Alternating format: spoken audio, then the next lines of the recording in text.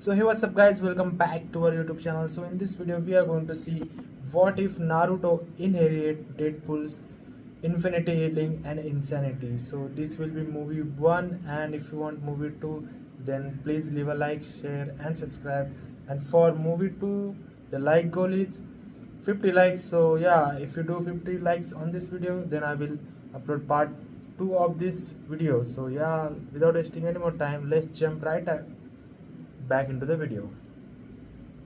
The night the Ninetales attacked Konoha began, for most people, as noise. Not meaning, not prophecy, not history, just noise. A sound too large for the human body to understand in one attempt. Roofs collapsed before eyes could turn upward. Windows blew inward like frightened lungs. Lamps fell. Streets split under claw pressure and chakra shockwaves. Somewhere in the Eastern District, a woman dropped a basket of laundry and never remembered doing it. Somewhere near the market, a man ran back into his home for a ledger instead of his son, because the mind under true terror does not become noble. It becomes random. Then came the second sound. The fox roared. And every person in Konoha understood in a single instant that their village was not under attack in the way a village is usually attacked. This was not siege, not infiltration, not war in the ordinary shinobi sense. This was a natural disaster with hatred. The Ninetales moved through the village like a grudge given shape. Each sweep of its tails erased architecture. Each footfall turned streets into impact craters. Its eyes, vast and molten, held no strategy human minds could parse. There was no demand, no ideology, no speech. Only destruction so pure it seemed ancient. On the outskirts, shinobi mobilized. Orders flew. Barrier teams assembled. Sensory units screamed target updates over one another. The Anbu moved in shards of black between firelight and dust. And still the beast kept coming, immense and inevitable, as though it had already accepted all resistance and judged it insufficient. Above all of it, the fourth Hokage moved faster than panic. Minato Namikaze arrived in flashes of yellow light that people would later describe badly, because memory cannot keep pace with genius under catastrophe. To one witness, he appeared on a rooftop, to another in the center of a collapsing square, to a third near the village wall with a kunai already in motion. His flying thunder god technique did not look impressive from far away. It looked impossible. Space simply stopped being reliable around him. But even impossibility had limits, because tonight was not about speed. Tonight was about cost. And there are nights when even the fastest man alive can only choose where the blade lands. Far from the center of destruction, beneath layers of sealing barriers and desperate protection, Kushina Uzumaki lay in a chamber built for birth and repurposed for war. The room smelled of blood, ink, damp cloth, and burning chakra. It had once been prepared to welcome a child. Now it looked like the inside of a failed ritual. The seals painted across the floor were cracked. Lanterns flickered in rhythmic spasms. The walls themselves seemed to shiver from the aftershock of what had been torn out of her. Kushina's red hair clung to her face with sweat. Her breathing came in shallow pulls. Every inhale sounding like her body was reconsidering the arrangement. Beside her, wrapped in cloth too white for this room, was a newborn, Naruto. He should have been crying. He had cried at birth. Briefly. Reflexively. The sound had been small, ordinary, almost insultingly normal considering the scale of disaster gathering outside. A baby's protest at being made to exist. Kushina had heard it and laughed once through exhaustion, because of course he'd chosen chaos as an introduction. Of course her son would arrive with the village shaking and still demand attention. That moment was already gone. Now the child was quiet, too quiet. Kushina turned her head with effort. Minato? He was there instantly, crouching beside her in a flicker of motion that still somehow carried gentleness. His cloak was torn at the shoulder. One sleeve was blackened. There was blood at his collar that was not all his. He looked calm in the way only men on the edge of irreversible decisions ever look calm. "I'm here," he said, She looked at him, and because this was Kushina, because she had always cut straight to the truth no matter how much truth cost, she did not waste breath asking if the village was safe. Instead she asked, "How bad?" Minato's eyes moved once toward the ceiling as if he could see the fox through layers of stone and distance. Bad enough. A weaker person would have lied, a crueler one would have said nothing. Minato took her hand. "I can still stop it." She watched him the way only a wife can watch a husband when both already know which of them is going to become a memory first. "You can stop it," she repeated softly. "That's not the same as surviving it." Minato did not answer. He didn't need to. For a moment the room was only their breathing and the distant quake of the beast pressing against the edge of the village. Then Naruto moved, not much. A shift under the blanket. A tiny jerk of the fingers. Minato turned automatically and something in his expression tightened. There was chakra around the child, not visible in the ordinary sense. Not a cloak, not an aura, more like an interference pattern. The air above Naruto's skin warped faintly as if heat were rising from him, except the room was cold. Minato leaned closer. His senses, sharpened by training, lineage, and terror, read what lesser shinobi would have missed entirely. The remnants of the sealing process were not stabilizing, they were nesting. He placed 2 fingers near Naruto's stomach, just above the infant seal impression that should have been only potential at this stage, only framework. Chakra answered him in pulses, blue, then red, then something else, something wrong, not foreign exactly, worse than foreign. Integrated. Kushina saw his face change.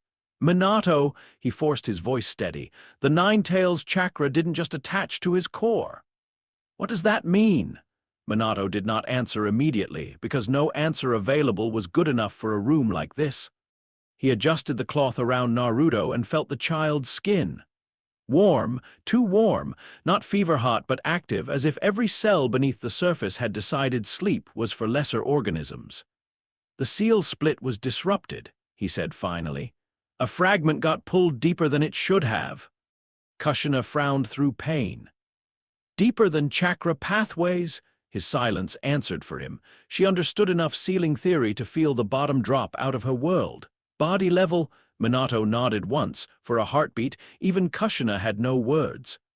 The Uzumaki knew seals the way other clans knew weather. Chakra could be layered onto spirit, onto mind, onto the body's pathways, but there were places it was never meant to root, places too intimate for containment. If tailed beast chakra fused at the level Minato feared, then this was not a burden Naruto would carry. This was a thing he would become. Kushina reached for the child with trembling hands. "Let me hold him." Minato lifted Naruto carefully and placed him against her chest. The baby settled at once. Too quickly, most newborns squirm. Seek. Protest. Naruto simply rested there, eyes closed as though he had already made terms with instability. Kushina looked down at his face and for one irrational second saw not an infant, but a person listening from very far away. Then he smiled. It was not sinister, not yet. Just small and strange and almost amused. Kushina's breath caught. "Did you see that?" Minato did not say yes. He was staring at the seal pattern forming and reforming beneath the child's skin in microscopic fluctuations only his trained perception could catch. Red chakra moved like infection. No, that was wrong. Infection implied invasion. This was cooperation without consent. The fox's chakra was meeting Naruto's life force and making decisions. Outside, Konoha burned in sections. Hiruzen Sarutobi stood atop a fractured building and watched a generation's worth of work come apart under moonlight and fire. He wore battle armor over old bones and grief over both. Around him, shinobi awaited orders with the rigid attention of those desperate for instructions that might make chaos feel procedural. The third Hokage could still inspire that illusion. He issued commands: reinforce the western barrier, redirect civilians through the southern route. Do not engage the fox head-on without sealing support. Retrieve the wounded from Sector 7. Confirm status of the maternity compound. That last one returned no answer at first, then came a masked Anbu kneeling in smoke. The barrier site has been breached and resecured. Casualties among perimeter guards confirmed. Lady Kushina is alive. The child is alive. The fourth is with them. For one brief private second, Hiruzen closed his eyes. Alive, in war, the word became a luxury so quickly. Good, he said. The Anbu hesitated. There is one more thing. Hiruzen's gaze sharpened. The sensor team assigned nearby reported an unstable chakra signature at the site after extraction. They couldn't classify it. One described it as recursive. That was not a useful word, which meant it was likely an honest one.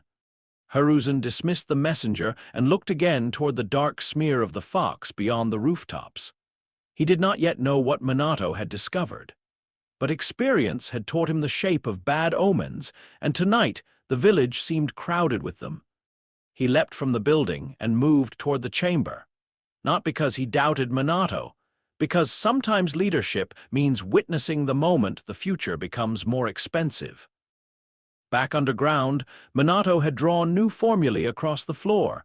The speed of his work would have looked miraculous to anyone who had not seen desperation before.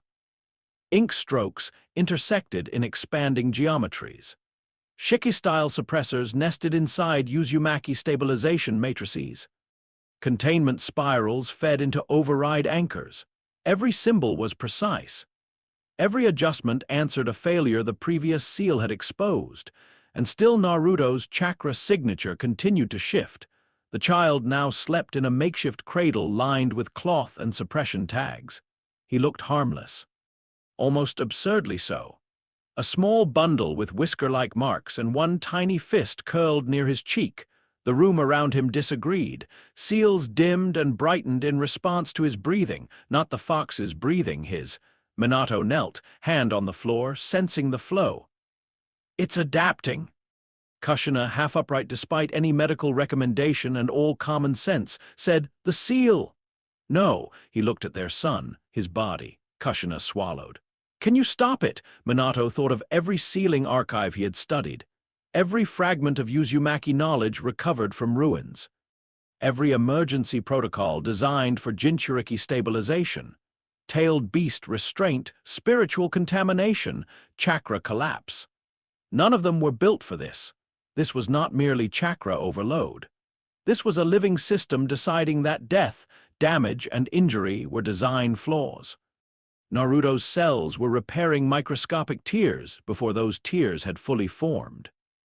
The remnant of the Nine Tails chakra, small compared to the beast itself, but still catastrophic by human standards, had bound itself into the child's physical architecture. Where human biology would reject, it accepted. Where it should scar, it restored. Where it should follow the ordinary rhythm of breaking and healing, it was beginning to skip the first half of the process altogether. And because chakra is not only energy but will, emotion, pressure, memory, the healing did not come alone. It came carrying distortion. Minato had felt it the moment he touched the seal, a flicker at the edge of perception, a thought that was not his own. Not language, not even intention, but the shape of laughter before sound. Naruto's mind is still forming, he said carefully. The regenerative effect might preserve pathways faster than they can settle. Kushina stared at him. You're saying he'll live? Minato did not flinch. I'm saying he may heal wrong. That landed harder than a death sentence would have in a kinder story, because death is final. Wrong can keep going. Kushina turned her face away. For a few seconds she said nothing, and in those few seconds the village trembled again under a distant impact. Dust sifted down from the ceiling. Somewhere outside, a barrier team shouted in unison. The night would not pause for personal horror. When she looked back, her eyes were wet and furious. Then we make sure he isn't alone in it. Minato's composure cracked just slightly. Kushina reached for his hand, squeezed once, and smiled with that same reckless stubbornness that had once made him fall in love with her long before titles or war or duty. You hear me, she said. Whatever he becomes, however strange, however hard, he is ours first. Minato bowed his head. He is ours first, he repeated. Then the temperature in the room dropped, not naturally, not as weather. The suppression tags around Naruto blackened at the edges. Every seal Minato had written in the last 3 minutes flashed red.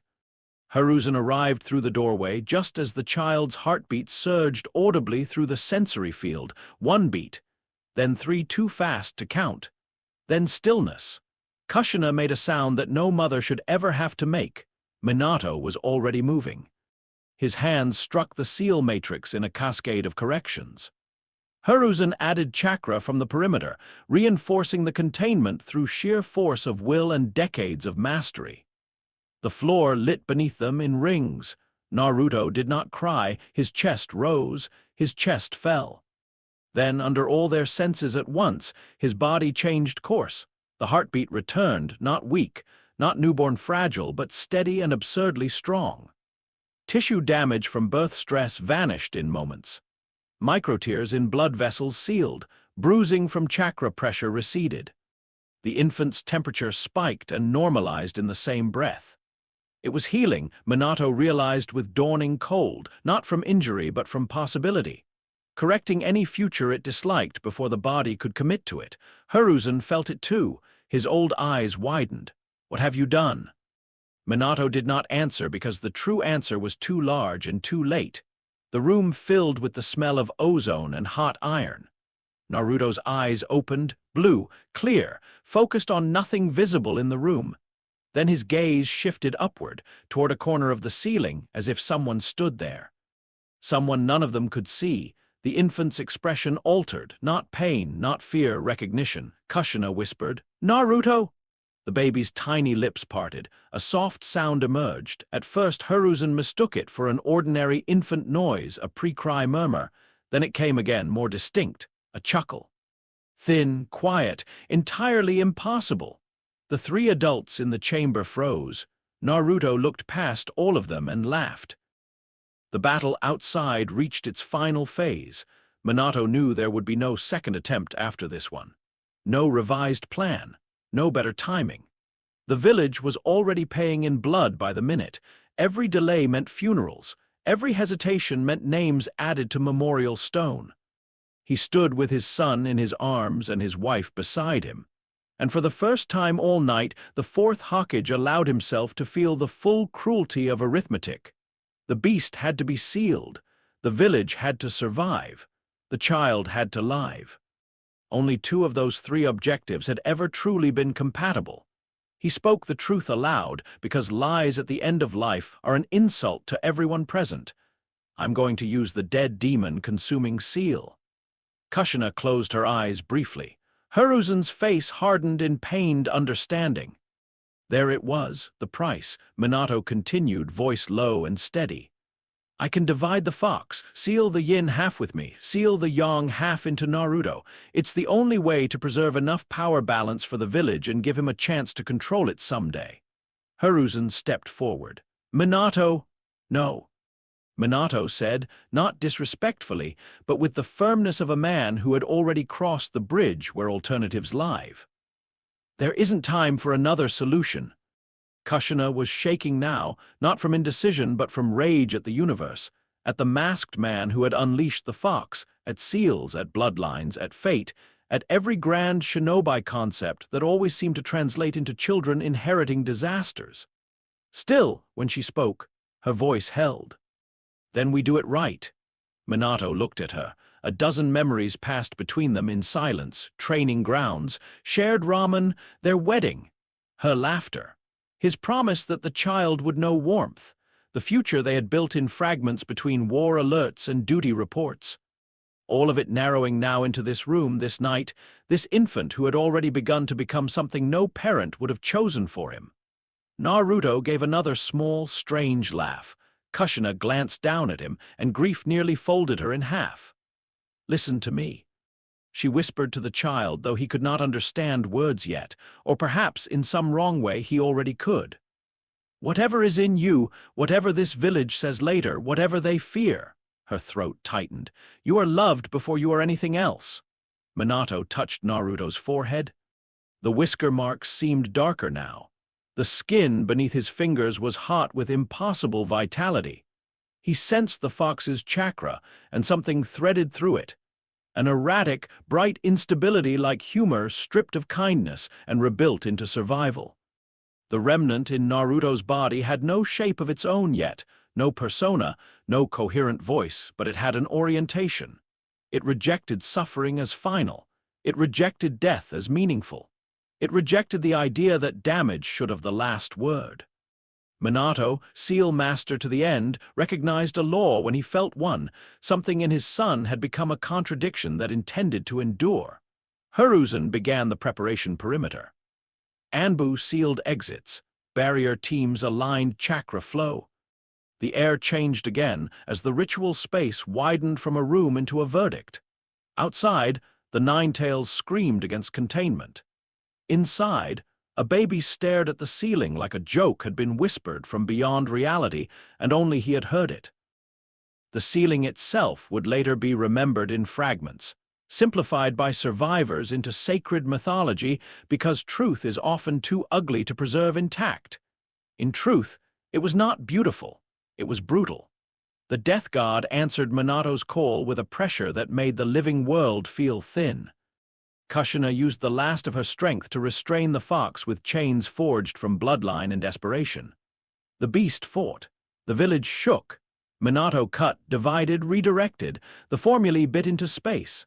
Chakra burned through flesh. Souls were leveraged like tools.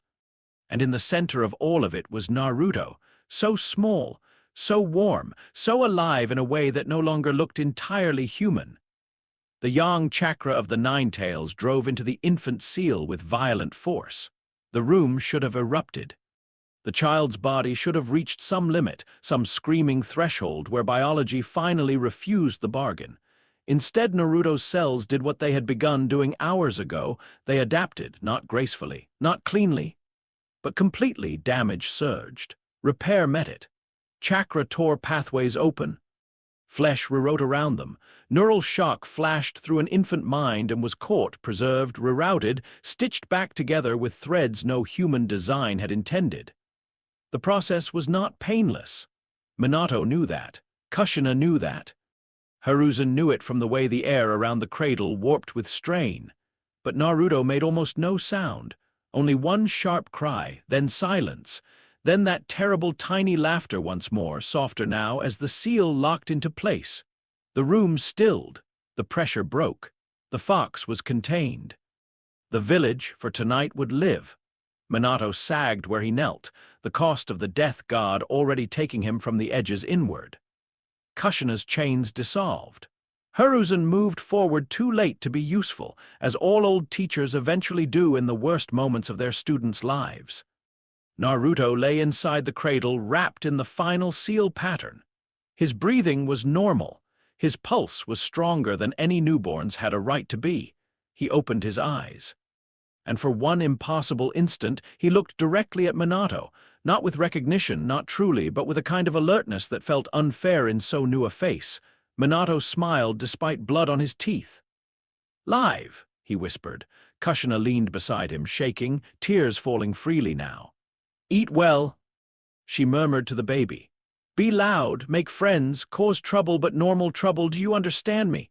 Not this kind." Her laugh broke halfway through. Naruto blinked at her, then looked past both of them, again toward some unseen place beyond the room, and smiled. Minato felt cold move through him that had nothing to do with death. Not because he feared his son. Because he knew, with the absolute clarity granted only to those already dying, that Naruto's future had just slipped beyond every script he had hoped to write for him.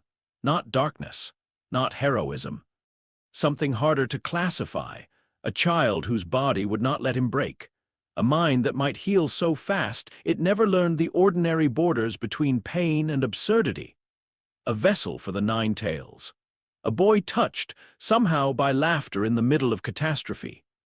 Hiruzen stepped in at last, ready to carry the burden of aftermath, because that was what old men did when younger, brighter people paid the real price. Minato's gaze found his. "Protect him," Minato said. Hiruzen bowed his head. "I will." Minato wanted to believe that would be enough. Kushina pressed one final kiss to Naruto's forehead. Then the night took its due. Near dawn, Konoha smoked. The beast was gone. The dead were not. They lay under blankets in rows that would multiply by sunrise. Medics moved through ash with blank faces and red hands. Civilians emerged into the new quiet with the stunned expressions of people who had survived something too large to fit into memory all at once. Orders would come later, reconstruction later, politics later, blame later. For now there was simply survival and the smell of burnt cedar.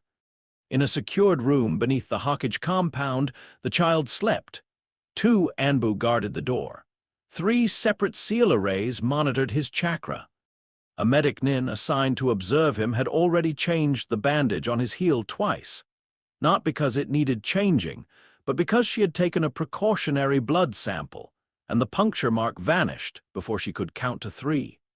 She wrote the report by hand, then stared at it for a long time before sending it up the chain. Subject: Uzumaki Naruto, age, newborn condition, stable anomaly. Regenerative response exceeds measurable infant baseline by impossible margins. Additional note: subject exhibited spontaneous smiling during observation at no apparent external stimulus. She almost added, it felt like he was listening. She did not. Hiruzen entered alone an hour later. The room was dim. Naruto lay in the crib wrapped in fresh cloth, tiny chest rising and falling with serene regularity. In sleep, he looked innocent enough to make prophecy feel obscene.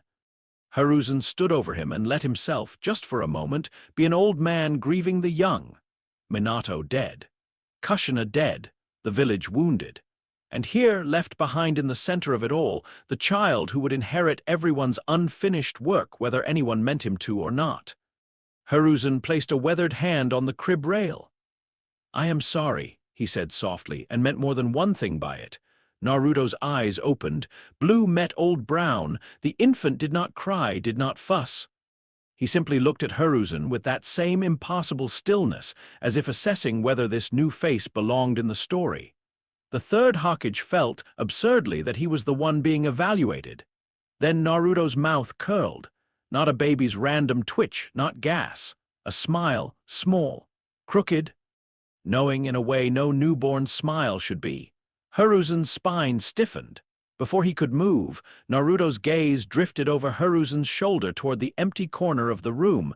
The child's lips parted, and he laughed, quietly, not the sound of joy, not exactly. More like amusement at a joke too large and too cruel to explain. The old Hawkage turned at once. There was nothing in the corner, nothing human eyes could see. No intruder, no genjutsu residue, no chakra signature beyond the sleeping village and the sealed storm coiled inside the crib. When he looked back, Naruto had already closed his eyes again, sleeping, peaceful, a newborn, any witness would say. Hiruzen stood still for a long time. Then he left the room and ordered the report sealed, not destroyed, sealed. Because some truths are too dangerous to lose, and too dangerous to read on the same day they are born, inside the crib. Naruto slept through the first sunrise of his life. Beneath his skin, damaged cells repaired before damage could settle. At the edge of his forming mind, where thought had not yet become language, something bright and unruly flickered in the dark and refused to go out. And in the silence of the room, with no audience and no one left alive to hear it properly, the child smiled at nothing at all. Chapter 2. The boy who knew too much. Naruto's earliest memory was not of a face, not the third Hokage's, not a caretaker's, not a nurse leaning over a crib. His earliest memory was of a voice saying, with profound disappointment, "Well, this is already badly paced." He was 3 months old at the time, which was inconvenient for everyone involved because 3-month-old babies are not supposed to remember anything, let alone develop opinions about narrative structure. But memory, in Naruto's case, was never going to behave like a proper civilian. The voice arrived before language made sense, before symbols attached cleanly to things. Before light was light and hunger was hunger and cold was anything more refined than wrong. It existed at the edge of awareness, commenting with the weary tone of someone who had been forced to attend a play after reading a much better version of the script. At first it did not call itself anything. It did not need to. It was simply there. When Naruto was hungry, It muttered that the supporting cast was doing a poor job of logistics. When he rolled out of a blanket, and somehow did not crack his head open on the wooden edge of the crib because his body twisted in a last-second, impossible correction.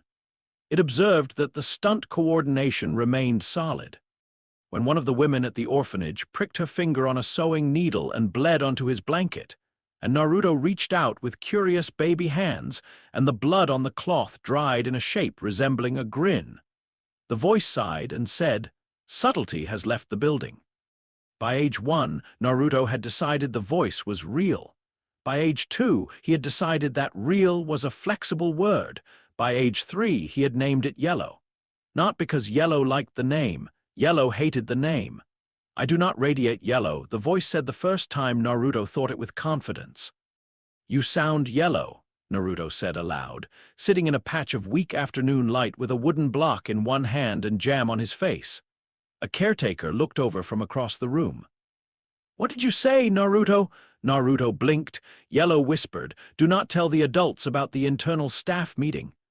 They're barely managing the visible plot." Naruto frowned thoughtfully, then held up the block and announced, "Dog." "It's a cube," the caretaker said. Naruto nodded gravely. "Cube dog." The caretaker pinched the bridge of her nose. Yellow, somewhere behind Naruto's thoughts, said, "Good. Keep expectations low. It gives us room to work." That became a principle, not at once. Naruto was still a child, and children do not build philosophies so much as accumulate habits that later pretend they were philosophies all along. But as the years crept forward, one thing became clear. Naruto did not experience the world the way other children did. This would have been tragic in a quieter story. In this one, it was mostly inconvenient. At the orphanage, Naruto grew like a weed and healed like an administrative error. He scraped his knee on a splintered stair, and the wound sealed before the caretaker returned with disinfectant. He fell out of a tree at age 4, landed wrong, and bent his wrist at an angle that made a passing shinobi go pale. Naruto stared at it, interested more than frightened, while the bone under his skin made a wet ticking sound and aligned itself before anyone could finish panicking. He got a fever once. Everyone remembers this because it lasted 9 minutes. The medic called in to examine him took his temperature 3 times, frowned more deeply each time, and concluded that either the thermometer was defective or the child was metabolizing illness out of spite. No one liked the second option. The village did not talk openly about him in front of him, mostly because adults overestimate their own subtlety and underestimate children's ability to hear what is said in hallways. Naruto learned early that the pauses mattered more than the words. "There goes that boy, poor thing, watch him, not too close, monster, victim, problem, container." Those last 2 came later once he was old enough to recognize tones even when vocabulary outran him. What he noticed first was simpler. People flinched, not all of them, not always, but enough. He would enter a room and conversation would hitch like a cartwheel hitting stone. He would smile at someone, and the smile would be interpreted as either innocence or threat, depending on how much that person knew and how much they feared the knowing. Yellow had opinions. "You have got to admire the efficiency of village prejudice."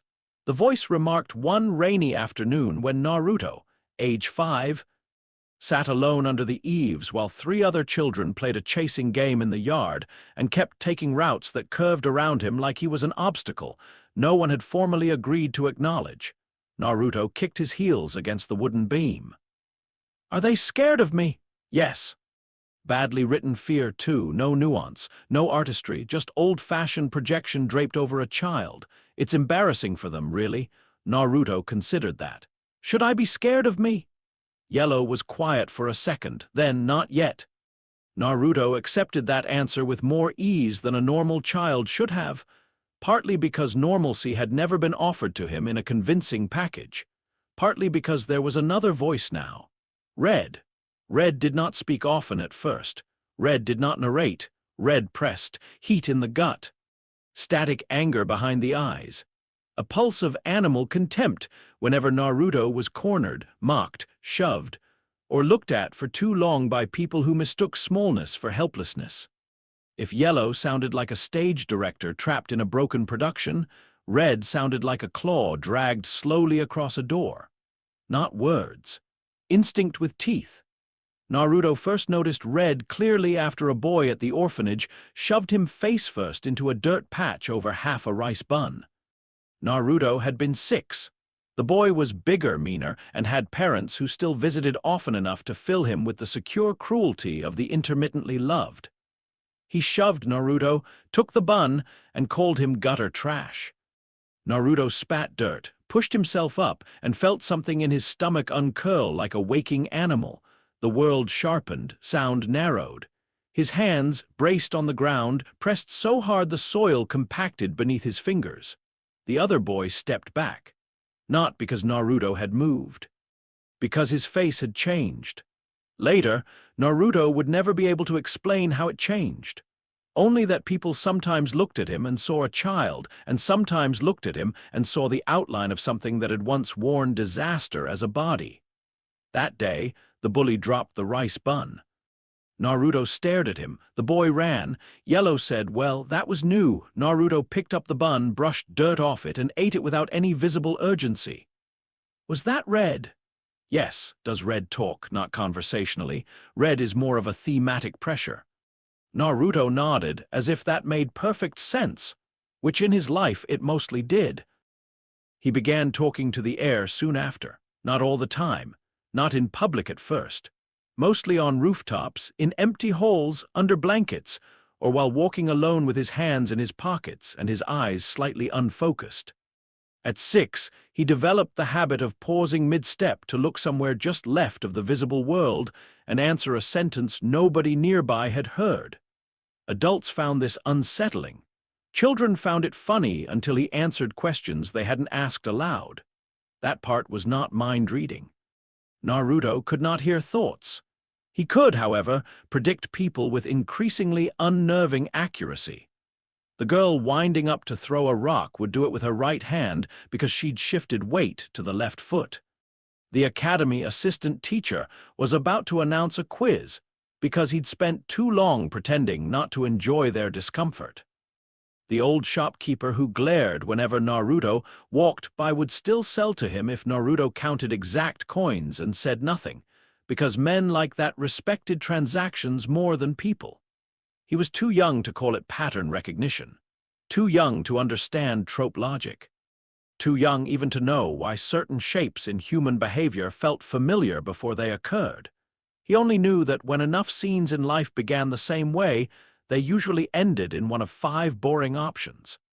Yellow found this endlessly useful.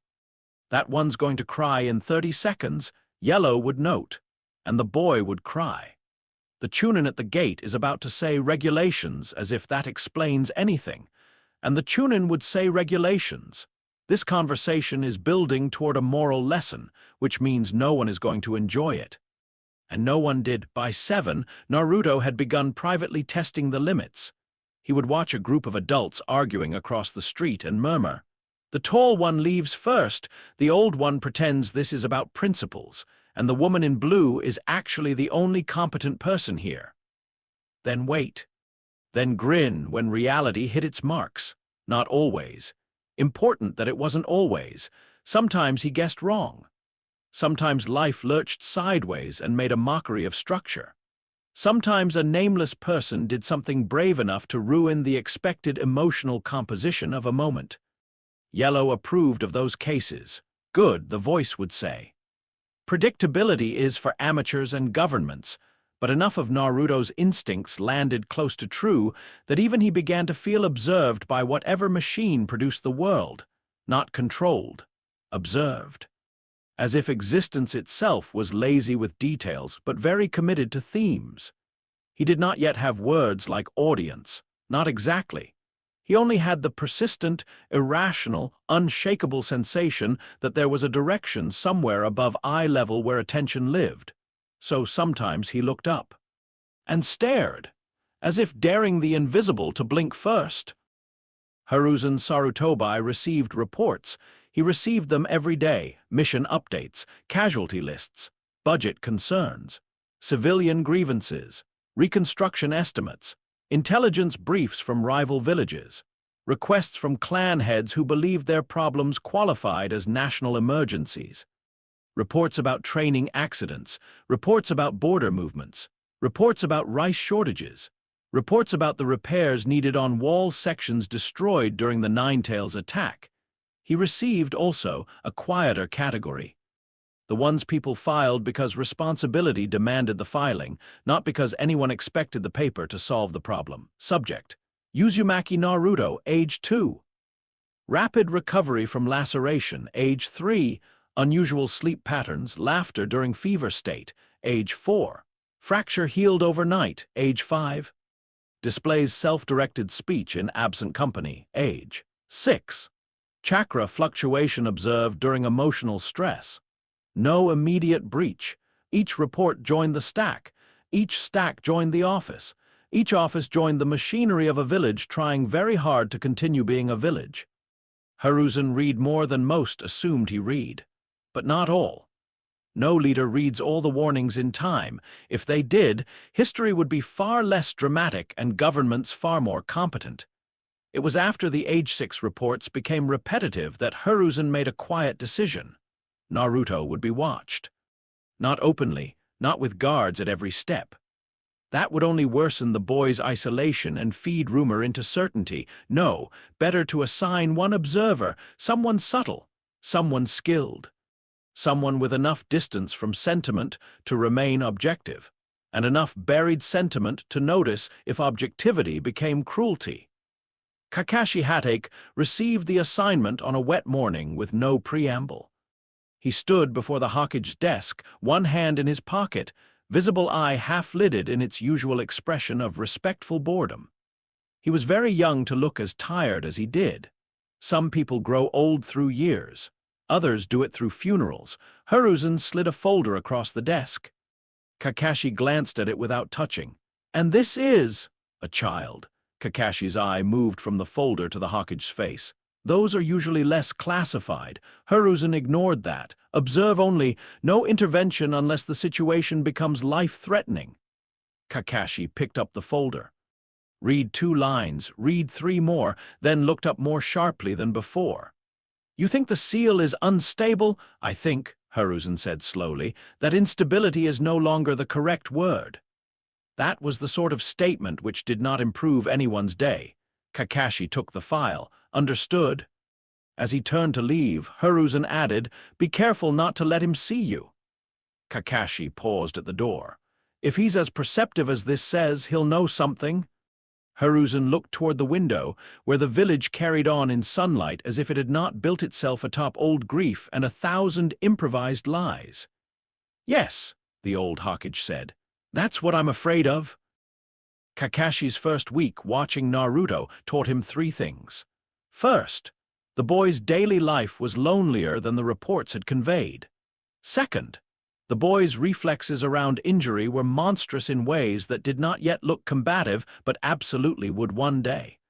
Third, Naruto absolutely knew he was being watched. He knew by the 3rd afternoon.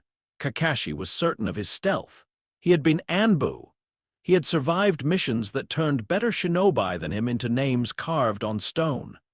Tracking a civilian child through Konoha streets should have been beneath difficulty.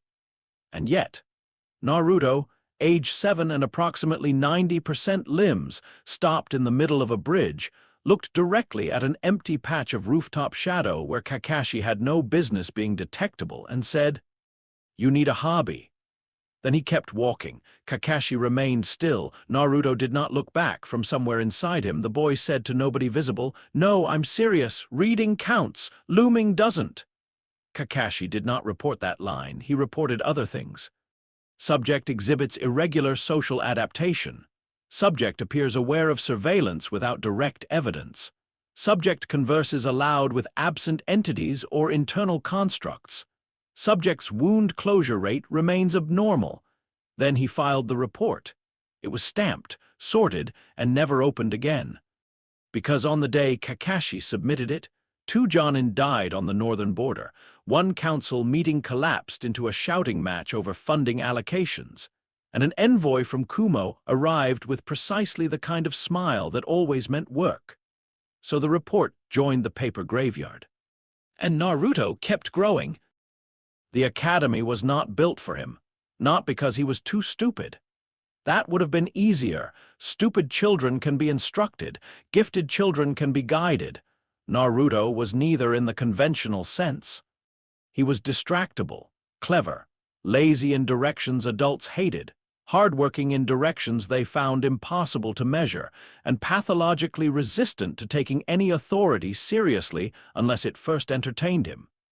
He learned too fast in some areas and refused to perform in others. He could memorize a taijutsu sequence after seeing it twice, then deliberately execute the final stance wrong because the instructor's posture was annoying him. He could answer a trap placement question correctly, then spend the next 5 minutes improving the trap to include an insult.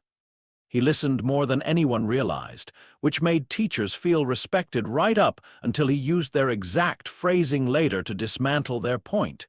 His healing factor complicated everything. A scraped knuckle meant nothing to him. Bruised ribs were a curiosity. A dislocated finger prompted mild interest and a request for someone to time how long it took to reset.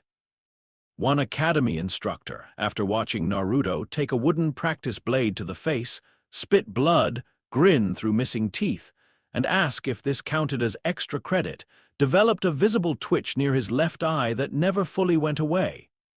Naruto thought school was, on balance, badly staged. Not boring exactly. There were too many moving parts for boring. Rivalries, petty tyrannies, doomed overachievers, background extras with surprising emotional range, a brooding prodigy in the corner radiating future problem energy, a pink-haired girl with far too much confidence in the value of a crush, a boy from an old clan quietly carrying enough resentment to fuel 6 separate tragedies. Teachers pretending all this was a normal educational ecosystem. No, not boring, just obvious. Yellow agreed. The ensemble cast is overcommitted. Yellow observed during one Shuriken lecture. Everyone's telegraphing their arcs. It's exhausting. Naruto drew whiskers on the margin of his notes and whispered, "The black-haired one's definitely trouble." A girl at the next desk glanced over. "What?" Naruto smiled brightly. "I said the weather's subtle." She scooted her desk a little farther away. This happened a lot. By 7, Naruto had become the kind of child adults described with phrases like difficult, disturbed, high energy, and concerningly resilient depending on whether they feared him, pitied him, or needed him moved to another room. He laughed at wrong moments. He stared too long. He asked questions that landed like thrown stones. Why do people say for your own good when they obviously mean for my convenience? No one answered that one well. Why does everyone act like I'll break if they talk to me honestly? Worse, silence. And, on one memorable afternoon after a lecture about the will of fire, if the village is a family, why am I always eating alone? That question got him punished for disrespect. Yellow called it a strong scene. Naruto called it Tuesday. The snap happened in autumn. There are always signs before a life changes shape. The problem is that signs rarely look like signs in the moment. They look like weather, like scheduling, like one more bad afternoon in a week full of them. It was late, the kind of late where Konoha's streets had gone from bustling to selectively empty. Shops were shuttering, windows lit from within. Kitchen smoke carried dinner scents through alleys too narrow for comfort. Naruto, age 7, walked home with one bruised shoulder, a loaf heel wrapped in paper, and the distant certainty that trouble was about to make itself artistically obvious. He did not know how he knew. He only knew the framing was bad, too quiet, too much shadow in the alley ahead, too many footsteps that weren't trying hard enough not to be heard. Yellow, unusually sober, said, "This one's a tonal pivot." Naruto stopped at the alley mouth. "Can I skip it?"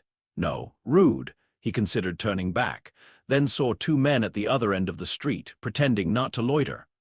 Drunk enough to be brave, angry enough to be stupid.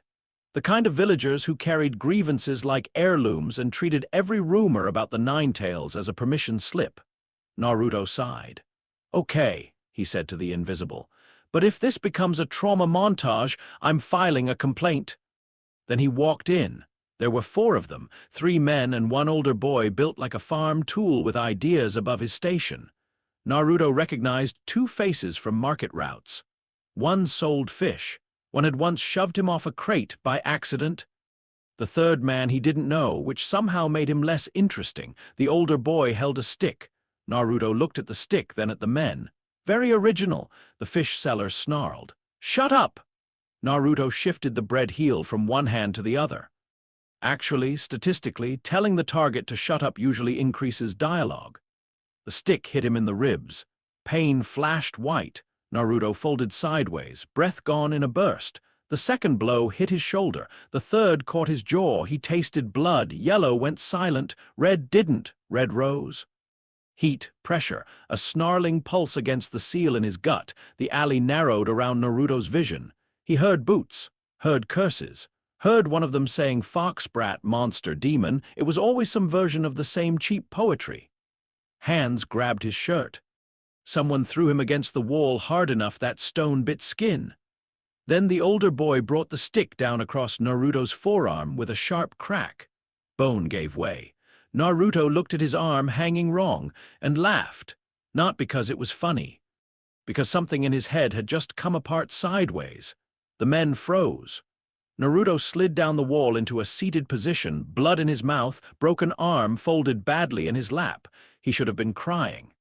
7-year-olds cry when bones break. They scream, they plead. They call for adults who are never coming fast enough. Naruto just stared at the arm, interested. The bone shifted under the skin. One of the men made a sound like choking. The forearm twitched, straightened.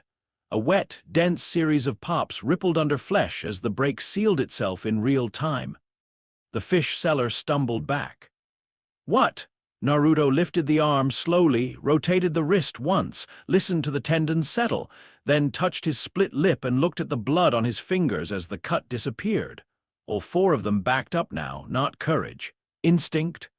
They had come to punish a child. What they were seeing was a child becoming impossible. Naruto looked up. His face was swollen on one side, one eye already opening again as bruising receded. Blood marked his chin in red lines. And over all of it there spread a smile so calm it made the alley feel suddenly much smaller. "You know," he said conversationally, "this is the part where the music usually changes." The older boy dropped the stick. No one moved. Naruto's heartbeat sounded very loud in his own ears. Then he heard something else. Not yellow, not red, static. The noise between stations. The hiss behind thought that had always been there faintly but had never surged quite this high. With it came the sensation again, that gaze from above, from outside, from beyond whatever counted as the proper edge of reality. The sense of being watched, not helped, not hindered, merely witnessed. Naruto looked past the men, past the alley wall, past the night itself, and said to nobody they could see, "You're watching this, aren't you?" The villagers looked around wildly. Naruto's smile widened a fraction. "I hope you're comfortable." Then Red pushed harder. His canines sharpened for one impossible second. The air in the alley changed. All 4 attackers ran. No one gave orders. No one tried dignity. They fled with the blind, humiliating speed of men discovering too late that cruelty had put them in the same room as consequence. Naruto remained where he was, sitting in dirt, shirt torn. Blood on his skin already drying over flesh that no longer held the wounds. The alley was quiet except for his breathing. Yellow came back first. "Well," Naruto swallowed copper and said, "That seemed important." "Yes, my arm did the thing." "Your arm did several things." Naruto flexed his fingers. "They worked perfectly." "Am I supposed to be upset?" Yellow considered. "Probably." Naruto leaned his head back against stone and stared upward at the strip of night visible between the roofs. "I don't think I am." Red throbbed, satisfied and terrible. Static hissed. And Naruto, age 7, in an alley that now smelled like blood, rain, and fear, realized that something fundamental had changed. Before tonight, he had suspected he was different. Now he knew difference was too small a word. Kakashi landed on the far rooftop 5 seconds after the last villager fled. Too late to prevent, right on time to witness. He had tracked the tension building the moment Naruto turned into the alley, but one patrol delay, one civilian cart blocking the line of sight, one human second of misjudgment had been enough. By the time Kakashi reached the roof, the beating was over. What remained was stranger. Naruto sat below like the eye of a storm that had not yet decided whether to laugh or set something on fire. Kakashi saw the blood, the ruined shirt, the broken stick. Then he saw the skin healing. He had read the reports. Reports were paper. Reality was worse. He should have intervened now. Descend. Speak. Escort the boy somewhere safe. Reveal the surveillance if necessary. But Naruto looked up, directly up, precisely at Kakashi's position, through shadow and angle and disciplined stealth, and said, "You're late." Kakashi went still. Naruto did not seem angry, which somehow made it more unsettling. He climbed to his feet with the careful stiffness of a child whose body had been damaged severely enough to remember the shape of pain, even after pain itself had been edited out. Then he bent, picked up the dropped bread heel from the dirt, looked at it and tossed it aside. "Do you want to say something wise?" Naruto asked the rooftop. Kakashi remained silent. Naruto nodded to himself. "No, that tracks." He turned and walked out of the alley. Kakashi watched him go. Then he wrote the report. Subject attacked by 4 civilians in alley off Eastern Market District. Observed severe blunt force trauma, likely fracture of right forearm, facial lacerations, bruising, possible rib damage. All injuries regenerated in under 1 minute. Subject displayed no expected panic response. Subject addressed unseen observer prior to and after event. Subject awareness of surveillance confirmed. Recommendation: immediate reassessment of containment, protection, and psychological status. He filed it before dawn. It was stamped, sorted. And never opened. Something after the alley hardened. Naruto did not become cruel. That is important. He did not wake the next day a sadist, a monster, or an edgelord with a blade collection and no nuance. Those are cheap transformations, entertaining in short bursts but dramatically hollow. No, Naruto became specific. He learned where pain stopped mattering and where humiliation started mattering too much. He learned adults were less frightened by suffering than by refusal. He learned there was a difference between being hurt and being breakable. And once a child learns he is not breakable, the world must renegotiate every method it had planned to use on him. He started smiling more. This did not reassure anyone. He started talking to Yellow openly when alone and semi-openly when not. "Do you ever think?" he asked one afternoon while perched on a rooftop overlooking the academy yard, "that everyone else got the wrong genre, frequently?" The black-haired one definitely thinks this is a revenge drama. He is not wrong, to be fair, just unpleasant about it. Naruto swung his legs over the edge. "And me?" Yellow was quiet, then. "You're what happens when a tragedy heals too fast and forgets to stay in tone." Naruto grinned. That felt right, not comforting, but right. At night, when the village went still and even Yellow grew less talkative, Naruto sometimes lay awake listening to Red breathe behind the seal and Static whisper at the corners of thought. In those hours, he understood something children should never need to understand. No one was coming to make this normal. There would be no scene where an adult finally explained everything with tears and perfect honesty and a warm bowl of ramen. No elder would kneel and say, "We failed you, and here is the road back."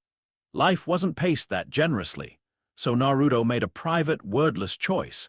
If the story was going to be strange, he would at least be strange on purpose. The next time someone shoved him in the academy yard, Naruto fell flat, lay still long enough to make 3 bystanders panic, then sat up with a nose already straightening itself and said, "I give that attempt a 6 out of 10. Decent commitment, weak finish." The boy who had shoved him transferred seats the next day. The day after that, Naruto looked at the sky for a very long time during lunch and said, softly enough that only Yellow could hear, "I know you're there." No answer came. He did not expect one. That wasn't the point. The point was acknowledgement. If something watched, then let it watch honestly. If life insisted on being theatrical, then fine. Naruto would learn timing, would learn exits, would learn what happened to characters who took themselves too seriously. And somewhere in the distance, still years away, still hidden beyond wars and villages and blood and comedy sharpened into method, the version of Naruto who would one day leave Konoha with blades in his pack, and a note on his apartment door had just begun, quietly, to assemble himself. For now, though, he was 7, too small for the shape of his future, walking home through a village that feared him in fragments, healing under moonlight, smiling at jokes nobody else could hear. And above him, whether in truth or madness or some borderland between them, the sensation of an unseen audience lingered on the edge of the world like a held breath. Naruto looked up once more, then winked, and kept walking. Chapter 3. Exit. Laughing. By the time Naruto was 8, the academy had stopped trying to decide what he was. This was not because they had solved the problem. It was because the problem had become administrative. A talented student who behaved badly could be disciplined. A weak student who worked hard could be encouraged. A troubled student could be monitored, referred, redirected, evaluated, and, if the bureaucracy was feeling especially ambitious, misunderstood in writing, Naruto was harder. He was a student who routinely demonstrated competence just beyond the edge of what teachers were prepared to admit, then sabotaged the presentation so completely that everyone involved could pretend they had seen something more ordinary than the truth. He would fail an exercise with artistry. That was the issue, not clumsily, not out of panic, not because he was incapable with intent. If the class was learning clone basics, Naruto's bunchin would flicker into existence with perfect chakra shape for a quarter of a second, clean, stable, proportionally correct, before exploding into something unacceptable. One became Iruka with exaggerated eyebrows and an expression of terminal disappointment. Another became the third Hokage giving a speech while tiny fireworks emerged from his ears. Once, during a practical evaluation, Naruto produced 3 flawless clones of a passing stray dog, each of which sat in a circle and scratched itself with grave commitment until the technique collapsed. He got a 0. He accepted the 0 with dignity. What? Iruka had demanded, chalk dust still on one sleeve and patience visibly fraying. Was that supposed to be? Naruto, age 8, smiled from his desk and said, alternative application. Yellow murmured, strong delivery, weak survivability. Iruka pinched the bridge of his nose. This was becoming a habit with him. The technique is called the clone jutsu, Naruto, not the public nuisance jutsu. Naruto raised one finger. Counterpoint, what is a clone if not a public nuisance with chakra support? Several students laughed before they remembered they were not supposed to. Sasuke did not laugh, but one corner of his mouth almost betrayed him, which was even more offensive to his self-image. Iruka saw that almost laugh and looked briefly as though the world had become deeply unmanageable. Naruto treasured that look, not out of malice, out of fairness. If life insisted on being absurd at him, he felt entitled to return the gesture. The academy instructors wrote notes. They always wrote notes. Naruto had a folder. The folder had sections. By age 9, it had developed language of the sort institutions use when they need to admit unusual facts without surrendering the illusion of control. Uzumaki Naruto. Behavioral assessment addendum displays marked resistance to authority structures unless engaged through humor, competition, or food incentives. May conceal underlying competence through deliberate underperformance. Injury responses remain abnormal. Student does not display appropriate caution thresholds. Verbal disruptions frequent. Narrative, self-referential humor noted, potentially dangerous in ways we lack the vocabulary to classify. That last line had been written by a substitute Chunin instructor after Naruto allowed himself to get hit 12 consecutive times during a taijutsu drill, stood up after each impact, timed his own recovery out loud, and then cheerfully asked if anyone else wanted a turn. The substitute had later requested reassignment. Naruto never saw the full folder, but he saw enough. Papers left unattended on desks. Uruka's face after reading evaluations. The way adults stopped mid-conversation when he entered a room, then resumed with extra careful diction, as if children only heard words and never tone. He understood the shape of the problem even when denied the text. He was becoming legible. That worried people, not because they feared him fully. Not yet, because half-recognized anomalies are harder on the nerves than known threats. A known threat can be ranked, counted, logged, assigned a containment protocol. Naruto kept refusing his labels. Was he class clown? Yes, until a smile arrived at the wrong moment and reminded everyone he laughed too comfortably around blood. Was he incompetent? No, except whenever anyone tried to prove he wasn't, and he performed idiocy with enough confidence to create doubt. Was he unstable? Certainly. Was he suffering? Also, certainly. Did that make him sympathetic? That depended entirely on how much the observer believed pain should produce obedience. Naruto, for his part, found the whole exercise exhausting. They want me to be one thing, he muttered one afternoon, sprawled upside down on the academy roof with his head hanging over the edge and a stolen apple in hand. People love categories, Yellow said. Categories mean shelves. Shelves mean storage. Storage means they don't have to think about the object unless it catches fire. Naruto took a bite of apple. Do I catch fire? Metaphorically, constantly. Literally, not yet. Give it time. Red pressed lazily under his ribs, entertained by the sunlight. Static crackled at the edge of hearing like rain on a radio tower. Below, students filtered out of afternoon training with all the usual arrangements of pride, resentment, crushes, future trauma, and clan expectations wrapped around them like badly tailored coats. Naruto watched them with one eye half-lidded. There was Sasuke, moving like a thesis statement on inherited grief. There was Sakura, all intensity and misallocated attention. There was Shikamaru, already exhausted by the effort of existing in a plot with this many moving parts. There was Choji, whose emotional clarity Naruto trusted more than most adults. There was Hinata, carrying silence so carefully it looked heavy. And there, in the middle of all of it, there was him, the village problem child, the joke that healed. The boy with 3 internal weather systems and a talent for making authority regret vowels. Yellow sighed. The ensemble is maturing. The pacing will accelerate soon. Naruto swallowed apple and said, I hate when you say stuff like that. You hate when I'm right. That too. His taijutsu scores were awful.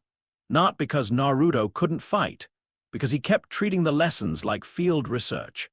A normal academy student learned to avoid being hit. Naruto understood the logic and rejected the framing. Getting hit, in his experience, revealed useful information. How hard did this particular opponent commit to the strike? How fast would bruising bloom and vanish? How much could he let a punch land before it became socially awkward for everyone involved? Could he deliberately take an elbow wrong, allow the shoulder to dislocate, and still complete the throw before the joint reset? The answer to that last question, incidentally, was yes, though Uruka had forbidden him from ever testing it again after Naruto's arm visibly slipped out of place during a spar, only to grind back in while he was still talking. What part of this? Uruka had shouted afterward, gesturing with both hands because one hand was not enough for the emotion. Looks like training to you, Naruto, rubbing his now functional shoulder, answered honestly. The informative part. Uruka closed his eyes. Naruto waited. Uruka opened them again and looked very tired for a man still young enough to believe effort might matter. Someday, he said, voice low and dangerous, you are going to realize that not every lesson is improved by making everyone in the room question the nature of flesh. Naruto considered that, then smiled. I don't know, that one feels situational. The punishment was cleaning kunai racks for a week. Naruto enjoyed it, not the cleaning, the quiet. He liked repetitive tasks. Gave Yellow time to complain, gave him time to think. Uruka, noticing this too late, did not assign the same punishment twice. Iruka mattered. This would have annoyed Naruto to say aloud. He was deeply suspicious of admitting people mattered. Mattering implied leverage, dependency, potential for scenes. Still, Iruka mattered, not because he was perfect. Iruka was a Chunin Academy instructor with a temper, grief of his own, and the specific kind of emotional constipation that comes from trying to be kind in a system that rewards distance. He got frustrated. He snapped. He sometimes mistook public embarrassment for teaching. He did not understand Naruto nearly as well as he wanted to, but he tried. That was rarer than the village deserved. He tried to see effort where other adults saw nuisance. Tried to redirect rather than simply punish. Tried, in awkward and often visibly improvised ways, to communicate that Naruto's presence in the room did not require justification. Sometimes this worked.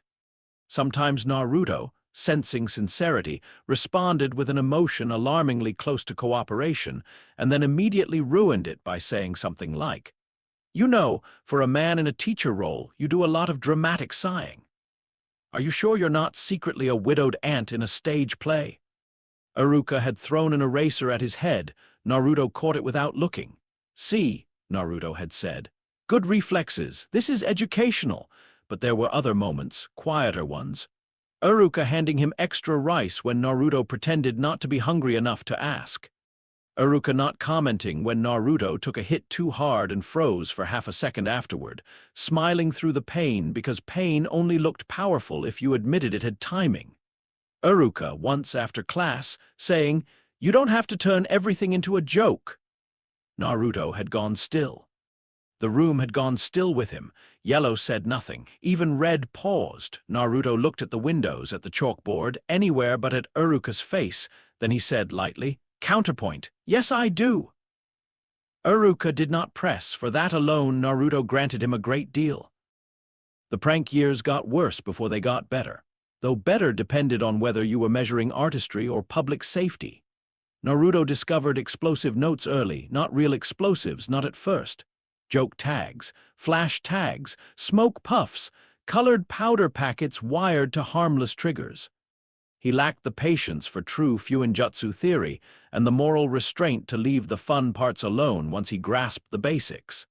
His room acquired, over time, a series of shelves no civilian housing inspector would have approved: spare kunai, tripwire, ink, half-finished ceiling scribbles. A jar labeled "Do Not Shake," which absolutely should not have been shaken. A cracked wooden practice blade filed into a serrated shape for reasons Naruto called aesthetic. A mask from a festival stall, painted red and white and unsettling for no legitimate purpose. The prank war with the academy began when an instructor called him unteachable in front of the class. Naruto responded by rigging every chair in the room so that each seat released a tiny puff of flour when pressure was applied. Harmless, comedic, a statement. What elevated the piece from misbehavior to art was timing. He did not trigger them all at once. He triggered them in sequence, following the rhythm of attendance as students sat down. PFFT, PFFT, PFFT.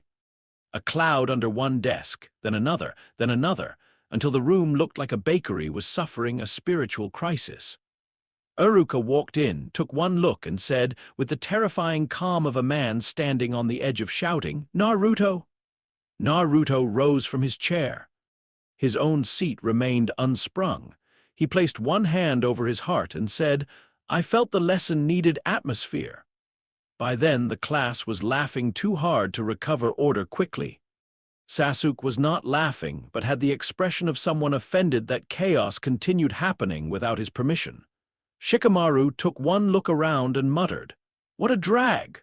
though the corners of his eyes suggested he admired the efficiency. Iruka assigned detention, cleaning duty, and temporary confiscation of all unauthorized tags. Naruto accepted all three, then spent the next week improving his tripwire placement. "It's not that I don't care about consequences," he explained to Yellow while kneeling under his apartment window to anchor a practice line. "It's that the consequences are usually less interesting than the setup." "That is, unfortunately, a workable creative philosophy," Yellow said. Red approved of the wire mostly because it suggested future lacerations. Static made the window glass hum. Naruto tightened the knot. His apartment was tiny, cheap, lonely in the way rooms become lonely when no one expects another pair of footsteps. It smelled like instant ramen, metal oil, old wood, and occasionally medicinal herbs when some academy injury had crossed from interesting into inconvenient.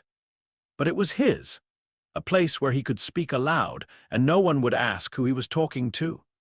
A place where he could throw kunai into the wall until his arm ached and the armash stopped mattering. A place where silence belonged to him rather than being imposed by everyone else's discomfort. He valued that more than he admitted. The graduation year approached like all inevitable disasters do. With paperwork, students got tenser, instructors got louder. Parents started projecting futures onto children with the ruthless efficiency of military-adjacent societies. Clan heirs stood straighter. Civilians' children dreamed harder. The already talented became frantic about maintaining rank. The struggling became frantic about avoiding shame. Naruto found the collective mood hilarious and vaguely insulting. They act like this is the last important test of our lives. He told Yellow during one lecture on transformation refinement. For some of them, it's the last test with numbers attached. After this, it becomes mostly trauma and weather. Naruto nodded. That sounds right. But beneath the jokes there was movement, his own. Something in him had been leaning outward for months now, toward the roads, toward the edges of the village, toward a future not contained by Konoha's paperwork, pity, or surveillance. He did not yet call it leaving, but he had begun collecting things in doubles. Extra wire, extra ration bars, a second canteen, longer blades bought from a disreputable vendor who did not ask why a near-genin wanted steel with that much ugly personality in the design. They're hard to predict, Naruto said, testing the weight of one serrated long knife in his hand. The vendor squinted at him. They're hard to sheath, too, Naruto grinned. Exactly. He started walking farther at night, past familiar districts, past the academy routes. Out near the less glamorous training grounds where weeds grew through old impact marks and broken posts leaned like tired soldiers, he practiced there alone. Not the exercises the academy assigned. His own, shadowing movement with deliberate sloppiness, then correcting mid-sequence into precision, throwing blades from bad angles, testing how quickly he could recover from a deliberately mistimed landing, seeing whether he could braid 3 clones around a blindside entry and still keep the real body uncommitted until the last possible second. He could not make proper shadow clones yet, not without the technique, but the idea fascinated him. Multiplicity, misdirection, selfhood as an expendable tactical resource. Yellow loved it. Now that, Yellow said approvingly, is a philosophy with legs. Many legs, potentially dozens of legs, Naruto snorted. He landed from a wall run badly on purpose, rolled, let his ankle turn at a sick angle, listened to the ligament complain, and kept moving until it stopped mattering. The moon watched. So, sometimes, did Kakashi. Kakashi still trailed him from a distance when the orders aligned and other duties permitted it. Years had passed. The official watch had blurred into unofficial caution, the kind institutions maintain around unresolved anomalies. He watched Naruto throw himself at trees harder than necessary. Watched him grin after impacts that should have ended training sessions. Watched him speak to empty air while adjusting blade grip. Watched, once, as Naruto missed a throw by design, let the knife rebound off a trunk and caught it behind his back without turning. Kakashi filed fewer reports now. Not because there was less to report, because he had learned the village did not know what to do with accurate descriptions, and because somewhere along the way he had begun to suspect Naruto knew that too. The graduation exam arrived under a sky so offensively normal that Naruto took it as a personal insult. Blue, mild breeze. Sunlight like this was a routine civic occasion. Around him, the academy vibrated with tension. Students reviewed hand signs under their breath. Uruka moved through the room with instructor briskness and hidden worry. Mizuki smiled too much, which Naruto disliked on principle even before he had evidence. Mizuki always smiled with his whole face and none of his soul. Naruto distrusted that aesthetic. Yellow, from the moment they entered the classroom, said, "That one's a plot device wearing a vest." Naruto suppressed a grin. "Yeah, I got that too." He sat for the exam, transformation, passable, basic weapons theory, fine, clone jutsu. There it was, the ritual humiliation portion of the day. Naruto stood before the instructors and placed his hands together. He could have done better. That was the truth and the cruelty of it. He was not incapable of bunshin. He was overcapable in the wrong directions. Too much chakra, too little interest in behaving for the rubric, too much instinct for distortion. Whenever he attempted the standard clone, something in him resisted the clean, boring imitation the Academy wanted. He made a clone. It emerged pale, malformed, limp, a deliberate cliché, the kind of failure teachers understood. Uruka's face fell. Mizuki's smile sharpened, almost invisibly. Naruto glanced at the mess of his own clone lying there like a dramatic accusation, then looked at the ceiling. "Bit much," he murmured. Uruka thought he was talking to himself. Naruto dismissed the clone with a puff. "I know, failed." Mizuki folded his hands with fake sympathy polished to a shine. "That's unfortunate." Yellow said, "If he says one more encouraging thing, he'll turn into a wolf in front of us just to save time." Naruto resisted the urge to laugh. He left the room with the failed headbandless students and felt the familiar texture settle over him. Disappointment, yes, but not surprise. Surprise required faith in institutional imagination. Uruka would feel bad. Naruto disliked that more than failing. He leaned against the swing outside, watching other students celebrate or pretend not to, and let the moment breathe. This was supposed to hurt, and it did in a way, but not cleanly. The village had spent years teaching Naruto that inclusion was conditional, and affection usually arrived wearing procedure. One more closed door was hardly revelation. Still, Uruka's face lingered. Yellow, quieter now, said, "You could have passed if you wanted the specific version of passing they asked for." Naruto rocked the swing once with his heel. "Yeah. Why didn't you?" Naruto looked across the academy yard where families were already claiming their own in little emotional clusters. "Because if I pass the way they want," he said softly, "then I have to start pretending I want what comes next." Yellow did not answer for several seconds. Then, "That is unpleasantly self-aware for your age. Thanks. It wasn't praise." "I know."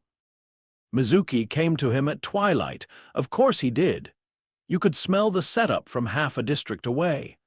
He found Naruto where one always found Naruto when the village hurt his feelings, and he didn't feel like dignifying the sensation with confession. Alone, slightly elevated, and eating something questionably dinner-adjacent. The rooftop was warm from the day's heat. Naruto sat cross-legged with cheap noodles in a paper cup, one chopstick in his mouth and his protectorless forehead exposed to the fading light like an accusation the village hadn't learned to name. Mizuki landed lightly beside the water tower. Naruto did not turn. "Teacher," he said. "You move like a man with bad intentions." Mizuki chuckled. "You always say the strangest things." "Not a denial." Mizuki let that pass and performed concern. It was a polished performance, soft voice, regretful eyes. The confidential tone adults use when inviting children into conspiracies disguised as opportunities. He told Naruto about a secret test. He told him there was another way to graduate. He told him about the scroll of seals. Naruto slurped noodles and listened with the patience of a man at the theater who knows exactly when the villain will betray the tenor and wants to see whether the tenor notices this time. Yellow said, "Oh, this is rich. We're doing forbidden theft as a mentorship exercise." Naruto asked all the right questions, not because he was fooled, because sometimes a trap is most useful after it has committed to its own staging. Mizuki gave him directions, whispers, urgency, just enough secrecy to flatter and manipulate at once.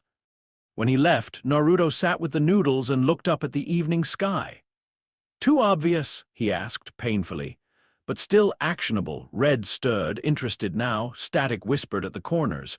Naruto ate the last of the noodles, set the empty cup aside, and smiled. "Okay," he said. "Let's steal a national secret." The scroll of seals was heavier than expected. Naruto stole it anyway. Getting into the storage site had been easier than it should have been, which told him several uncomfortable things about village security and one amusing thing about institutional overconfidence. He hauled the massive scroll through trees and distance until he found a clearing far enough out to satisfy the scene requirements: moonlight, branches, a child with forbidden knowledge and absolutely insufficient supervision. Classic. He set the scroll down and stared at it. This was the moment he suspected when an ordinary protagonist would tremble. Naruto mostly felt curious. He opened the scroll. Techniques unfolded before him in dense script, some familiar by name, others carrying enough danger in the brushstrokes alone to make the air seem more serious. He scanned quickly. Fast learner, pattern mind, too much chakra and not enough respect for implied limits. Then he found it. Shadow clone jutsu, not the Academy's limp illusion trick, not a projection, a division, solid, independent, chakra-intensive. Prohibited for exactly the kind of reasons that make a technique irresistible to boys who heal wrong and think in tactical mischief. Naruto's grin widened slowly. "Oh," he said. Yellow sounded delighted. "There you are." The logic of it clicked instantly. That was the frightening part, not luck, not destiny. Recognition.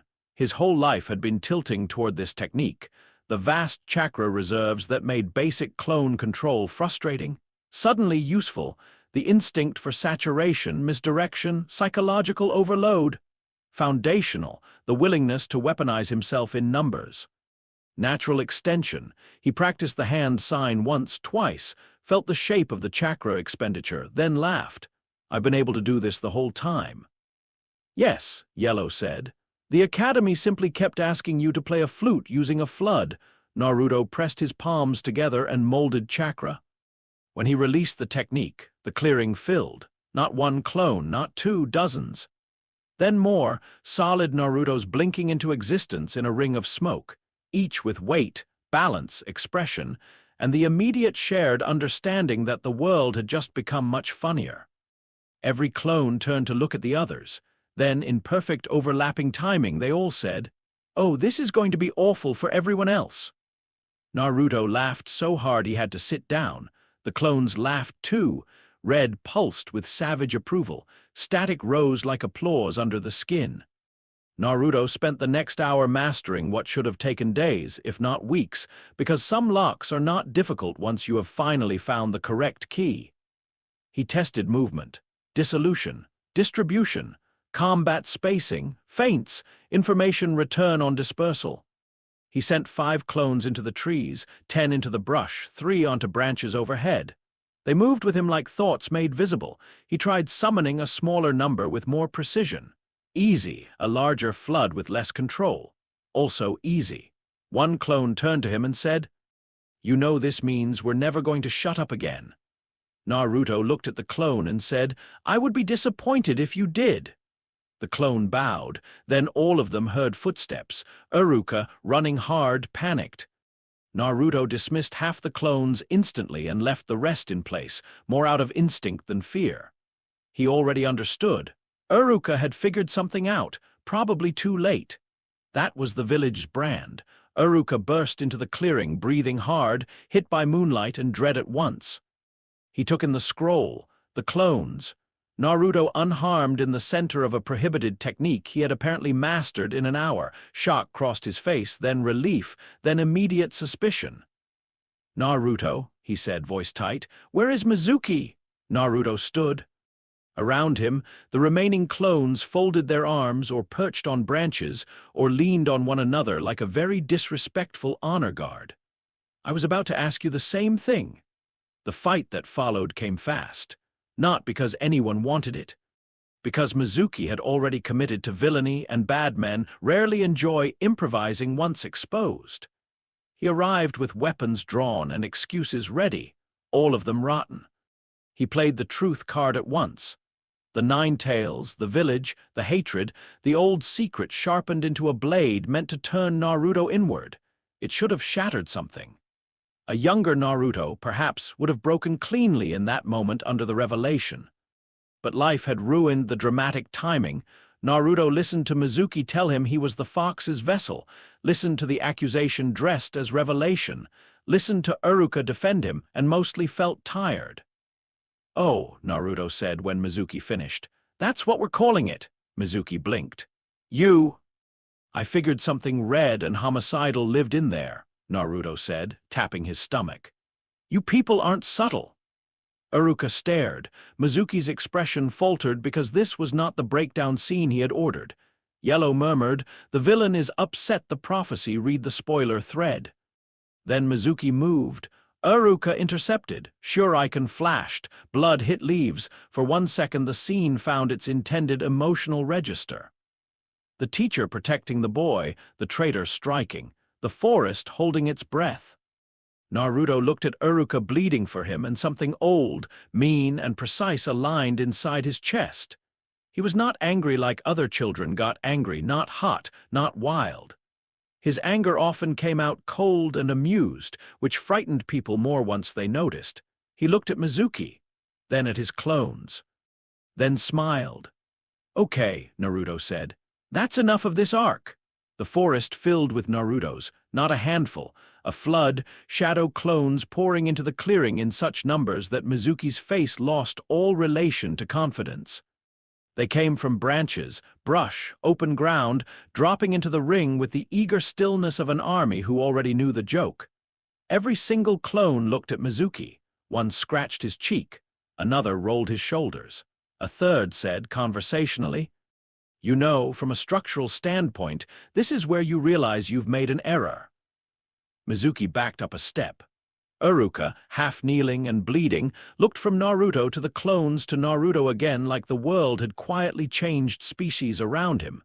Then the clones attacked, not elegant, not heroic, efficient and overwhelming and loud. They hit Mizuki from every angle with the unstoppable momentum of a technique that had finally found the one idiot arrogant enough to deserve it.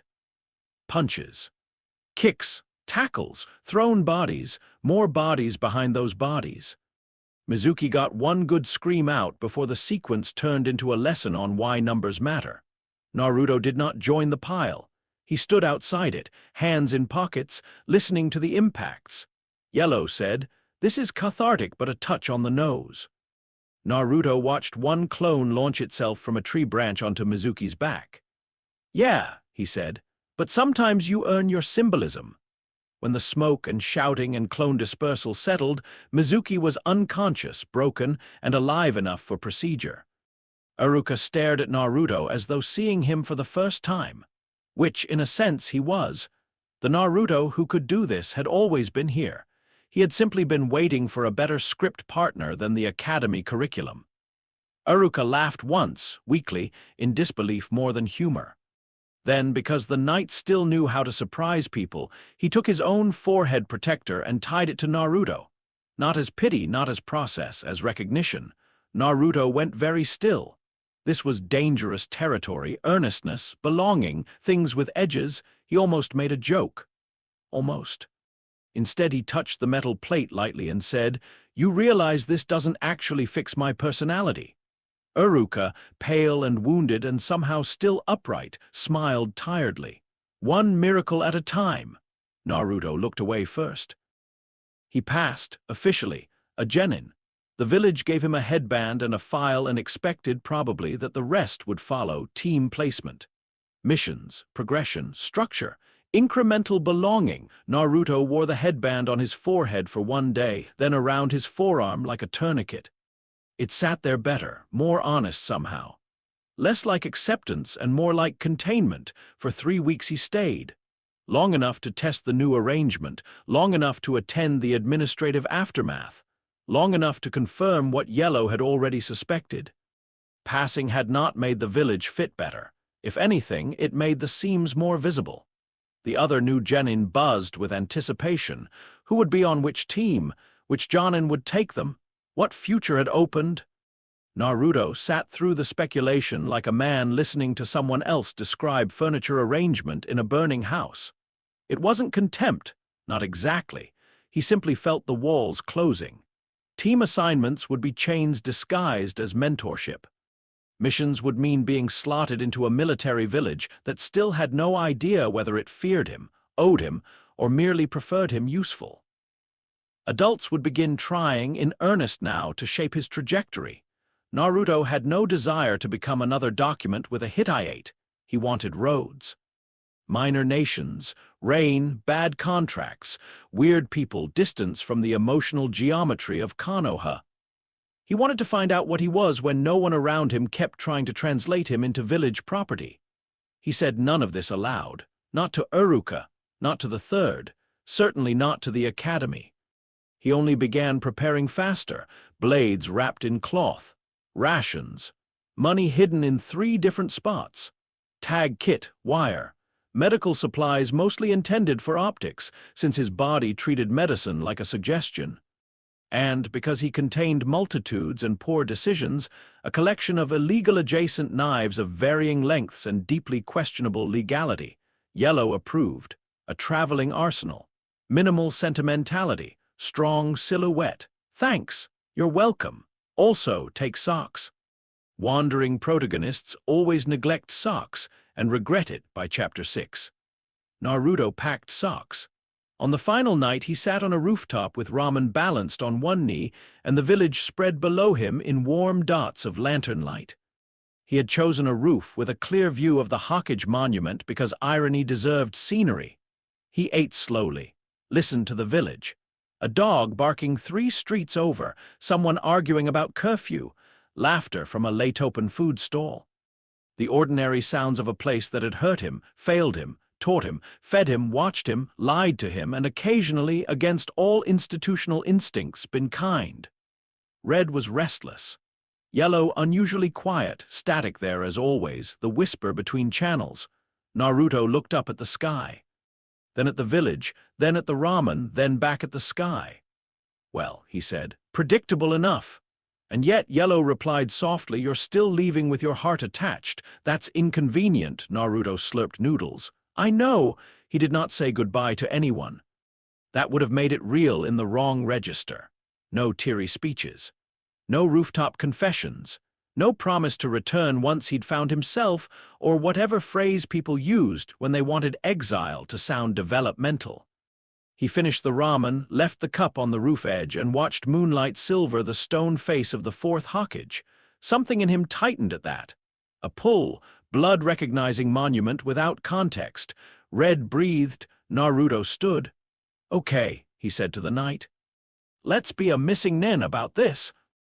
He left before dawn, not dramatically, through the front door of his apartment, backpack over one shoulder. Blades packed, headband around his forearm. Expression halfway between amusement and intent. He paused only once to tape a note to the door. The note read, gone rogue. Water the cactus. And there was no cactus. Naruto stepped back, admired the composition, and nodded. Good gag, excellent gag, Yellow said. Layered, mysterious. Mildly cruel to anyone empathetic enough to look for the non-existent plant. Naruto smiled. Then he walked. No chase came immediately. No Anbu dropped from rooftops in the first alley. No one called his name before the gate. Konoha, like most institutions, was slowest exactly when speed mattered emotionally. The morning gate guards recognized him, of course. New headband. Backpack. Too early, one frowned. Where are you headed? Naruto did not break stride. Out, the guard blinked. For what purpose? Naruto considered several answers and chose honesty in its least helpful form. Field study. That brought him enough confusion to clear the gate before anyone committed to procedure. By the time someone in the village decided that Uzumaki Naruto's apartment note perhaps warranted escalation, he was already a shrinking figure on the road with sunlight rising behind him and Konoha becoming architecture instead of gravity. He did not look back immediately. That would have made the moment sentimental, and Naruto had principles. He waited until a curve in the road gave him plausible deniability. Then he stopped, turned, looked. The village sat in the distance under morning haze, solid and impossible and smaller than it had ever felt from inside. Naruto stood there a long time. Red simmered. Yellow said nothing. Static whispered. At last, Naruto lifted 2 fingers in a casual salute only the skyline could see. Then he turned again and kept walking. He did not know exactly where he was going. That was the point. The road ahead promised weather, violence, bad employers, minor nations, strange philosophies, and people with sufficiently poor judgment to hire a boy who smiled too much around knives. It promised distance. It promised a chance to become a method rather than a problem statement. It promised, above all, the one thing Konoha had never truly offered him: room. Naruto walked into it laughing softly to himself, already composing better uses for shadow clones, already imagining the tactical joy of saturating a battlefield with versions of himself all talking at once, already planning which parts of the mercenary trade he could make funnier and which parts he could make scarier. Probably both at once. Behind him, on an apartment door in Konoha, a note fluttered gently in the morning air. Someone would eventually find it. Someone would stare at the word cactus and feel confused in ways they could not explain. Someone would realize that the village's strangest child had left not in rage, not in tears, but with a joke. That, more than any dramatic declaration, was what would trouble them. Because anger suggests attachment, grief suggests hope. A joke on the way out suggests clarity, and clarity in a shinobi village built on necessary illusions was always the most dangerous thing a child could carry. Naruto adjusted the strap on his shoulder and kept walking. Ahead lay the countries between countries, the roads nobody famous bothered naming, the first contracts, the first real blood, the beginning of the mercenary logic that would one day terrify entire intelligence networks and make grown killers reconsider their profession. For now, though, he was still just a boy on a dirt road with too many blades, a healing factor that treated mortality as a rude suggestion, and 3 voices in his head commenting on the scenery. Yellow cleared its throat. Try not to get recruited by a cult in the first week. Naruto grinned into the wind. No promises. And the road, having finally found the correct protagonist, opened ahead of him like a punchline. Chapter 4. Tools of the Trade. The first thing Naruto learned after leaving Konoha was that the world outside great villages was less dramatic up close. This disappointed him. Not because it was boring, because it was practical. Big villages liked myths. Clan heirlooms, official enemies, elite bloodlines, monument faces carved into mountains to remind children that history was something tall men became after surviving enough paperwork. The countries between those countries had no patience for that aesthetic. Minor roads did not care about destiny. Minor roads cared about mud, about whether the innkeeper's cousin had been robbed 2 valleys over, and now everyone in town looked at strangers like unpaid debts. About whether the local warlord's nephew had decided security tax was a phrase that excused knife work. About whether the well had gone bad, whether the bridge had washed out, whether mercenaries were cheaper than hope this season. Naruto discovered this in the first month and, to his surprise, liked it immediately. No one out here expected him to symbolize anything. They expected him to survive. That was a much cleaner arrangement. The road stripped him down fast. Whatever was left of academy structure peeled off in the first 3 weeks like old paint. He slept under wagons twice, in trees 4 times, in one abandoned shrine that smelled of incense and wet stone and older mistakes than his own. He took odd work for food, then for coins, then for information. He learned which towns asked too many questions and which ones respected the economy of a good lie. When people said, "Where are you from?" he discovered there were many answers. East, a village you wouldn't know. Nowhere with good customer service. And once, when a drunk caravan guard insisted on details, Naruto looked him dead in the eye and said, "Narratively, I'm in my wandering arc." The man stared. Naruto kept eating his skewered fish. Yellow sighed in the back of his mind. I'm begging you to develop at least one false identity that doesn't sound like a nervous breakdown at a theater festival. Naruto licked salt from his thumb. Counterpoint. Honesty is memorable.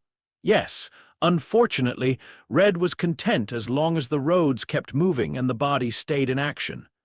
Static came and went with weather, louder near storms, louder too near violence, like the world itself produced interference whenever men were about to make bad decisions in groups. By the second month, Naruto had developed a rule, not a moral code. He distrusted moral codes. They tended to sound better in speeches than they held up in blood. No, a rule, a functional one. If the world insisted on being full of men with swords and delusions, then he would become the kind of problem conventional tactics could not solve. That was the beginning of the manual. Not written on paper, written in scars that never stayed, written in the habits of a body too rude to die, written in a style of combat that no good teacher would have approved of because good teachers, as a class, are usually opposed to self-detonation as mobility. Naruto called it field research. Yellow called it a catastrophe with excellent instincts. Both were right. The first rule of surviving as a wandering mercenary was simple. You are your first weapon. This sounds obvious until you meet most mercenaries. Most men with blades think the blade is the point. They oil it, name it, pose with it, threaten from behind it. Build half their personality around the fact that sharpened metal makes loud people listen. Naruto understood metal had uses. He simply refused to let his body behave like a thing that must be preserved first and risked second. That changed everything.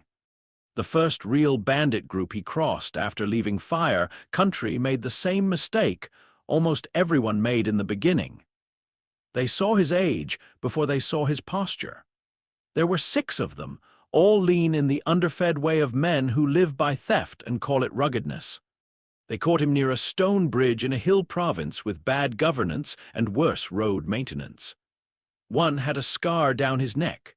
One wore a helmet that had once belonged to someone better at combat. Their leader carried a short cleaver and the confidence of a man who had only robbed civilians lately. Naruto stood in the road with a travel pack over one shoulder and a blade wrapped in cloth at his back. The leader grinned. "You lost, kid!" Naruto tilted his head. Yellow said, "Be kind." He practiced that line. "I'm between plot points," Naruto said. The bandits looked at one another, then the scarred one laughed. "He's cracked."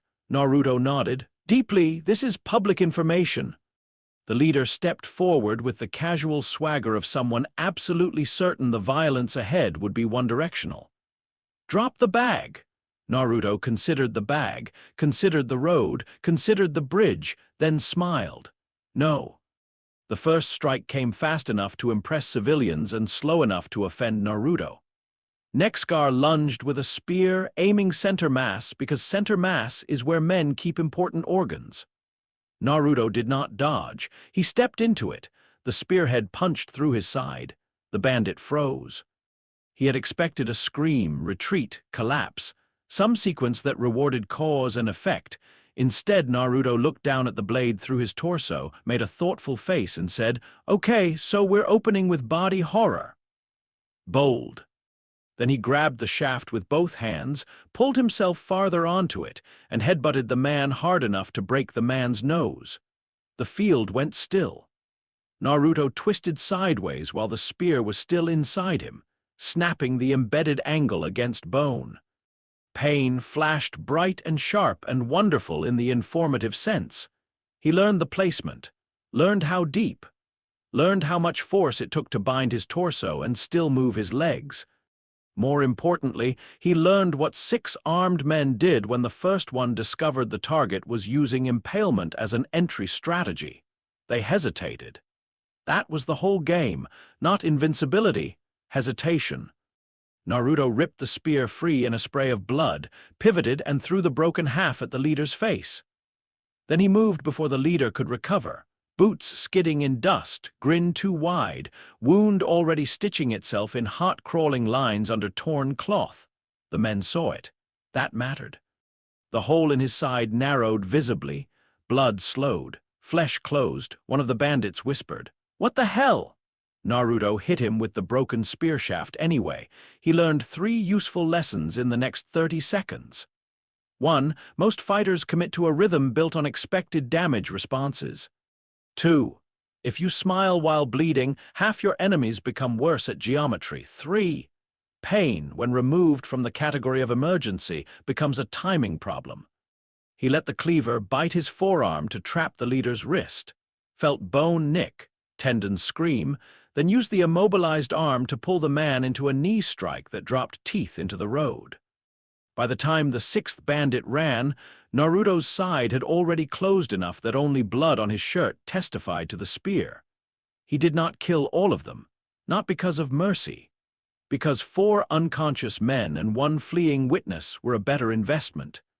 Reputation is a weapon, and the cheapest forge is a terrified survivor. Naruto wiped blood off his chin, looked at the man sprinting up the road, and called after him, "Tell them I was polite until the stabbing." Yellow waited until the sound of running faded, then said, "Technically, you were only polite for about 4 seconds. That's generous. I'm grading on a mercenary curve." Naruto sat on the bridge railing and watched the last of the blood dry on skin already whole. His body hummed with the strange false calm that followed significant damage. Red liked this part. The seal pulsed warm, not cooperative exactly, but approving of the carnage-adjacent outcome. Static hissed near the edges of thought, like applause from bad radio. Naruto flexed the hand the cleaver had bitten. The cut was gone. "Okay," he said to the empty road. "That changes things." Yellow, with great reluctance, replied, "Yes, you are now legally a terrible influence on your own tactical development." The second rule came 3 jobs later in a mining town that paid him in dumplings, copper coins, and the right to keep whatever weapons the extortion crew dropped. Never fight fair if fair assumes your pain matters as much as theirs. This, more than anything else, separated Naruto from other wandering killers. He had no patience for duels. Duels were theater pretending to be ethics. Step in the circle. Announce lineage. Trade measured attacks. Prove superiority in a format flattering to whoever invented the rules. Naruto would rather bite the circle and collapse the stage. In the mining town, the local strongmen had done what local strongmen always do when institutions fail. Collected protection fees from people too tired to produce a proper rebellion. 3 brothers ran the operation. Big men. Hammers instead of swords. The kind of muscle that mistakes intimidation for inevitability. They cornered Naruto after he'd been paid to have a word with them. Have a word, in minor country economies, often means be the kind of unstable person they'll remember before trying this again. Naruto respected linguistic efficiency. The eldest brother pointed at him with the head of his hammer. "You're the boy they hired." Naruto glanced around the half-built storehouse they'd chosen for the confrontation. 1 doorway, loose scaffolding, nails, pulley system overhead, old timber, dust. A room with possibilities. "That depends," Naruto said. "Are you the chapter mini-bosses or just regional incompetents?" The middle brother frowned. "What?" The answer was yes, Naruto said, and threw a nail pouch into the lantern. The lantern burst. Darkness dropped like a curtain. "Men swear differently in sudden dark." The words come from older places. Naruto had learned this and found it educational. The brothers swung wild. Naruto moved low, let the first hammer clip his shoulder hard enough to spin him, did not waste energy resenting the pain. He used the rotation to sling a wire line around a support beam, kicked off a crate, and vanished upward into shadow while the men below still expected him to occupy the moral universe of opponent who minds concussions. The eldest shouted, "Find him!" Naruto dropped directly onto the middle brother's back feet first, dislocated his own ankle on landing, and used the impact to drive both of them through a work table. Splinters exploded. The brother howled. Naruto felt the ankle grinding back together even as he rolled clear and snatched a fallen hammer from the dirt. He did not know how to use hammers properly. He used it anyway. The youngest brother charged. Naruto threw the hammer at his knee. then ran directly through the backswing of the eldest's weapon to get inside the arc, taking the hit to the ribs because broken ribs are temporary and proximity is forever. The crack of bone in his side told him exactly how serious the impact had been. He filed the information, headbutted the eldest in the mouth, spat blood into the dust and grinned through it. By the time the fight ended, all three brothers were alive, disarmed, and too physically and spiritually bewildered to continue in their profession with confidence. Naruto sat on a crate as his ribs pushed themselves back into proper hierarchy and said, conversationally, "You guys rely too much on the assumption that damage creates compliance." The eldest brother, sprawled in splinters, stared at him with eyes emptied of the idea of certainty. Naruto pointed at him. "That right there. Good face. Keep that face. That face says you might become a farmer." When he left town the next day, the miners fed him free for life, and one old woman pressed a packet of homemade poison antidote into his hand because, "You strike me as the kind of boy who licks danger to see what it tastes like." Naruto took the packet, considered her for a long moment, and said, "You've met my work." The third rule, naturally, involved poison. This had been inevitable. You do not wander long through the lesser countries without meeting one of three professionals: men who swing too hard, men who lie too smoothly, and women who hand you tea with ingredients intended to simplify inheritance disputes. Naruto met all three in one border inn. The woman with the tea was elegant in the exhausted, watchful way of someone trapped in a provincial feud too petty to become famous. She had lacquered nails, a widow's composure, and a tray of cups that smelled faintly of bitter herbs under the jasmine. Yellow said, "There it is. Murder tea." "We have reached a new social bracket." Naruto accepted the cup. The woman smiled politely. "You've been asking questions about the Sadanori household." Naruto blew on the tea. "People keep answering nervously, usually means money or burial." She held his gaze. Naruto drank. It was not subtle poison. That surprised him. Not instant death, no. She had more finesse than that. But the blend was aggressive enough that a normal man would have collapsed within minutes and spent those minutes regretting trust as a concept. Naruto tasted the metallic bitterness under the floral cover, felt the heat slide down his throat, and knew immediately. The woman waited. Naruto set the cup down.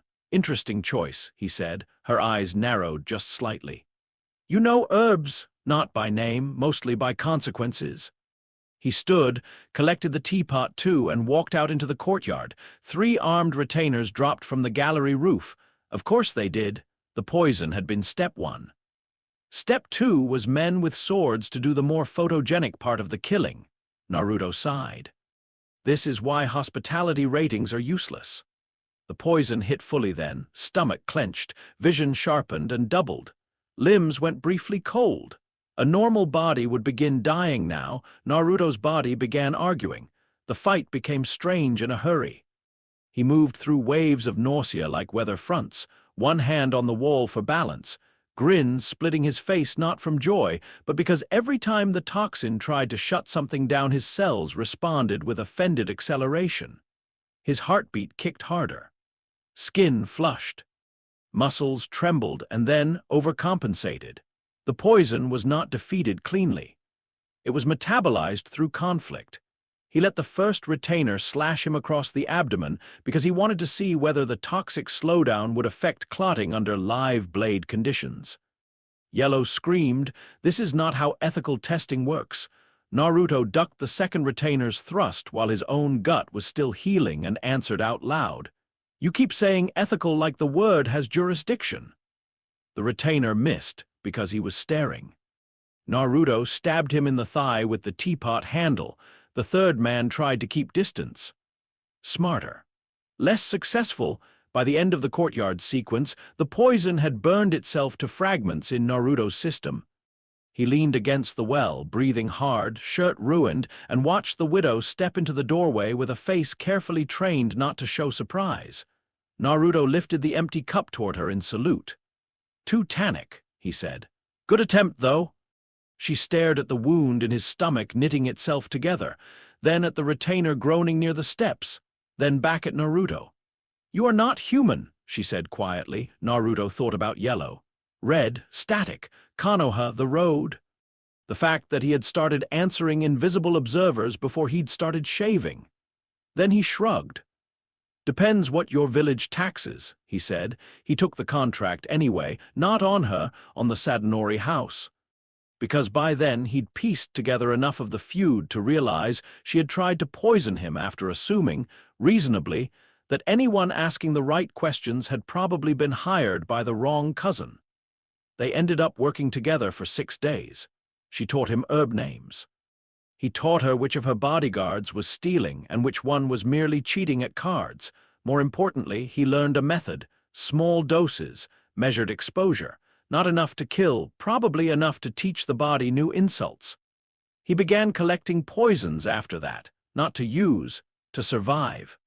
Powders, tinctures, venom sacs bought off smugglers who did not want to know why the blonde teenager was asking dosage questions with such professional seriousness. Naruto built resistance the ugly way, through trial, error, agony, and a healing factor too stubborn to let him pay the full price at once. It hurt, frequently. He did it anyway. Every toxin his body learned made the next assassin less special. Yellow called this an appalling lifestyle decision with long-term strategic upside. Naruto considered that fair. By the end of the first year, he had acquired proper blades, not shinobi standard kunai as primary weapons. Those were tools, useful, elegant in a boring way, designed for competent people with budgets and instructors. Naruto wanted something wronger. He found the first pair in a black market weapons stall outside a river town that officially did not host black markets, and unofficially made half its annual economy from pretending not to notice one. The blades were ugly, which is how he knew he loved them. Longer than standard short swords, shorter than battlefield katana, with serrated backs notched by hand and forward-weighted profiles that made traditional schools wince on sight. They were not balanced for flourish. They were balanced for unpredictability, for awkward angles, for men who wanted rhythm and instead got geometry that bit sideways. The vendor was missing 2 fingers and most of his optimism. "You know how to use those?" he asked. Naruto hefted one, tested the draw, felt the weight drag slightly ahead of expectation. Perfect. "No," Naruto said. "That's why I want them." The vendor stared. Naruto grinned.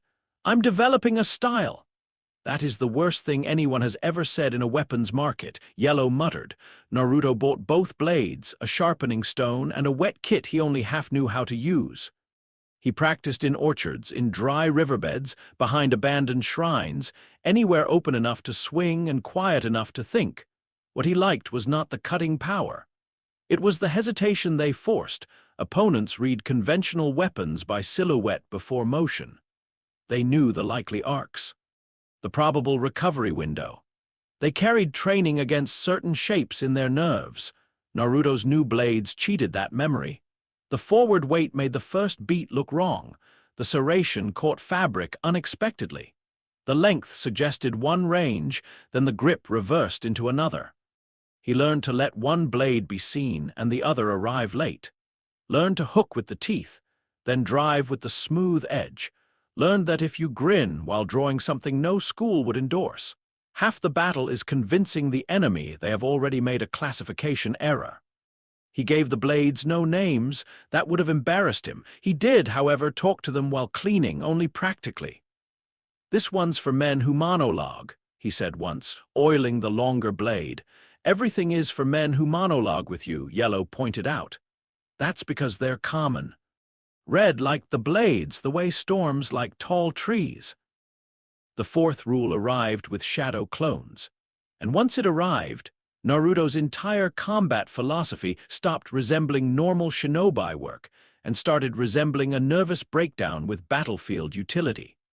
He had learned the technique in a clearing with a stolen forbidden scroll and a teacher bleeding for him. That mattered.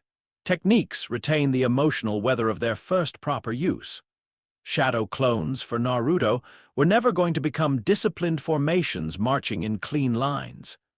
They were mischief given mass, They were selfhood weaponized at scale. They were the answer to one of the oldest tactical questions in violence. What if there were simply too much of the problem to think clearly around?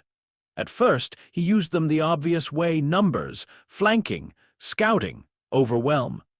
All effective, all entertaining, but Naruto was not interested in mere effectiveness if he could invent something more upsetting. It happened in a canyon skirmish against a wandering missing nin from grass who specialized in prediction. The man was good, too: calm eyes, measured hands, a habit of reading shoulders and hips before strikes committed. He kept talking about patterns with the serene confidence of a professional who had built his identity around being half a second ahead of everyone else. Naruto found this insulting. So he made 20 shadow clones and had all of them say different things, not random things, targeted things. One clone announced, "Left in 2." Another said, "He's baiting high." A third muttered, "No, no, let him think centerline matters." A fourth leaned in conspiratorially and informed the missing nin, "You're in the chapter where your methodology fails symbolically." Then they all attacked at once, but not all honestly. Some were feints, some were set up, some simply talked while others moved. One deliberately tripped over a rock so naturally that the enemy read it as error and committed to punishing it, only to discover the fall had opened the exact angle the real Naruto needed. The missing nin lasted 47 seconds after the commentary started. Naruto sat on the canyon ledge afterward, eating dried plum and reviewing the feeling of the fight through clone memory feedback. Yellow, sounding disturbed despite itself, said, "You've invented cognitive vandalism." Naruto brightened. "That sounds useful. It sounds prosecutable." He called the method Uzumaki no Yarakata, the Uzumaki method, because the phrase sounded dignified enough to annoy future victims and vague enough to suggest tradition where none existed. It was not a jutsu in the clean academic sense, more a doctrine: saturate the field, break predictive rhythm. Replace clarity with noise. Do not let tactical geniuses fight the battle they trained for. Give them 3 versions of the next 5 seconds and make all of them slightly wrong. He refined it obsessively: different clone personalities, different tempos of speech, deliberate contradiction. He used clones to argue with each other mid-assault, to critique his own footwork out loud, to warn opponents about attacks that never came while hiding the one that would. Against trained shinobi, the effect was extraordinary, not because they were stupid, because they were smart enough to try sorting signal from nonsense, and the sorting cost them. Kakashi would have hated it, which was part of the charm. Naruto practiced with the clones around campfires, in ruins, on empty hillsides. 10 of him discussing knife angles. 15 of him evaluating whether saying "I'm behind you" metaphorically and literally before a flank was too much. It was never too much. Sometimes he talked to the invisible audience during drills. "This," he said once, while a dozen clones rushed a tree stump marked with chalk eyes, "is what happens when abandonment issues get a force multiplier." Yellow was silent for a long moment. Then, "That was unpleasantly insightful. Don't do it often." He developed a reputation long before he meant to. You cannot keep doing this to people and remain localized. Rumors formed where institutions failed to classify. A blond boy in the border roads who laughed after being disemboweled. A mercenary who let poisoners test their stock on him and walked away hungry. A blade fighter with no school style and too many teeth in his smile. A missing nin maybe from Fire Country, maybe not, who carried himself like a genin and fought like a man who had gone feral inside a seal diagram. Descriptions varied. The common thread was always wrongness, wrong age, wrong reaction to injury, wrong amount of conversation during combat. Once, in a gambling den outside a fairy town, Naruto overheard 2 caravan guards discussing him from 3 tables away. They say he talks to dead people. Naruto, without turning around, called back, "Alive people too, less often by choice." The guards went pale. Naruto finished his noodles. Yellow sighed. "You are actively worsening your own legend design. That's called branding. No, that's called making future negotiations impossible." Naruto tipped his bowl toward the cook. I've always been told I was difficult. The cook laughed nervously and refused payment. There were failures. That mattered. He was not unbeatable, not even close. The healing factor made mistakes survivable, not irrelevant. He got buried under a collapsed watchtower once because he misread rotten timber. Took half a day to claw out, because regeneration doesn't help much against several tons of wood and stone sitting with professional conviction on your spine. He got trapped in a flash flood culvert and learned the hard way that drowning, while non-final for him in most scenarios, remained a deeply stupid experience not improved by philosophy. He crossed a swordsman from water country who cut so cleanly Naruto lost 2 fingers before registering the angle. They grew back, yes. The humiliation lingered longer, and every so often he met someone good enough to stress the system. A Jonin deserter with lightning chakra nearly cooked his nervous system into temporary nonsense, leaving Naruto twitching in a ravine while Yellow critiqued the opponent's dialogue choices, and Red seethed helplessly behind the seal. A monk assassin with chakra thread technique pinned him through both shoulders to a bell tower, and very nearly solved the immortal enough, but not invulnerable problem by simple immobilization. Naruto escaped only by chewing through the thread line anchoring his left arm and using the fall to break his own body free of the rest. He remembered that one for weeks, not because it almost killed him, because it had been clever. He respected clever. Those failures shaped the manual more than victories did. Do not confuse healing with dominance. Mobility matters. Seals, bindings, and dimensional nonsense are bad for your day. An enemy who adapts is automatically worth more attention than one who rants. This last point he emphasized strongly. Villains who rant usually lose to momentum. Professionals who go quiet are where the real trouble starts. Near the end of the 2nd year, Naruto took shelter from rain in the ruins of an old checkpoint station at the border between 3 small jurisdictions that each insisted the road technically belonged to the others. It was a good place to think because no one with healthy priorities wanted to live there. He built a fire, laid out his tools, and, because the weather had turned reflective in the theatrical sense, took inventory. 1 pack, mended badly but holding. 2 serrated long blades wrapped in oiled cloth. Standard kunai, wire, explosive tags in carefully separated bundles. Poison pouch, antidote pouch, mostly safe to test pouch, ration bars, 3 storage scrolls, 1 purchased legally, 2 not especially. A headband wrapped around his forearm like a private joke he had not fully explained even to himself. And the body, always the body, the real core of the thing, scar-free despite history. Nerves half-trained out of fear responses other people needed to survive wisely. Chakra reserves growing uglier and broader by the season. A fox under the seal who still did not cooperate, only watched with volcanic irritation. A mind populated, Yellow in the back, with commentary and exhausted affection disguised as contempt. Red below with power and pressure, and the occasional burst of animal fury. Static between, the noise that made him look at empty corners, and sometimes feel the strange held-breath sense of being perceived by something outside the world's polite explanation. Naruto sat cross-legged by the fire and spun 1 blade slowly in his hand. So, he said to the room, to himself, to the audience he still sometimes felt leaning over the edge of reality. "What have we got?" Yellow answered first. A field kit, terrible coping mechanisms, enough resilience to destabilize local economies, and a deeply unserious relationship with mortality. Sounds expensive. Emotionally? Yes. Red pulsed once, hot and unimpressed. Naruto glanced down at the seal hidden beneath his shirt. "You got notes?" Red answered not with words, but with an image feeling. Teeth. Domination. A world burned down to simpler instincts. It was not useful in the administrative sense, but there was meaning in it.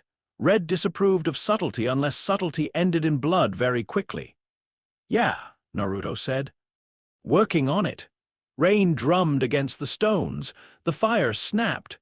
Static whispered along the edge of hearing, and with it came that sensation again.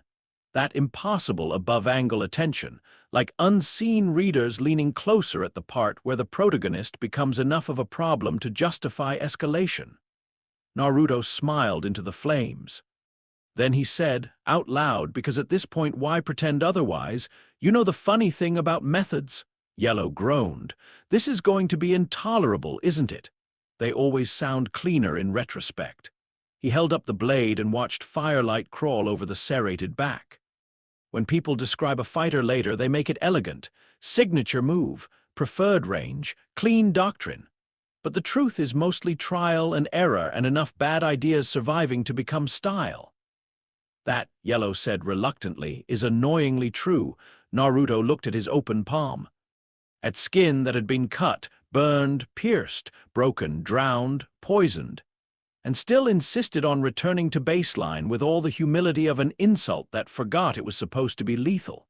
He thought of Konoha, of academy rooms, of Uruka's tired face, of Mizuki's certainty breaking under clone impacts, of empty roads and bad men and all the small places in the world where institutions outsourced justice to whoever was unstable enough to make violence economical. He understood now what he was becoming, not a hero, not even an avenger. Those were village words. He was becoming a specialist, a freelance correction to bad assumptions. A man who could walk into a fortified room, absorb the opening mistake, and turn everyone else's confidence into a scheduling problem. The rain eased. Naruto sheathed the blade. "Okay," he said. "That's the toolkit." Yellow, perhaps sensing the end of a chapter-shaped thought, replied, "No, that's the beginning of one. Tools only matter when someone pays you to use them." Naruto grinned. Outside, somewhere beyond the ruined checkpoint, boots moved in mud, more than one set, measured, armed. Approaching the firelight with the careful confidence of men carrying an offer or a threat, and not yet sure which they'd need. Naruto did not stand immediately. He tilted his head, listening. 3 heartbeats. One heavier than the others. Not bandits, not village patrol, something more organized. A contract, maybe, or trouble with paperwork, often the same thing. He looked toward the doorway and said softly, "You hear that?" Yellow said, "Yes." "Seen transition." Red stirred, static rose like distant applause. Naruto smiled wider, one hand settling on the hilt of the ugly, beautiful blade at his side. "Good," he said. "I was getting bored." And in the dark beyond the doorway, the next part of his career finally found him. Chapter 5. The rain country job. When Naruto walked out of the burning compound, he was eating a rice bowl. This was not because the moment called for style, though, to be fair, it did. It was because he had found the rice bowl in the kitchen storage room while the north wing was collapsing, and decided that if a man had just dismantled a criminal syndicate from the inside out, he was entitled to carbohydrates on the way out. So he walked through the gate of the Kuchinashi estate with smoke behind him, firelight rolling across wet stone, and half a rice bowl in one hand. His shirt was gone, not torn. Gone, he had started the evening wearing one. Somewhere between the poison cells, the interrogation room, the detonation in the inner corridor, and the highly impolite staircase incident, the shirt had ceased to remain a meaningful category. Bandages from the syndicate's own medical stores were wrapped badly around his torso, less because he needed them than because blood on bare skin attracted unnecessary questions in towns with limited imagination. One blade hung low in his right hand. The other was strapped across his back at an angle that would have offended every instructor he had ever not respected. Rain fell in thin sheets through the smoke. The compound burned anyway. Some structures surrender cleanly to fire. Old dry timber, oil-rich fabrics, paper records, those go fast. The Kuchinashi had been arrogant enough to build their outer headquarters in layered wood, lacquered against weather, and lined with imported drapes and vanity screens, the kind of architecture that assumes permanence, because no one nearby has the budget to challenge it. Arrogance is excellent tinder. Naruto stepped over a fallen gate guard who was alive, conscious, and having what looked like a very educational evening. The man stared up at him. Naruto looked down, took another bite of rice bowl, and said, You should really all stop hiring men who introduce themselves before stabbing people. It creates expectations.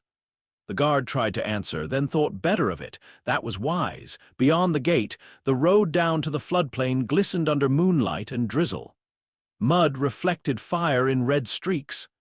Somewhere in the hills behind the estate, 3 separate buildings were sounding alarm bells, too late to matter.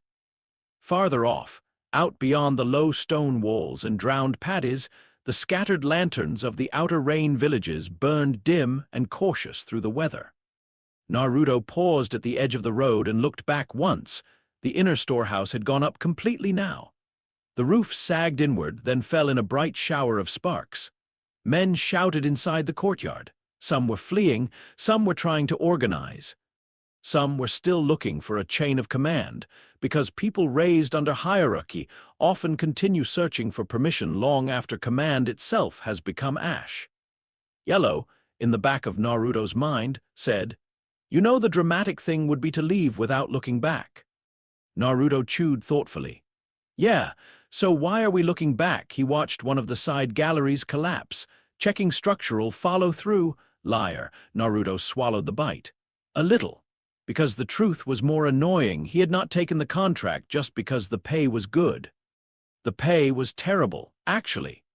A local miner lord with wet boots and a failing tax base had hired him in a room that smelled like mildew and resignation, promising copper, rations, and a cache of confiscated weapons if Naruto could resolve the syndicate situation in a manner not requiring formal military appeal, which is minor noble language for "I cannot afford shinobi and my cousins are already betting on my funeral." Naruto had listened, asked for details. And the details had included trafficking routes, extortion levies, courier kidnappings, mercenary disappearances, and this was the part Yellow noticed immediately, the line that the syndicate chief enjoys addressing the population directly after punishment measures. That phrase had lit something in Naruto's head, not anger, contempt.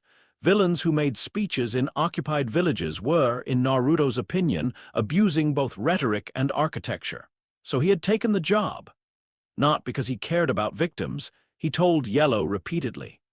Because he objected on philosophical grounds to men who mistook stage presence for authority. Yellow called him a softy by the second day. Naruto denied it by breaking into a criminal estate during monsoon season. Both positions were internally consistent. He took the last bite of the rice bowl, wiped rainwater and ash from his mouth with the back of his wrist, and started walking down the road. Behind him, the Kuchai-nashi burned.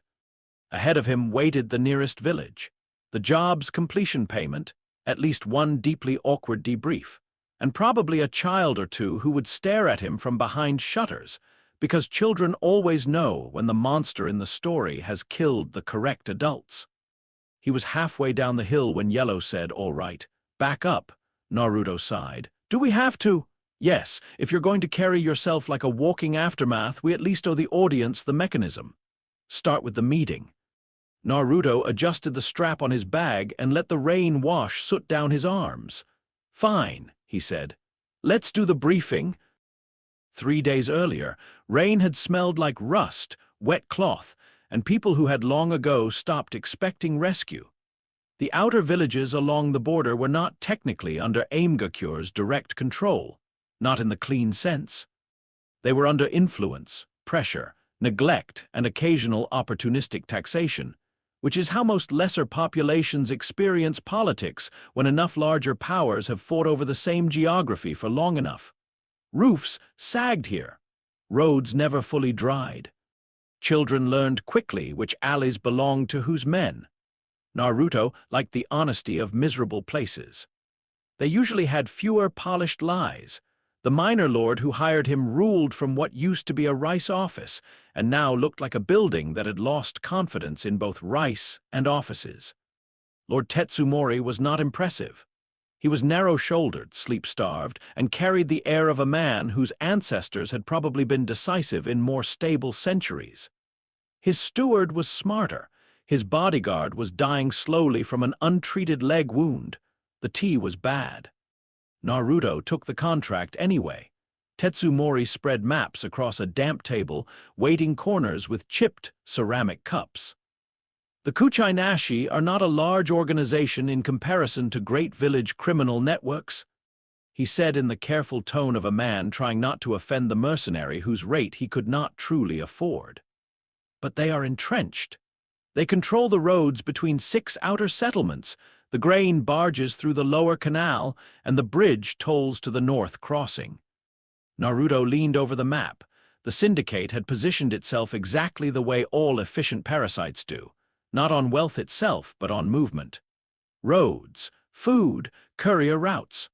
The points where ordinary people become easy to count because geography has already narrowed their options. Yellow murmured, professional, uninspiring, I hate them already. Tetsumori pointed to a cluster of red marks around an estate symbol.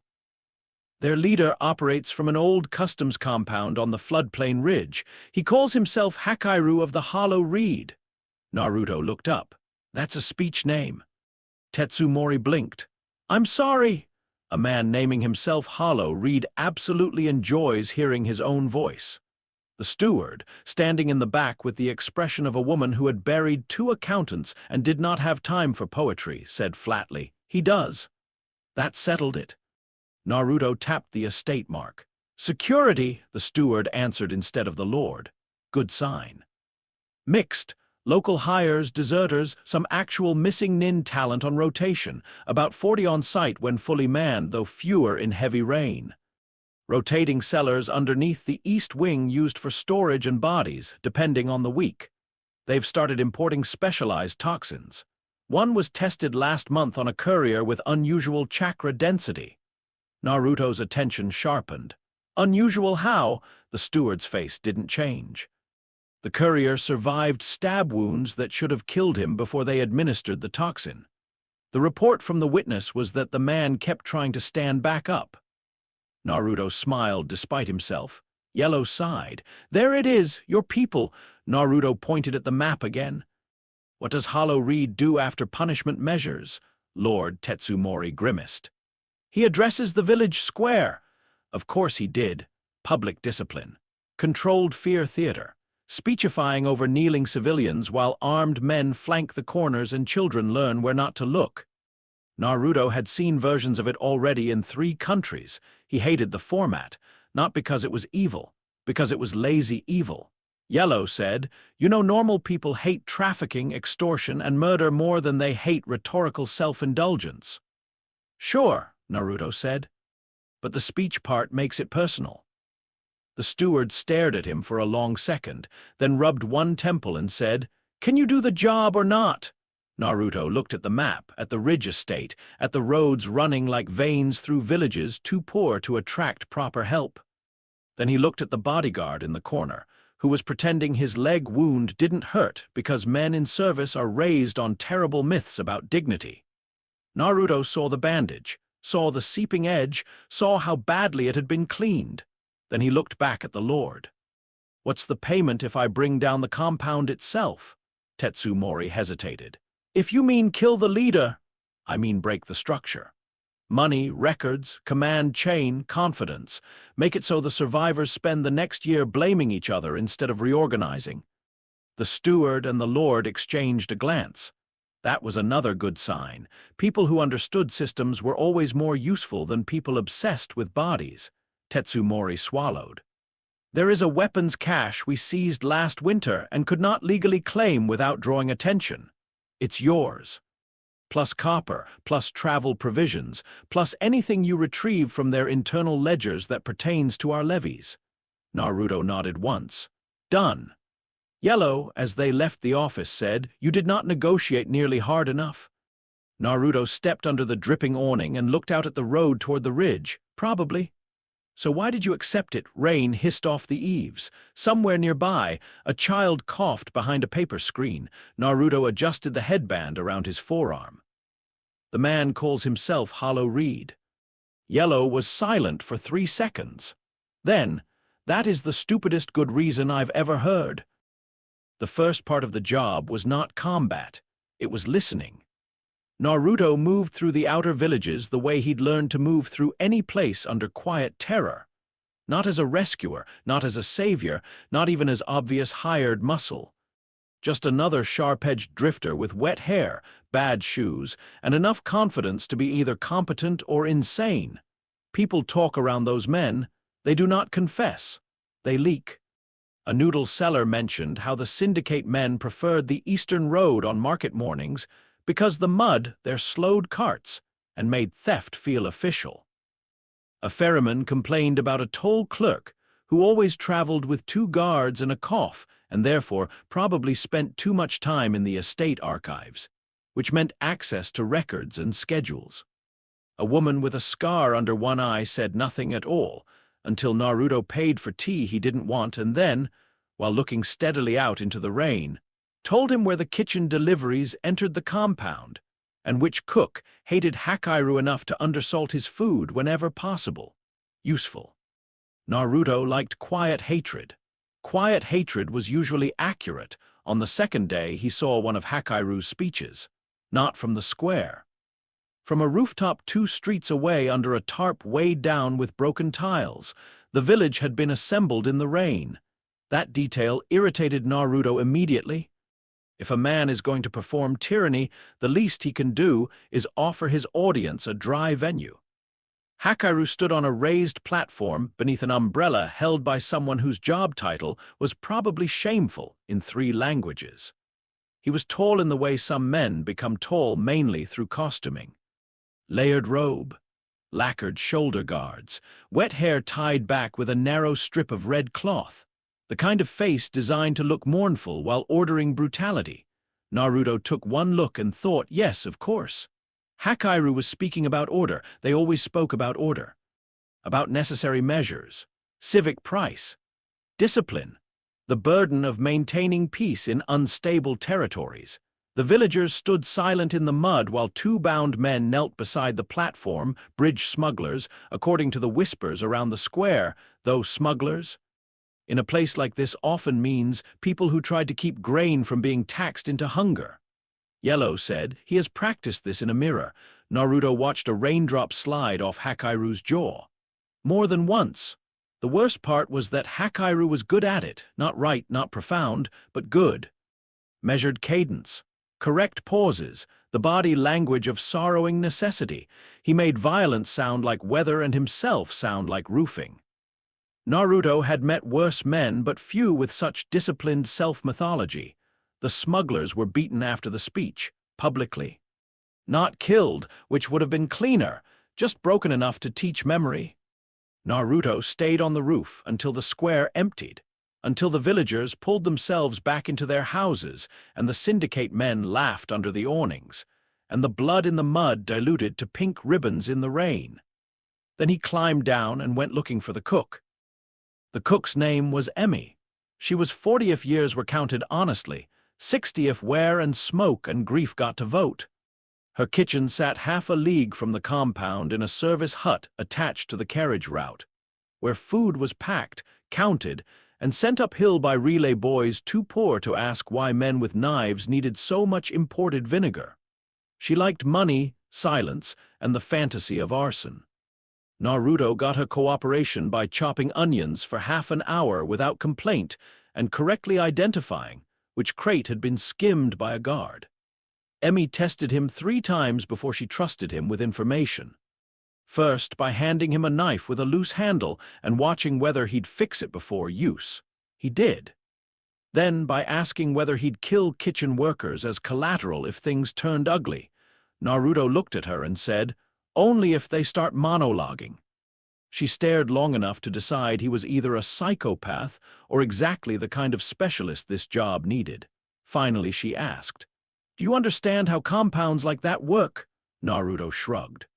Men at the top think fear is architecture. Men below them think payroll is loyalty. Everyone else wants to survive the quarter. Emi nodded once. After that, she told him everything. Kitchen entrance times, guard rotations during the evening meal, which cellar corridor doubled as temporary holding for prisoners not yet valuable enough to ransom, which storehouse contained the imported poisons, which lieutenant liked to inspect incoming supplies personally because he believed suspicion was the same thing as intelligence. And, best of all, where Hakiru held his private addresses before the public ones. A rehearsal room? Naruto asked, delighted and appalled. Emi did not smile. A receiving chamber. He talks there with the captains. About what? He says what he means to say outside. They correct the parts that make him sound weak. Yellow made a low sound of spiritual exhaustion. I miss when villains just murdered people in silence. Naruto finished chopping the onions and slid the bowl over. Can you get me in? Emi looked him over. Skinny teenage drifter, travel-worn, smiling too much, entirely too calm for a person asking to breach a fortified criminal estate. Yes, she said finally, but they'll search you. Naruto grinned. Good. He went in as a kitchen porter on the fourth evening of rain. The disguise was barely a disguise. Mud-stained clothes, lowered shoulders, crate on the back. Hair tied wrong, the posture of one more exhausted service body among many. Naruto had never looked less like a heroic infiltrator in his life, which helped immensely. The lieutenant inspecting deliveries was named Buntaro. Broad nose, suspicious eyes, a scar through one eyebrow that he touched whenever he thought he was about to impress someone. Naruto clocked all of this while setting down the produce crate and trying not to look like he'd filed the man mentally under future bruise. Buntaro jabbed 2 fingers into the crate, shifted cabbages, sniffed vinegar jars, then looked at Naruto. You're new. Naruto let his expression go slack in the specific way adults confuse with harmlessness. Seasonal, Buntaro frowned. Seasonal what? Naruto met his gaze. Labor. There was just enough contempt in the answer to sound like a tired peasant instead of a smart mouth. Buntaro accepted it because men like him always mistake class posture for truth. He searched Naruto, found no obvious weapon, which was technically correct. Naruto's primary blades were not on him. His explosive tags were hidden in the produce wrapping lacquer, his wire line stitched into the crate harness, and the most dangerous thing he carried into the compound was his own tolerance for being stabbed indoors. The estate smelled like wet timber, opium smoke, old money trying to impersonate nobility, and the sharp medicinal sting of imported toxins from the East Storage Corridor. Naruto noticed the poison first. Of course he did. Yellow said, You have a type now, and it's deeply upsetting. He spent the first hour doing exactly what a kitchen porter should do, carrying, listening, getting ignored. The trick to moving through criminal compounds is not stealth in the legendary sense. It is becoming infrastructural. People stop seeing labor bodies almost immediately if the labor moves with confidence and doesn't make narrative bids for attention. Naruto moved through kitchens, side halls, service stairs, and cellar landings, assembling the map in motion. The East Storage Corridor really did hold the toxins. The prisoners were in the lower chamber beneath the north wing. Hakiru's captains preferred the receiving room before public appearances and liked to argue about phrasing. This last fact nearly made Naruto giggle at the wrong time. He bit the inside of his cheek instead. By midnight, he had done 3 things. He'd marked the poison room. He'd slipped ledgers from the archive rack into a secondary flower cart for later retrieval, and he'd gotten himself caught. Intentionally. This, in Naruto's opinion, was where the evening became efficient. He could have continued the infiltration longer.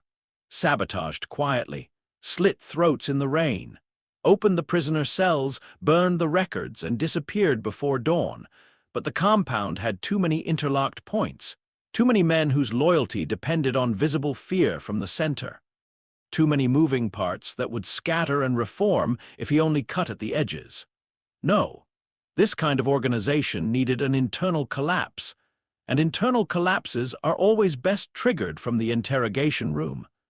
Naruto let Buntaro see him coming out of the East Storage Corridor with a ledger page in hand, and absolutely no plausible excuse. Buntaro shouted. Guards converged.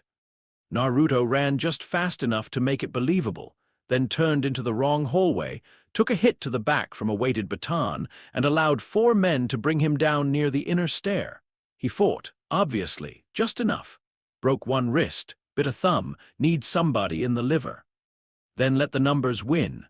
Buntaro himself slammed Naruto face first into the floor and tied his wrists with chakra-dampening cord. Naruto spat blood on the lacquered boards and thought, good. Now we're getting somewhere.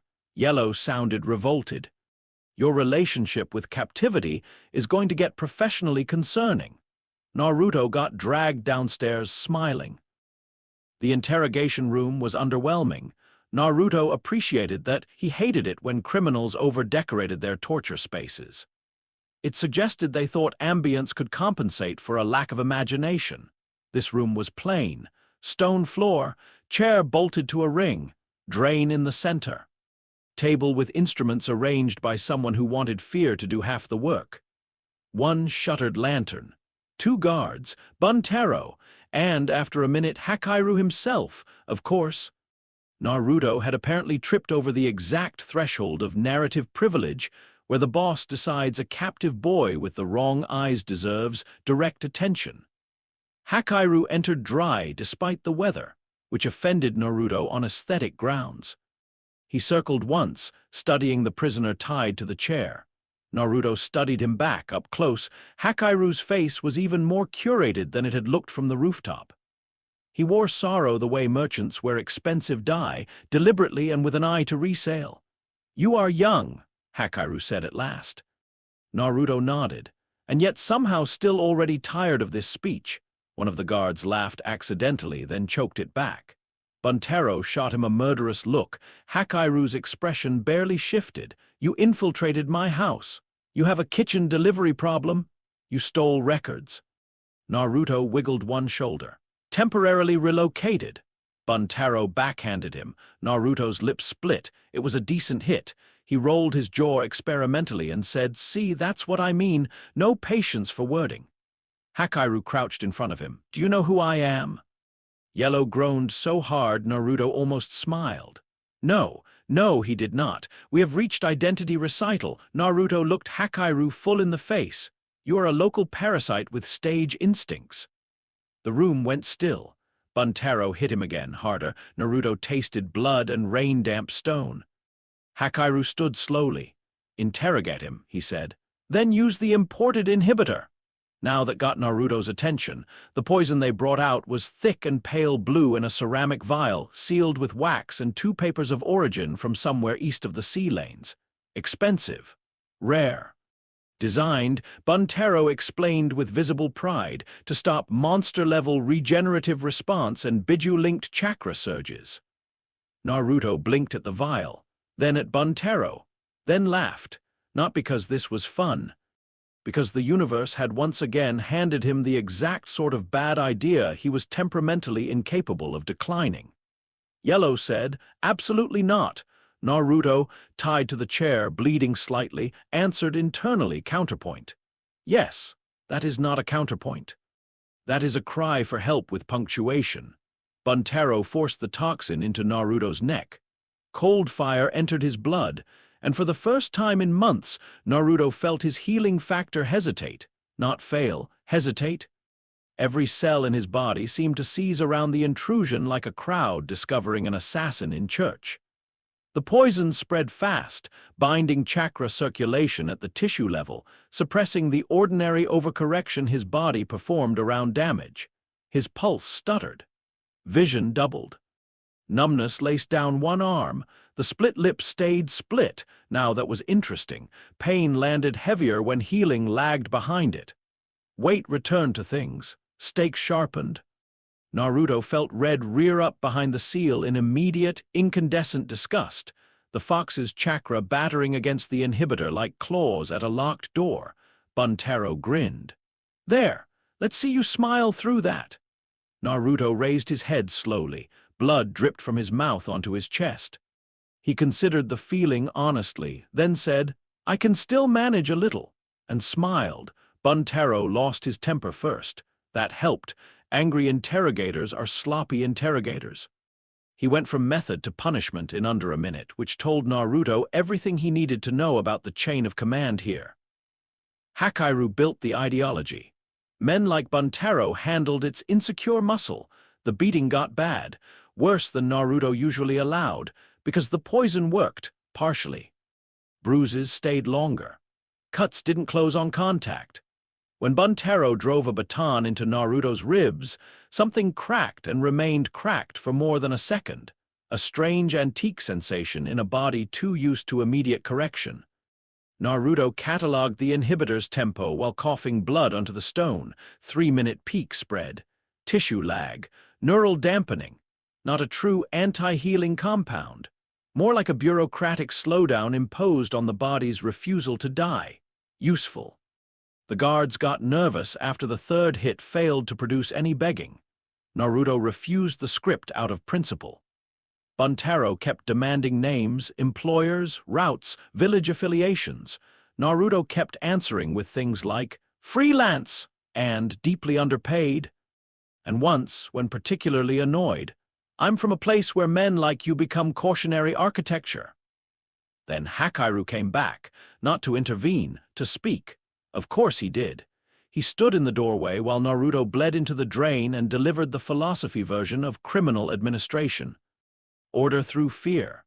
The necessity of hierarchy in abandoned regions, the weakness of idealists, the difference between power and permission. All of it polished, all of it internally coherent in the way horrible systems often are. Naruto listened, really listened, because Hakiru was not stupid. That was the problem. Stupid men are easier to dismantle. Smart men who use intelligence to justify predation are structurally worse. They build explanations strong enough that weaker men can live inside them and call it duty. Hakiru finished with, "A village like this survives because men like me ensure it has something to fear more than chaos." Naruto stared at him from the chair. Then, very carefully, sat up straighter despite the bindings, despite the ribs, despite the poison crawling through his bloodstream like legal paperwork made chemical, and he said, "You know what your problem is?" Buntaro moved to strike him again. Hakiru held up a hand. Naruto went on. "You think the speech is the power." Rain tapped somewhere in the walls. The guards shifted uneasily. Naruto's smile was small now, blood bright and mean. "You think because you can stand in front of scared people and narrate their circumstances back at them, that means you built the circumstances." Hakiru's eyes narrowed. Naruto tilted his head. "But you didn't build anything. You found a flooded road and a weak tax base and people too tired to organize, and you mistook opportunism for authorship." Yellow made a quiet, appreciative sound. "Oh, that one landed." Buntaro stepped forward angrily. "Shut him up." Naruto looked at Hakiru, not Buntaro. "You're not a ruler," he said. "You're a man who mistakes stage lighting for sunrise." That did it. Hakiru crossed the room himself, not fast, not sloppy, and that was what Naruto had been waiting for. Because proximity is always the real argument, he let Hakiru come close enough to grab his jaw, close enough to force eye contact, close enough that when Naruto moved, the whole room would need 2 seconds to believe it had happened. The poison still damped him. Good. He wanted the data. Hakiru said, low and furious now, "You have no idea what power is." Naruto nodded as much as the grip allowed, then replied, "That's true." Pause. "But I know when somebody's compensating," and snapped the chair. The bindings had held because the men in the room believed in 2 premises. That the cord mattered, and that poison plus blunt trauma plus a bound posture produced helplessness. They had forgotten the deeper rule. Naruto was strongest not when unharmed, but when other people mistook damage for conclusion. He had been flexing against the chair joints for the last minute, measuring would strain between heartbeats. The inhibitor slowed the healing, not the leverage. When he committed, the back legs splintered first. Then the brace bolt ripped loose from the floor ring in a shower of stone chips. Hakiru had just enough time to understand the outline of error. Naruto headbutted him. Buntaro shouted. A guard lunged. Naruto swung the half-broken chair like a club into the guard's knee. tore one hand free of the cord against skin that opened and stayed open for 3 whole seconds, and kicked the table into the lantern, darkness. Always useful. The next 20 seconds were not elegant. Naruto did not become a shadow assassin in the dark. He became a problem inside a small room where everyone else still believed in clean sequences. He took the guard's knife. Let Buntaro slash him across the abdomen to get inside the arc. Felt the poison falter when red surged in outraged response behind the seal. Stabbed the second guard through the shoulder, pinning him to the wall. Kicked Hakiru backward into the drain. And then, because priorities matter, grabbed the inhibitor vial case from the table.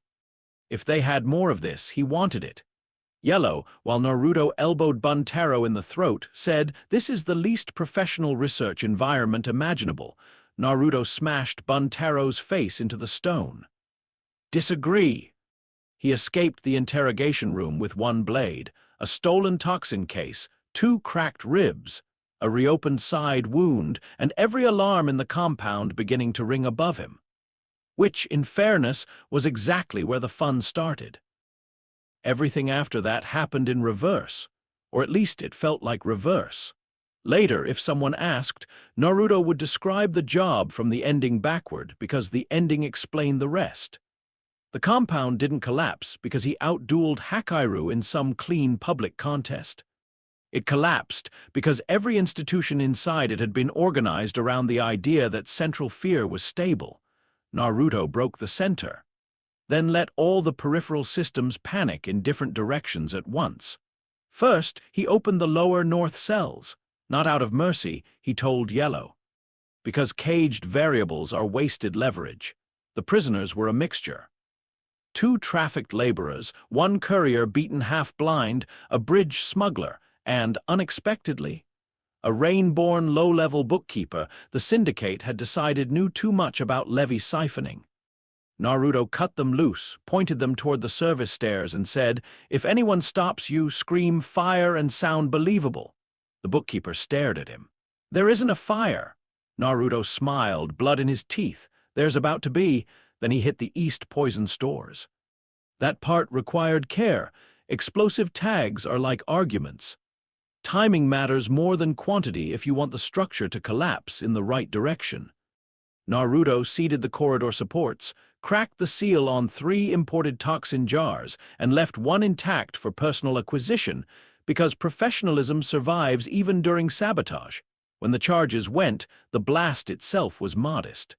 The panic was not, men fear fire. Men fear poison. Men fear both at once with remarkable inefficiency. The East Wing filled with choking blue vapor and shouted contradictions. Guards pulled masks too late. Runners collided in smoke. Someone rang the wrong bell. Someone else opened a ventilation shutter that fed oxygen into the timber seam where Naruto had already dragged a kitchen oil cask and split it with a dropped blade. Then the archives burned. That was a private delight, not because paper screamed. It doesn't, because records do. Ledgers, routes, names, payments, leverage chains, those are the nervous system of operations like this. Burn enough of the nerves and every surviving limb blames the others for the numbness. Naruto took the levy ledgers for Tetsumori first because he had promised. He lit the rest. Buntaro found him there, coughing through smoke, face swollen, one eye blood-filmed and murderously committed. They fought in the archive doorway while papers turned to black lace around them. Buntaro was stronger than Naruto had first estimated and more loyal than he deserved to be. He came in with twin short blades and a disciplined centerline, not the flailing rage of lesser muscle. For almost a full minute, the fight was clean enough to qualify as respectable, which annoyed Naruto enough to end it badly.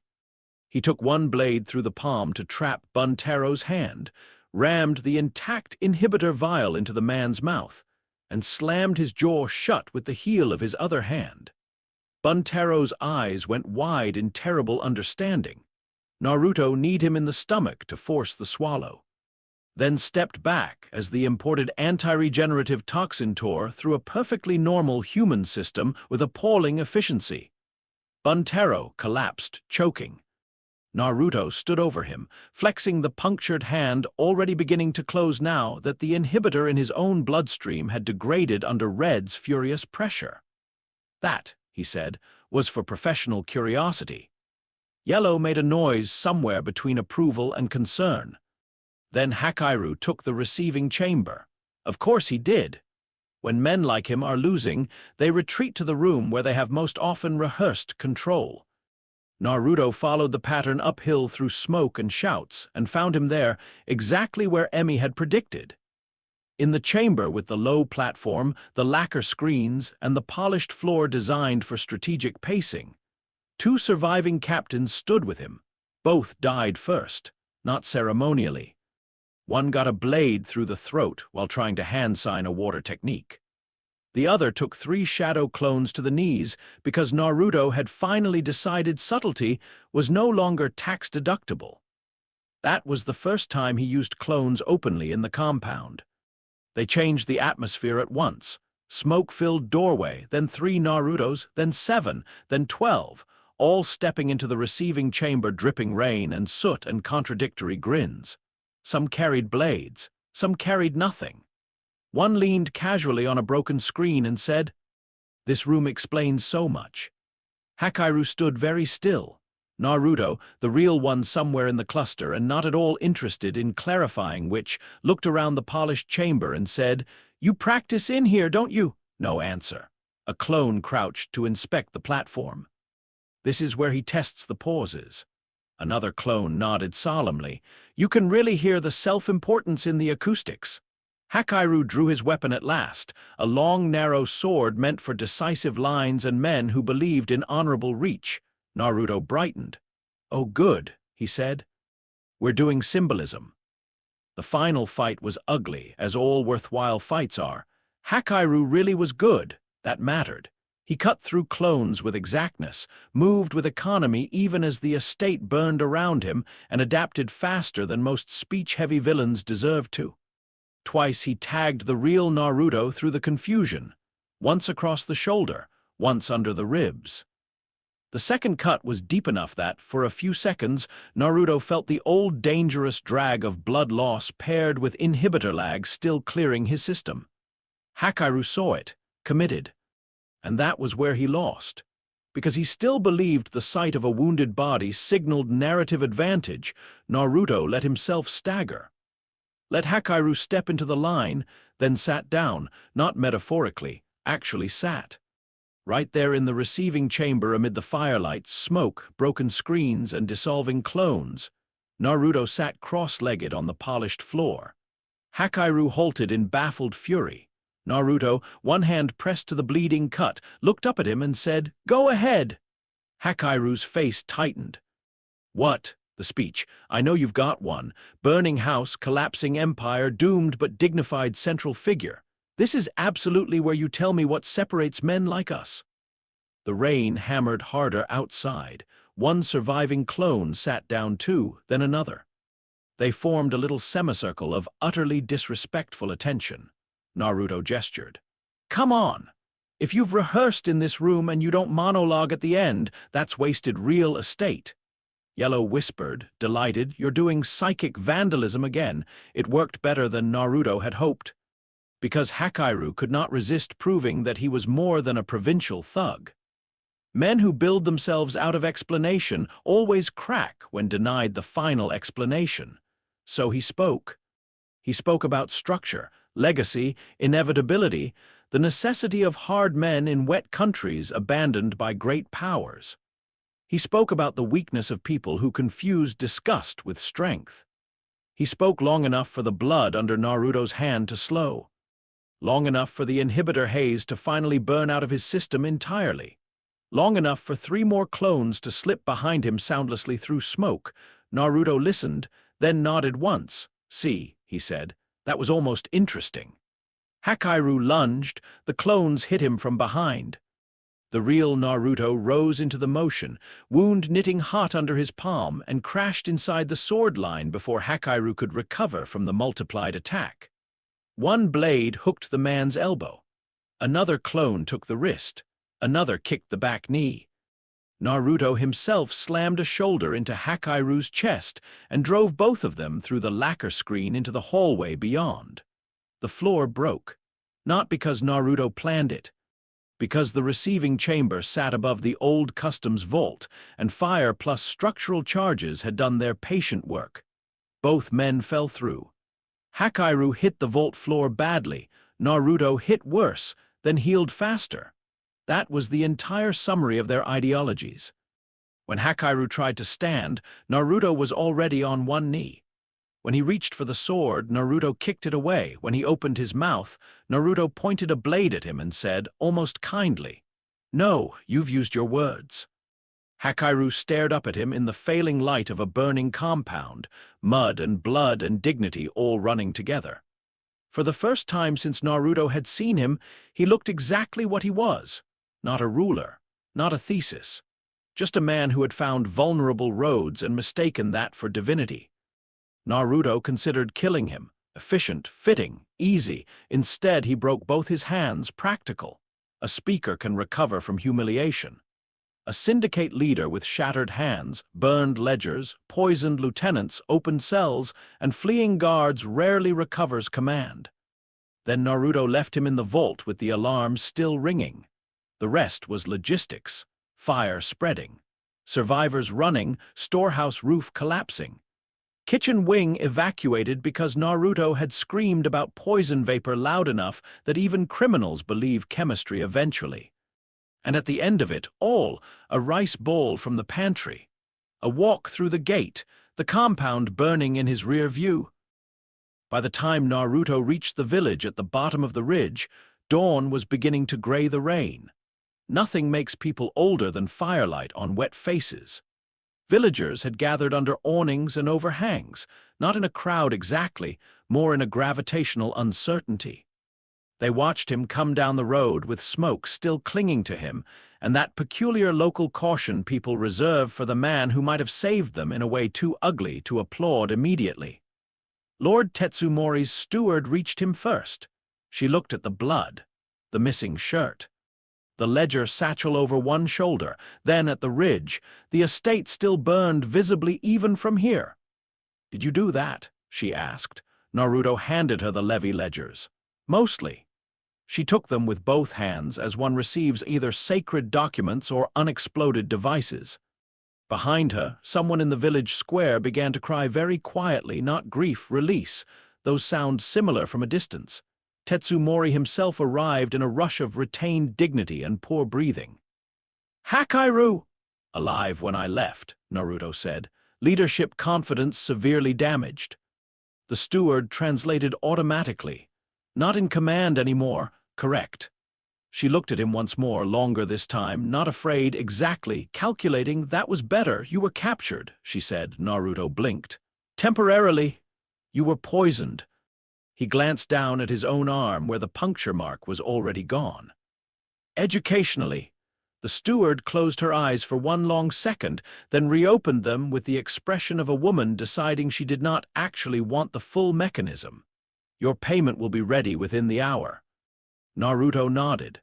Then, because the children behind the shutters were still peeking, and because someone in a story like this ought to say at least one human thing without turning it into a performance, he added, "The kitchen staff got out." Emi, standing 2 doorways back under an awning, raised one soot-blackened hand in acknowledgement. Naruto lifted 2 fingers in reply. Yellow very softly now said softy. Naruto stared at the burning ridge through the rain. "Yeah," he said. "A little. The village would survive." Not because justice had been done.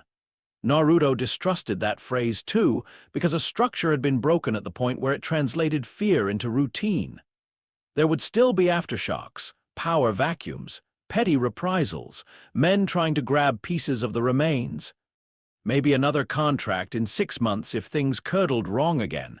Nothing stayed solved. Naruto knew that better than most adults twice his age. But for now, the roads would open. The bridge tolls would falter. The speeches would stop. And in a wet corner of the land of rain, that qualified as victory if you weren't greedy with definitions. He rolled one shoulder, testing the last lingering stiffness where Hakairu had cut deep. Gone now, healing complete, the body reset, the memory did not. Naruto smiled faintly and looked up into the rain as though checking whether the invisible watchers were still paying attention. Then he said to Yellow, to Red, to Static, to the village, to the road ahead, maybe to all of them at once. Okay, that was a decent chapter. Yellow, against its own better judgment, laughed. Chapter 6. The bingo book problem. The first time Naruto saw his own face in a bingo book, he was offended by the artwork. Not morally, aesthetically. The sketch made him look smug in a generic way, which he found reductive. If a village intelligence division was going to circulate his likeness across borders with an attached recommendation for armed caution, the least they could do was capture the specificity of his smile. This one made him look like any other missing nin with authority issues and unresolved childhood damage. Naruto had worked very hard to become stranger than that. He found the booklet in a border checkpoint tavern in the Land of Rivers, tucked under the elbow of a drunk provincial tracker who had been using it to rest a cup on, while loudly misidentifying wanted men 3 pages at a time. Naruto was at the next table wearing a raincloak, eating grilled fish, and listening with the idle fascination of a man who knows the gossip will eventually become self-referential if the room gets stupid enough. The tracker was mid-rant. I'm telling you, the missed one's dead already. Look at the reward size, that's posthumous money. His friend grunted into his drink. That's not how rewards work. That's exactly how rewards work. It's literally not. Naruto chewed, swallowed, and said without looking over, You're both wrong for different reasons. Silence spread outward from his table in the efficient way silence always spreads when a stranger joins an argument with too much confidence. The tracker turned. And you'd know, Naruto took another bite of fish, only if your books updated this quarter. The tracker frowned, squinted, and then, because the world enjoys a little cruelty with its comedy, flipped the book open and kept turning pages until he found the sketch. There he was, the hair too flat, the whisker marks too neat, the eyes insufficiently tired. Listed under a provisional category with 2 crossed symbols beside his name that indicated jurisdictional disagreement over whether he counted as a rogue shinobi, an unstable mercenary asset, or something requiring specialist review. Naruto leaned over from his chair to get a better look. Well, he said, they got the jaw wrong. The tracker stared at the page, then at Naruto, then back at the page. His friend began very quietly rising from the bench with the unmistakable body language of a man who had suddenly decided he respected distance as a philosophy. Naruto pointed with the fish skewer, and I'm not from grass. That's lazy intelligence work. Yellow, sounding deeply pleased with itself, said, I cannot believe we get to workshop your own wanted poster in real time. Naruto grinned. The tracker's throat moved once. You're inconveniently local, yes. The tavern owner vanished into the kitchen with survival instincts Naruto admired. The friend at the tracker's table made the correct tactical decision and left his drink where it was. Only the tracker remained, caught between pride, confusion, and the dawning realization that the man attached to the warning sketch was currently criticizing line work with a fishbone. Naruto tapped the booklet again. What's the write-up? The tracker, perhaps because fear sometimes produces obedience in unusual directions, read aloud without quite meaning to. Male, adolescent to young adult appearance. Blonde, whisker-like facial markings. Provisional designation. Uzumaki Naruto, believed former Fire Country shinobi or affiliated asset. Special threat note. Extreme regenerative anomaly. Exhibits non-standard tactical behavior, psychological destabilization methods, and suspected Biju-linked chakra irregularities.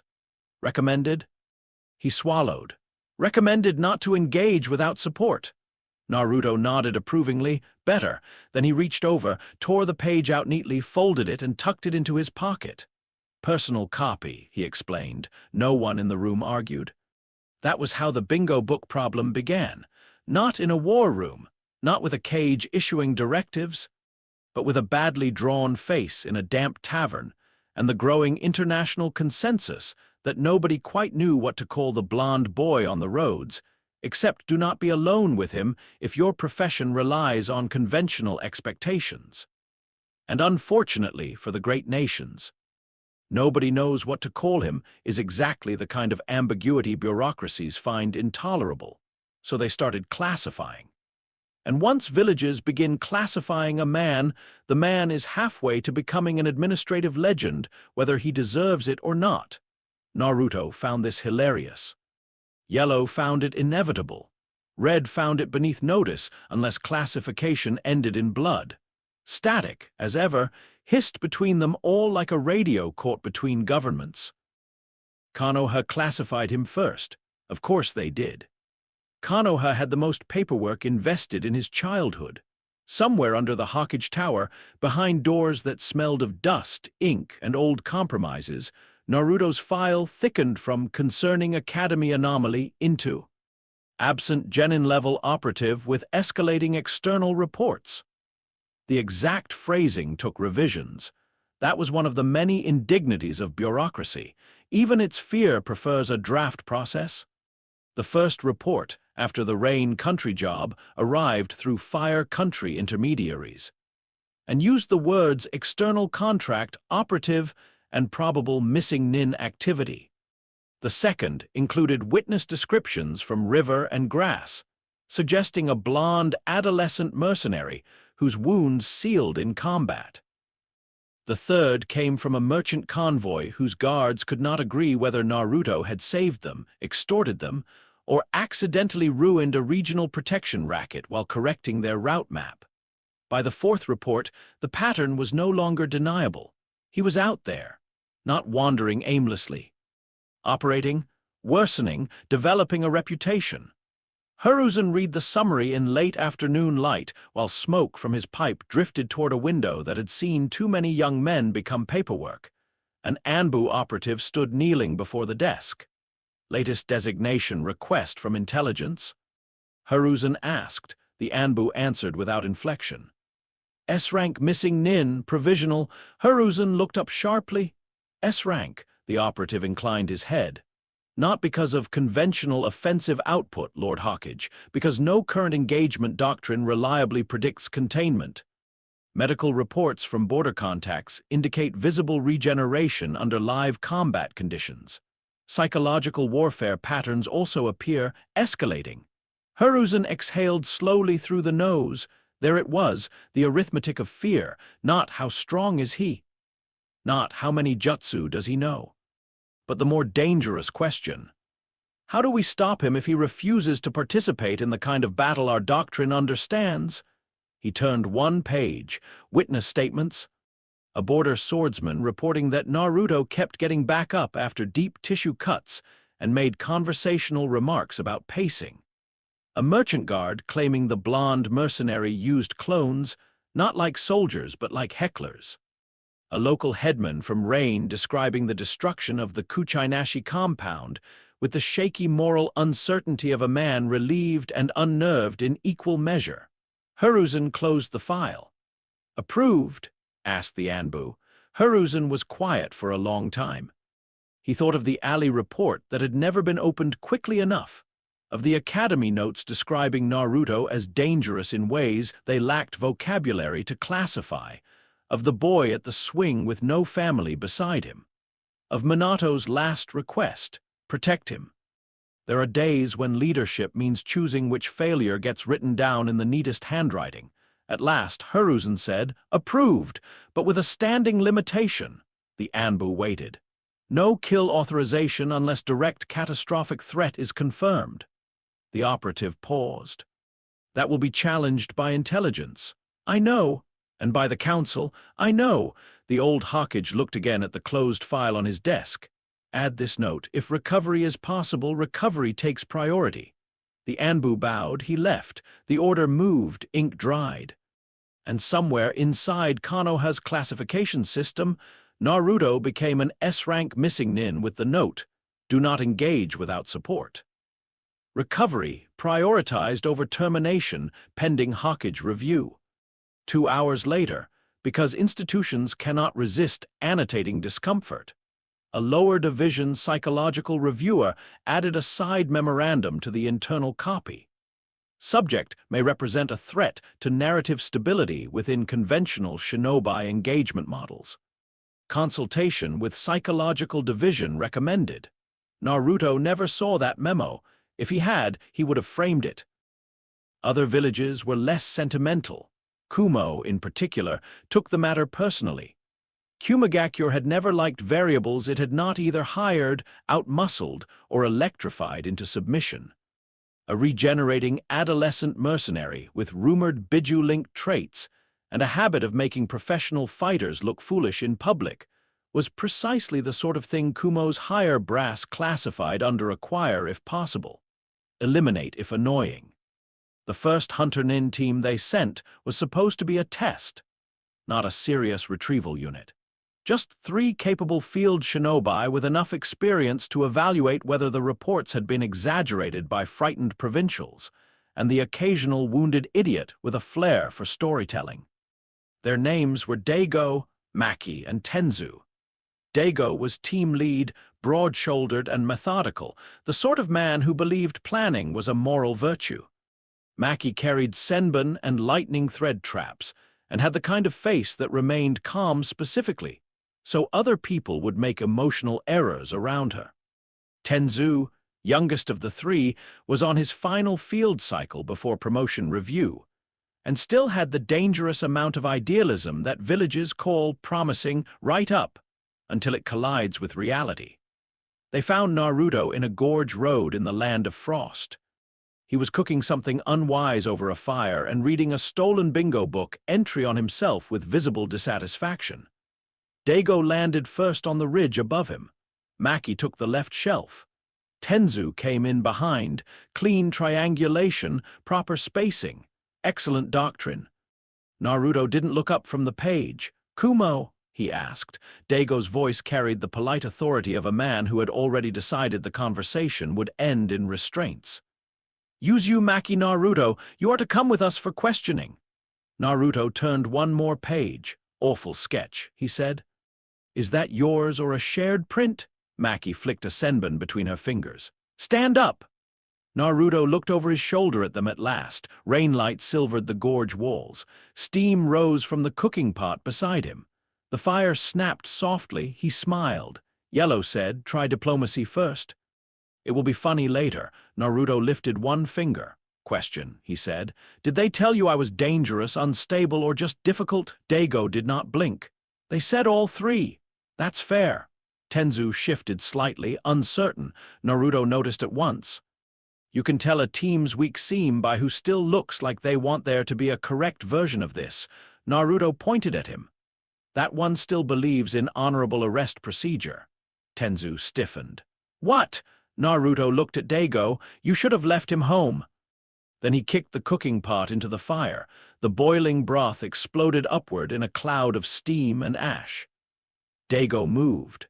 Maki threw.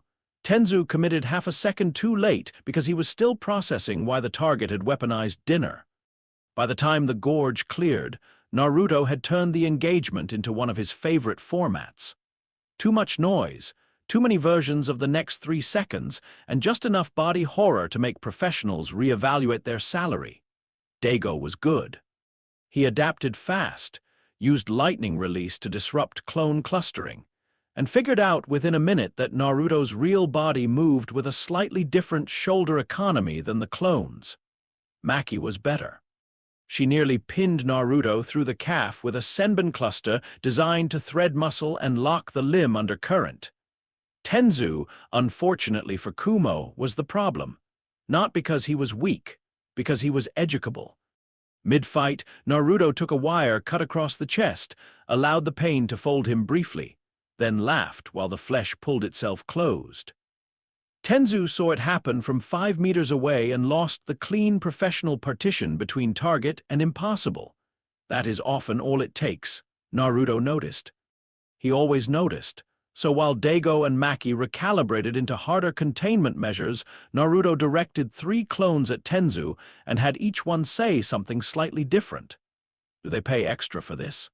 You know your captain's using you as the conscience slot, right? Look at your face. That's the face of a man realizing doctrine never covered me. Tenzu lashed out angrily, cut through two clones, then found the real Naruto leaning against the gorge wall 2 steps away, bleeding from the mouth and grinning like he had been waiting specifically for curiosity to beat fear to the finish line. You don't actually know what you're doing here, Naruto said. Tenzu's kunai hovered. That hesitation lasted maybe half a breath, long enough. Naruto disarmed him, elbowed him in the sternum hard enough to steal air, and sent him sliding into the gravel. The fight ended 3 minutes later. Daigo went down to a trap that involved his own lightning current, 2 clones with a stolen wire spool, and Naruto detonating an explosive tag against his own shoulder to close distance through the smoke. Maki escaped. Professionals like her often do. Naruto let her. Reputation needed witnesses. Tenzu sat on a rock afterward, wrists free, weapon returned, staring at Naruto with the expression of a man who had just discovered the world contained categories his village had failed to warn him about. Naruto tossed him a ration strip. Tenzu caught it automatically. "Eat," Naruto said. "You're in shock and pretending otherwise," Tenzu swallowed once. "You could have killed us." Naruto sat across from him and checked the burn on his own shoulder as it sealed. "Sure. Why didn't you?" Naruto considered that, because Daigo wasn't cruel, just doctrinal. Because Maki had the instincts of a contractor, not a butcher. Because Tenzu still looked like a man who could be embarrassed into changing his job. Because killing every agent sent after you is terrible long-term diplomacy. Several reasons. He chose the funniest true one. Because then Kumo would send better people before I finished lunch. Tenzu stared. Then, despite the situation and against his own best interests, laughed once.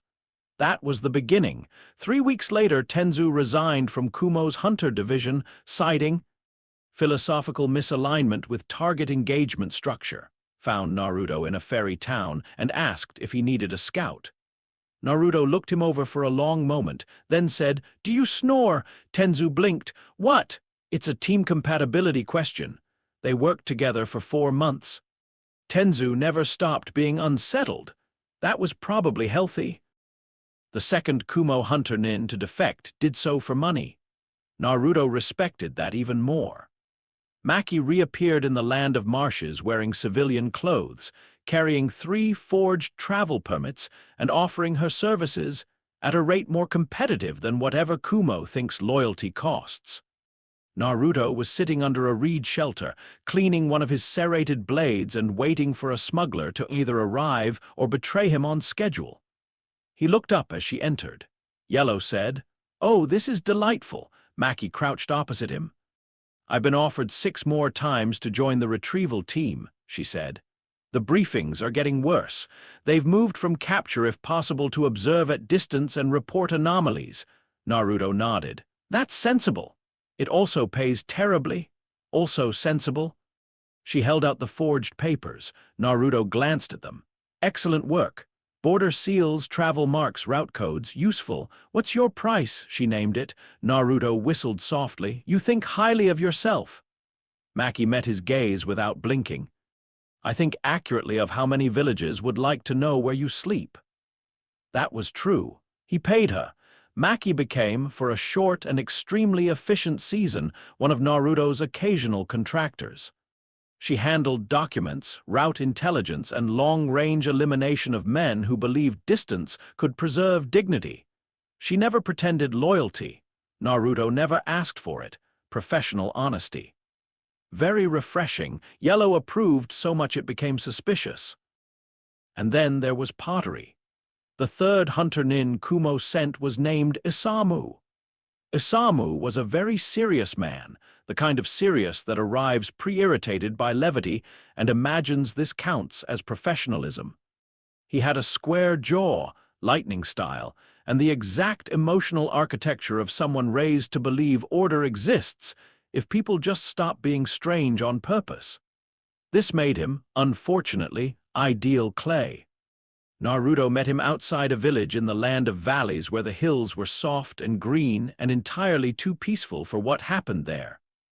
Isamu attacked at dawn. No speech, good opening pressure, respectable movement. Naruto almost liked him. Almost. The problem was not the fight. The fight was fine.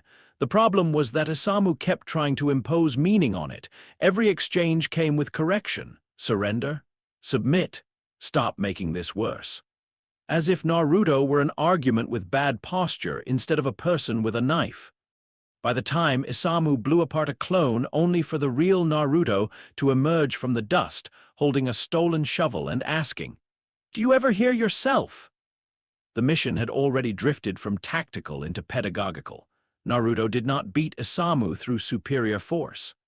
He beat him through exhaustion of premise. He let himself be hit. He healed. He taunted only at structurally important moments. He used clones not to overwhelm but to observe Isamu from every moral angle at once. One clone asked, "Have they ever let you want something non-violent?" Another said, "Your face says older siblings and performance pressure." A third, after taking a lightning strike through the chest and dissolving with rude laughter, shouted, "He's one bad debrief away from opening a flower shop." Isamu became angry. Anger is wonderful but expensive. The fight ended when Naruto deliberately triggered a slope collapse above them, buried both of them to the waist in soft earth, and then used the 20 ensuing minutes of mutual extraction to discuss employment satisfaction with relentless sincerity. By the time they got out, drenched and muddy and spiritually concussed, Isamu no longer wanted to arrest Naruto nearly as much as he wanted silence. Naruto offered him dried fruit. Isamu refused. Naruto offered him a thought. "You know," he said, shaking mud out of one sandal, "there are jobs where people make things instead of escalating memoranda." Isamu stared at him. 3 months later, Naruto passed through that same valley and found a roadside kiln newly built near the village edge. Pottery lined the shelves. Bowls, jars, glazed cups in sober earth tones. And behind the wheel, sleeves rolled to the elbow, jaw still square but soul visibly less compressed, sat Isamu. He looked up as Naruto approached. They regarded one another across a spinning lump of wet clay. Naruto pointed at the pottery. "No one is ever going to believe this." Isamu looked down at the vessel forming between his hands, then back up. "For the record," he said, "this is still your fault." Naruto grinned. "Best mission outcome Kumo's had all year." Isamu, against what must once have been a much more disciplined personality, almost smiled. Naruto bought a cup. It was good work. He used it for tea for almost 6 months before a border skirmish took half his pack into a river. That loss upset him more than he discussed. By then, the 5 great nations had all begun building theories around him. This is what bureaucracies do when reality refuses the available boxes. They generate more boxes and label them with increasing desperation. Iwa suspected experimental body modification. Mist suspected failed bloodline containment and put him in a category adjacent to avoid in narrow corridors. Sand, pragmatic as ever, filed him under mobile destabilizer, potential contract irregularity, and mostly stayed out of it unless routes were affected. Cloud wanted either ownership or resolution. Leaf wanted recovery wrapped in deniability, and all of them, quietly, started circulating the same note to field teams: "Do not rely on attrition." That note pleased Naruto immensely when he first heard about it from a fence in the land of tea. "See," he said, holding up the copied fragment. "Professional growth." Yellow replied, "You are the reason someone in 4 different countries now has a headache budget line: legacy, administrative terrorism, brand recognition."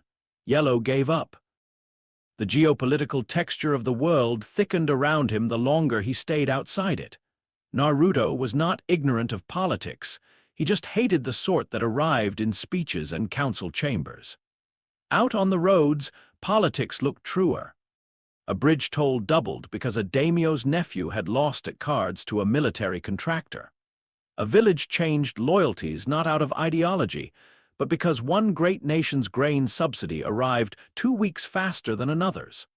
Mercenary bands sold security to settlements already broken by the larger wars nobody named properly in public.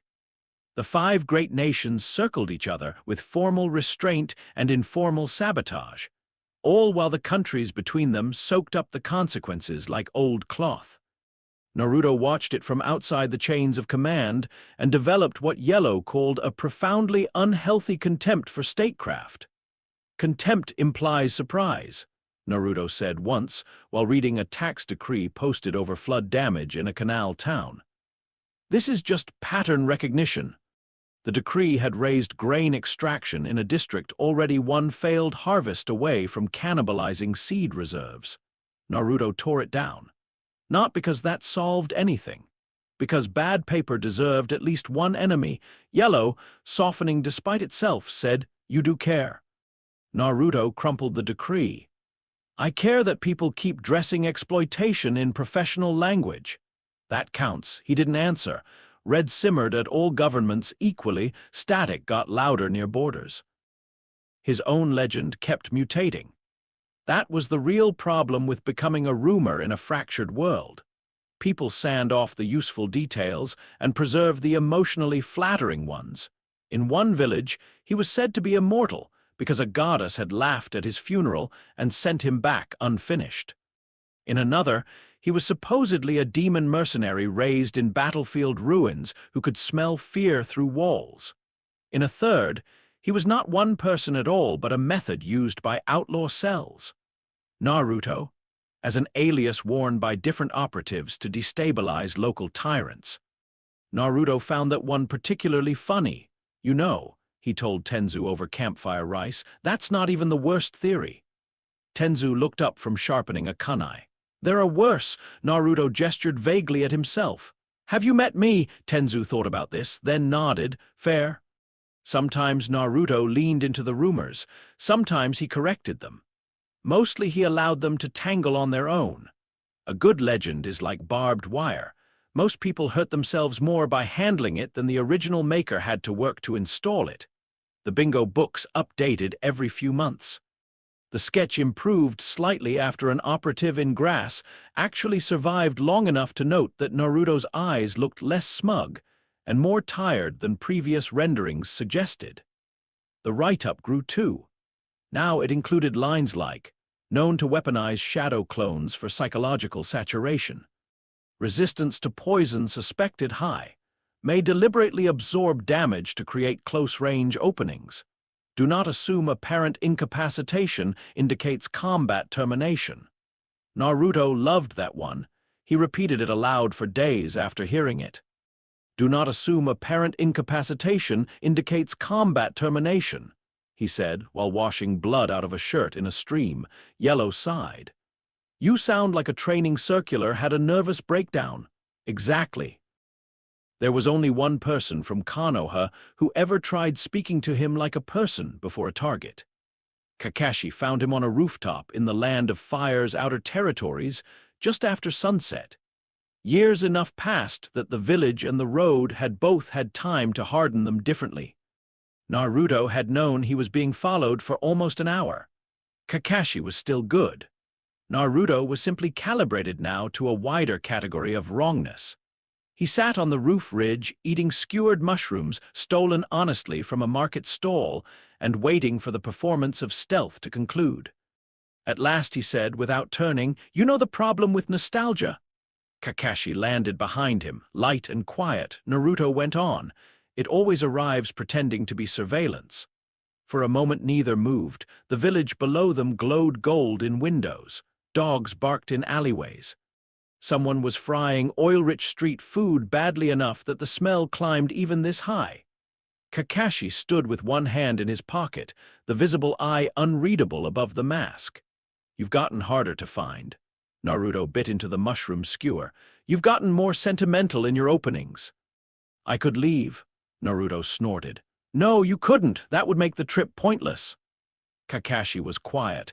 Then, because he had apparently decided the subtle approach had failed in the first sentence, he said, "Come back." Simple, not manipulative, not wrapped in duty or policy or redemption. Just come back. Naruto chewed slowly. Yellow said nothing. Red pulsed once, irritated by the word itself. Static whispered at the edge of the world. At last Naruto asked, "As what?" Kakashi did not answer immediately, because that was the real question, as what, a recovered asset? A pardoned missing nin? A dangerous child finally escorted into the village that had watched him starve and called it caution. A prodigal weapon to be folded into national interest now that the rest of the continent had noticed what Konoha had failed to contain. Kakashi knew all of that lived under the surface. He also knew lying here would ruin the only useful thing this conversation could still be. As Naruto, he said at last. Naruto laughed softly, not cruelly, just tired. That's the problem, Kakashi. Konoha only ever wants people back as roles, never as the damage. Kakashi looked out over the village roofs instead of at him. Below them, two civilians argued over the price of fish. A child ran across a balcony carrying laundry bigger than her torso. Somewhere farther off, temple bells marked the hour with unnecessary dignity. It could be different, Kakashi said. Naruto took the last bite of mushroom. No, he said. It could be attempted.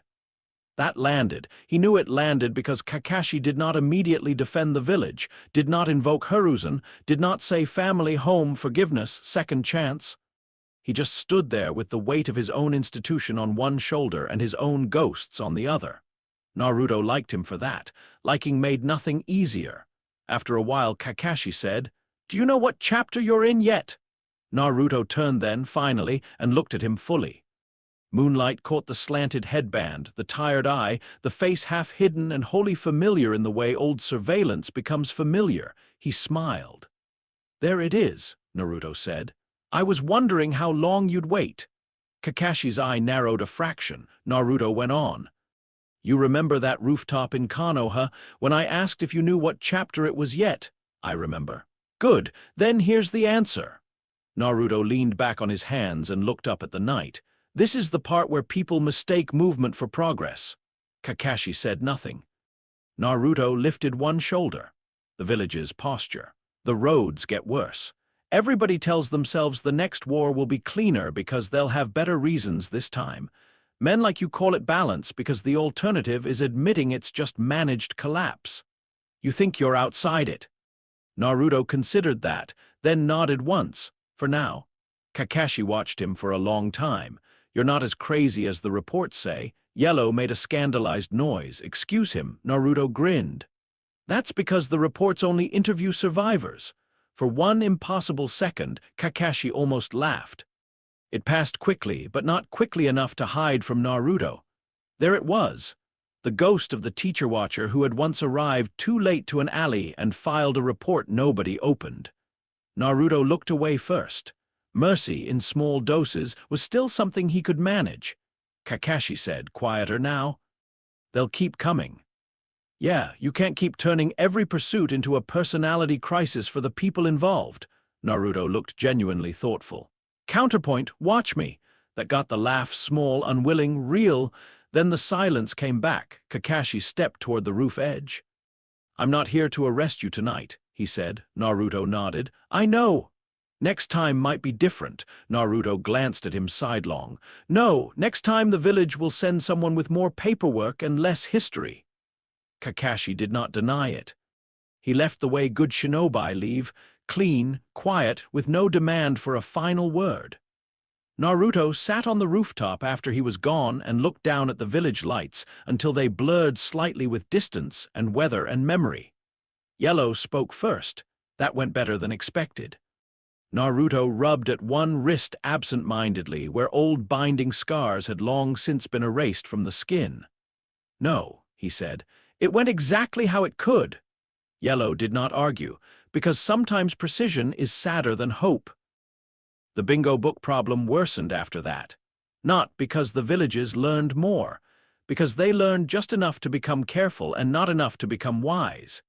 Teams stopped engaging him alone. Bounties rose, then split by jurisdiction, descriptions broadened. He became one of those entries field shinobi read twice before turning the page, the sort of name that changed route choices and made tired captains reassign overconfident subordinates. Naruto collected the pages when he could, folded them into his pack. Used one once to start a cooking fire, and then felt bad enough about the lost evidence of his own administrative absurdity that he salvaged the corner with the threat rating on it. By the third year of wandering, one updated entry included the line, "Subject may induce defection, operational hesitation, or psychological role collapse in pursuit teams." Naruto stared at that for almost a full minute, then laughed so hard he had to sit down.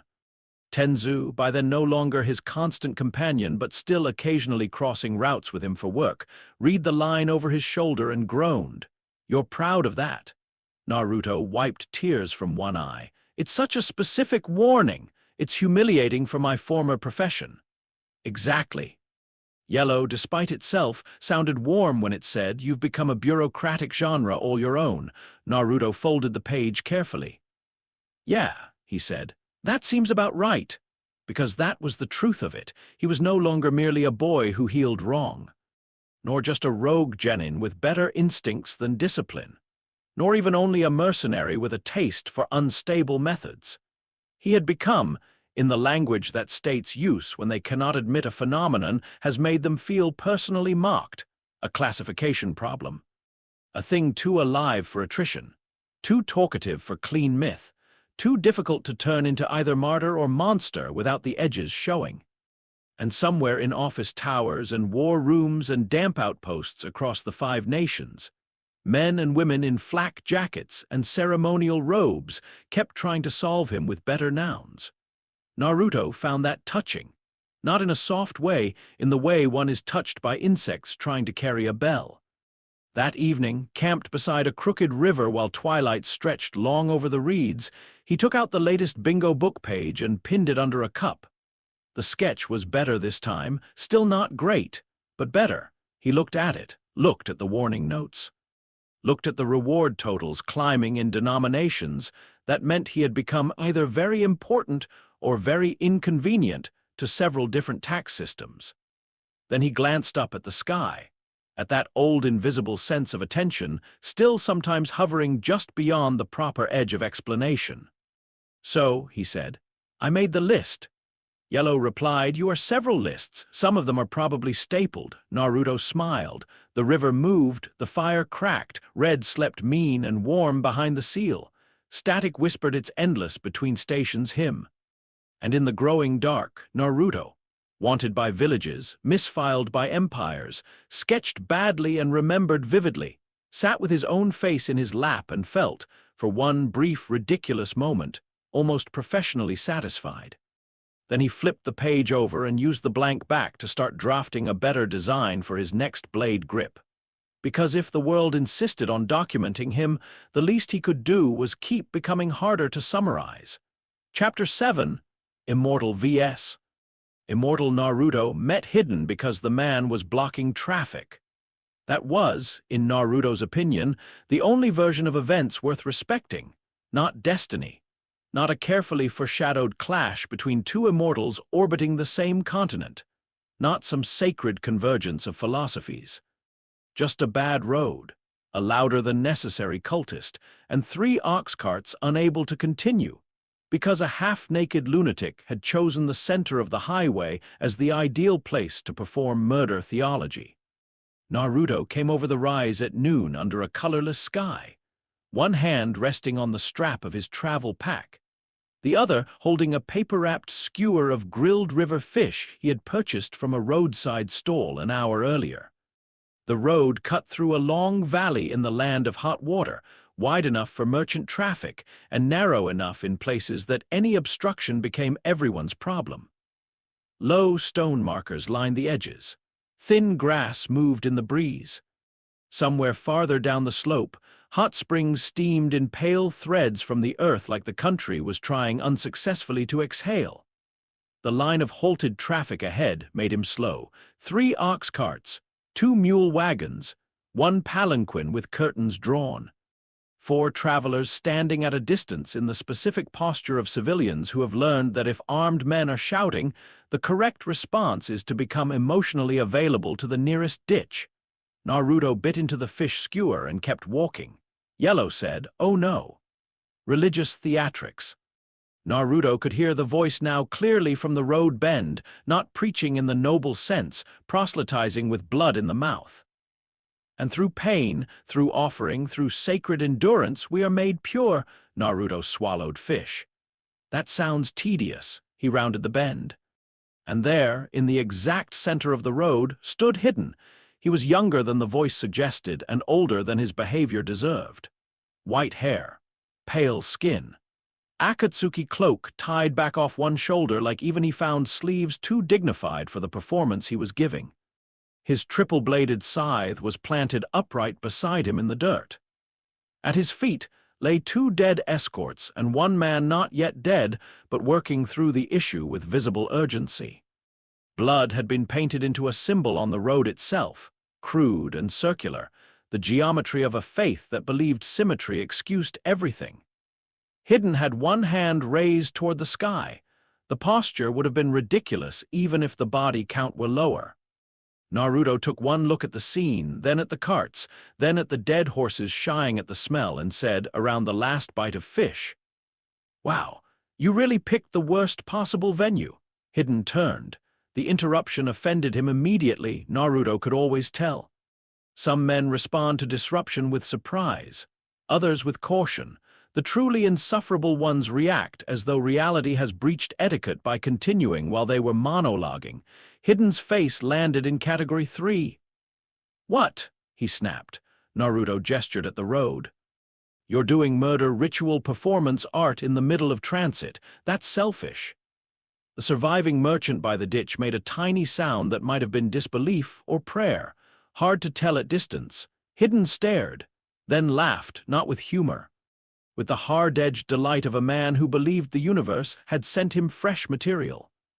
"Well, look at this," he said, pulling the scythe free and resting it on one shoulder. "A little clown wandered into church." Yellow said, counterpoint, "You wandered into municipal obstruction with a cult overlay." Naruto looked at the dead escorts.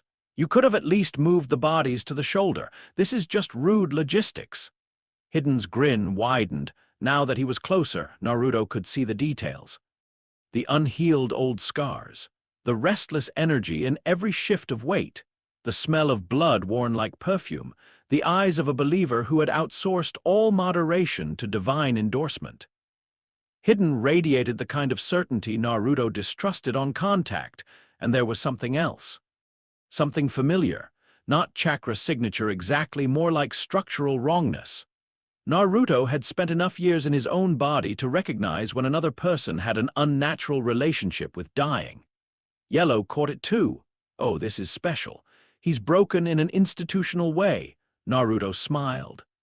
Now the day had improved. Hidden pointed the scythe. "You got a name, Mouthy." Naruto shifted his pack off one shoulder and let it drop to the roadside. "Several. Depends who's filing the report." "The hell does that mean?" "It means you feel like a booklet problem." Hidden barked a laugh. "You're funny." "Thanks. That's not a compliment." "Still counts." The not-yet-dead man on the ground coughed wetly, trying very hard to stay attached to the world while two lunatics discussed semantics over his body. Naruto glanced down at him, then back at Hidden. "You mind if I get this over with? Some of us have places to be." Hidden's expression altered. There are forms of joy worse than anger. Recognition, for men like him, is one of them. He looked at Naruto's relaxed posture, the absence of fear, the way the interruption had not once centered the bodies already cooling on the road, and decided he had found not just an enemy but an audience. Naruto could see it happen. The terrible intimate click of fanaticism finding novelty. "You're not normal," Hidden said. Naruto nodded. "Wildly true. You one of them shinobi freaks." Naruto considered the Akatsuki cloak, the scythe, the circle, the corpses, then said, "You say that like you're not standing in a cult diagram dressed like weather-themed laundry." One of the mule drivers made a choking noise that was definitely laughter and definitely a mistake. Hidden moved, fast enough to matter. The scythe came in on the line of Naruto's throat. Not a test swing, but a committed opening meant to take the head or teach the body why distance was important. Naruto dropped backward under it, one heel skidding in blood-dark dirt, and felt the wind of the blades cut hair off the edge of his cheek. Interesting, fast, and careless. Powerful enough that carelessness mostly worked. Naruto kicked Hidden's planted foot on the recovery, not to injure, just to feel the balance. Solid. Heavy base. Reckless shoulders. Loves momentum. Probably assumes pain can be imposed as law useful. He rolled clear, came up grinning, and drew one serrated blade. Hidden stared at the weapon, then at Naruto's face, then at the smile, and his own widened in delighted disgust. "Oh," he said. "Yeah, this'll be good." If Naruto had met Hidden 3 years earlier, the fight would have lasted longer. Not because Naruto would have been weaker in raw survival terms, because he would have spent more time trying to understand what kind of lunatic he was dealing with before committing to the bit. Now he had experience. Enough roads, enough cultists, enough blood, he knew the shape. Hidden was the sort of enemy who needed the battle to mean something in exactly the way Naruto most enjoyed denying. The road became a mess in seconds. Hidden's scythe had range and theatricality, and the kind of awkward reach that punishes hesitation. Naruto's blades had none of the dignity of formal schools, which helped immensely. He moved wrong on purpose, slipped inside arcs at angles good instructors would have disapproved of, let the first shallow cut land across his upper arm just to confirm his suspicion. Hidden licked the blood from one of the outer blades. Naruto stopped moving for half a beat. Yellow groaned. "Oh, come on, there are easier religions." The symbol on the road flared with faint chakra, not much, not elegant, but real. Hidden stepped back into the circle, savoring the moment with all the patience of a child about to demonstrate a bug he had found in reality. "You know what this is?" Hidden asked.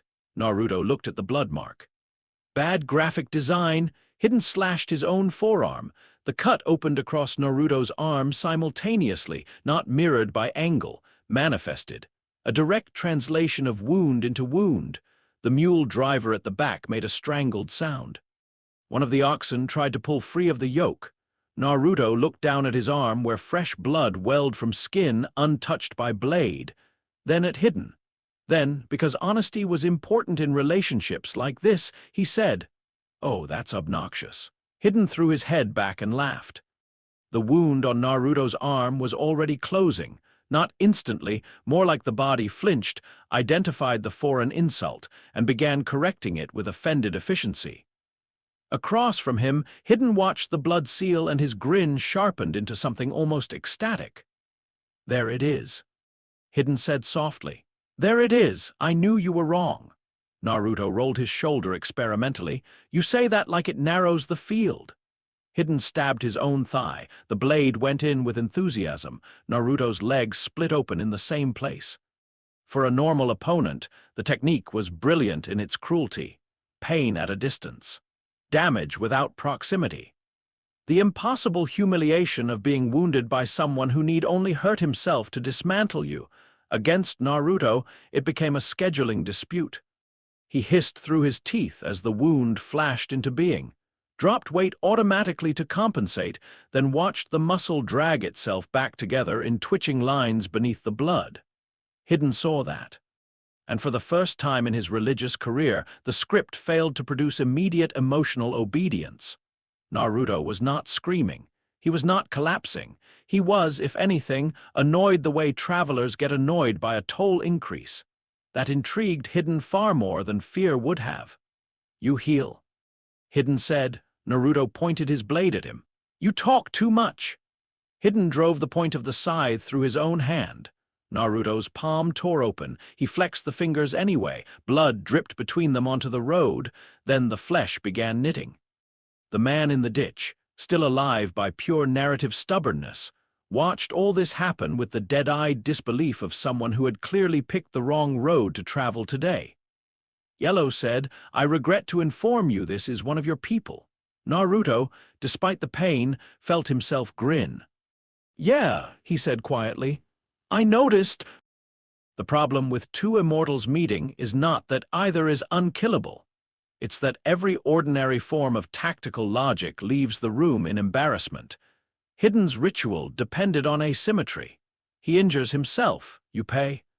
He converts masochism into remote execution and lets theology do the heavy lifting. Naruto's body, meanwhile, treated injury as useful criticism delivered too aggressively. So the fight stopped being about who could survive damage. It became about who could make the other one's immortality more inconvenient faster. Hidden slashed his own side. Naruto's side opened. Naruto threw a kunai through Hidden's cheek while the wound was still appearing, just to watch the man talk around steel. Hidden howled laughter and tore the kunai out, then jammed a spike into his own shoulder. Naruto's shoulder split. Naruto used the pain flash to mask a forward rush and rammed both of them out of the blood circle entirely. That mattered. The ritual link snapped. Hidden rolled through the dirt, came up swearing with blood down his chest. Naruto's mirrored wounds immediately accelerated in healing now that the new input had stopped. The merchants by the road had stopped trying to understand the fight. They were fully into the spiritual posture of, if I stay very still, perhaps the gods will blame someone else. Hidden twirled the scythe once and grinned madly. "You're fun." Naruto wiped blood from his jaw. "You're repetitive." Then Hidden charged. The next phase got ugly fast. Hidden liked pain too much to be distracted by it. Naruto ignored pain too thoroughly to be controlled by it. Between them, the road turned into a study in failed deterrence. Hidden cut Naruto 6 times in under 30 seconds, 3 direct and 3 by ritual, before Naruto shattered the circle again with a well-placed explosive tag under the blood-marked dirt. The blast took skin off Naruto's own forearm and peppered Hidden's face with gravel. Both of them kept moving. Naruto discovered something useful on the fly. Hidden's ritual required not only blood but a stable sequence. Sample, symbol, self-harm, wound transmission. Disrupt any one piece and Hidden had to re-establish. He also discovered Hidden was emotionally vulnerable to mockery. This was less important tactically and more fun personally. "You really carry chalk for this?" Naruto asked while ducking under the scythe and opening a shallow cut across Hidden's ribs. "Do you travel with a whole devotional kit, candles, stationery, mood lighting?" Hidden snarled and caught Naruto across the chest. Naruto's shirt finished giving up as an institution. "Shut up!" "No, see, I'm asking because the workflow seems complicated." Hidden planted the scythe shaft and mule-kicked Naruto backward hard enough to dent a roadside marker with his spine. The impact knocked air out of him. For a moment the world narrowed to pain and stone and red battering furiously behind his ribs in delighted offense. Hidden laughed and stalked forward. "You think this is a joke?" Naruto, coughing blood, pushed himself upright as vertebrae popped back into professional relationship and said, "No, that's what makes it so funny." Yellow sighed. "You're going to get us dismembered on principle one day." Naruto spat red into the dust. "Probably." He made shadow clones, not many. 4. Enough. They appeared around Hidden in smoke and sarcasm. One clone clapped slowly. "Amazing commitment to the theme." Another peered at the blood circle remnants in the dirt. "Do you freehand that every time? That's either devotion or a real lack of hobbies." The third leaned conspiratorially toward Hidden and said, "He gets like this around faith-based workflows." The fourth simply pointed at the dead escort still on the road and said, "Traffic violation."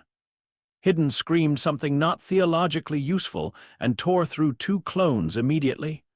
The third took a scythe blade through the head and vanished laughing.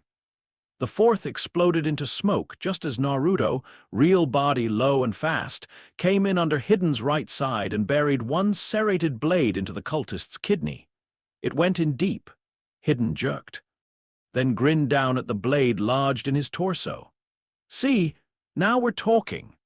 Naruto let go of the hilt, kicked off Hidden's chest and landed 6 steps back. The cultist ripped the weapon free and flung it aside. No blood loss panic, no slowing, just delight. That was when Naruto understood the full architecture of the problem. Hidden's immortality was granted identity. He had built himself around it, not merely survived it, worshipped through it. Naruto's, by contrast, was bodily fact, cellular rebellion. A mutation that did not care whether he approved of it, understood it, or found it dramatically appropriate. Hidden believed his immortality proved meaning. Naruto's immortality proved only persistence. That difference was everything. Yellow said, he needs the ritual to justify the body. You don't justify yours at all. Naruto smiled, and the fight changed. Hey, Naruto called, stooping to retrieve his discarded blade from the roadside. Question. Hidden scythe over one shoulder, blood-soaked and ecstatic, said, What? What happens in your religion, Naruto asked, if the sacrifice won't die? Hidden stopped, only for a fraction, but Naruto saw it. There it was, the tiny insult to doctrine, the place where belief had not prepared a filing system for this exact variety of inconvenience. Then Hidden laughed it off too loudly. That ain't possible. Naruto spread both hands, wounds visibly closing across his arms, chest, and leg. Well, he said, this is awkward then. Hidden roared and came in harder than before, too hard. That was the beginning of the end. When men like Hidden lose doctrinal certainty, they do not become cautious. They become louder, more committed, more theatrical. He tried to recreate the ritual circle twice under active pressure, and twice Naruto blew the geometry apart. Once with a tagged kunai, once by simply tackling Hidden bodily across the half-finished lines and letting both of them roll in their own blood, while trading knife work at range, so stupid no respectable shinobi school would even diagram it. At one point, Hidden stabbed himself through the abdomen to manifest the wound in Naruto. Naruto, impaled by theology at a distance, used the pain spike to time a point-blank clone pop directly into Hidden's face. The clone appeared already shouting, "You are so specific!" Hidden cut it apart reflexively. Naruto used the opening to sever two of the scythe's linked cables. The triple-bladed weapon hit the ground in awkward dead weight. Now that upset him. Hidden snarled and abandoned the scythe entirely, drawing a shorter spike blade from his cloak with the grim joy of a man happy to reduce the matter to intimacy. Good, Naruto said. I was getting tired of the wind-up. From there, the road ceased to resemble battle and started resembling mutual malpractice. They carved each other to pieces, and neither respected the results. Naruto lost 2 fingers on his offhand. Regrew the first joint by the time Hidden noticed. Hidden took a slash deep enough across the throat that anyone else would have died making wet bargaining sounds in the dirt. He kept talking through it. Naruto headbutted him. Hidden bit him. Naruto recoiled more from the insult than the damage. Did you just bite me? Hidden, mouth red, grinned. Religious freedom. Yellow sounded personally offended. Absolutely intolerable. Red, meanwhile, was having the time of its life. The fox's chakra surged hotter every time Naruto took serious injury. Not in clean cooperation. Not yet. But in the amused, feral way of a beast recognizing another organism in the room that also treated pain as negotiable. The battle rolled down the road, off the shoulder, into a grove of low pines and back out again.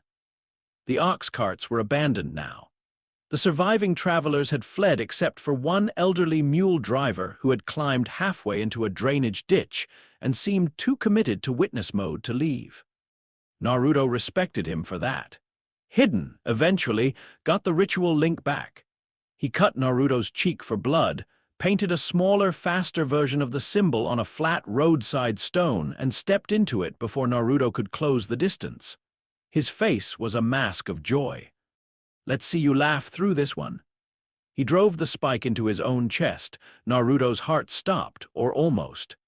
That was the closest equivalent. The world slammed sideways, every muscle seized. His vision narrowed to a white pinhole surrounded by crushing pressure. For one unbearable second, even the healing factor didn't so much answer as recoil at the insult of the wound. Red surged like wildfire against the seal. Yellow vanished completely. Static screamed across the inside of his skull. Naruto hit his knees. Hidden laughed in triumph so pure it bordered on worship. There it is, feel that, feel. Naruto looked up, still kneeling, still technically in the worst pain of his life, and smiled through blood. Hidden's laughter faltered. Because Naruto's heart had not failed the way hearts are meant to fail. The flesh at the mirrored wound site was already convulsing, rebuilding, pushing around trauma by main force.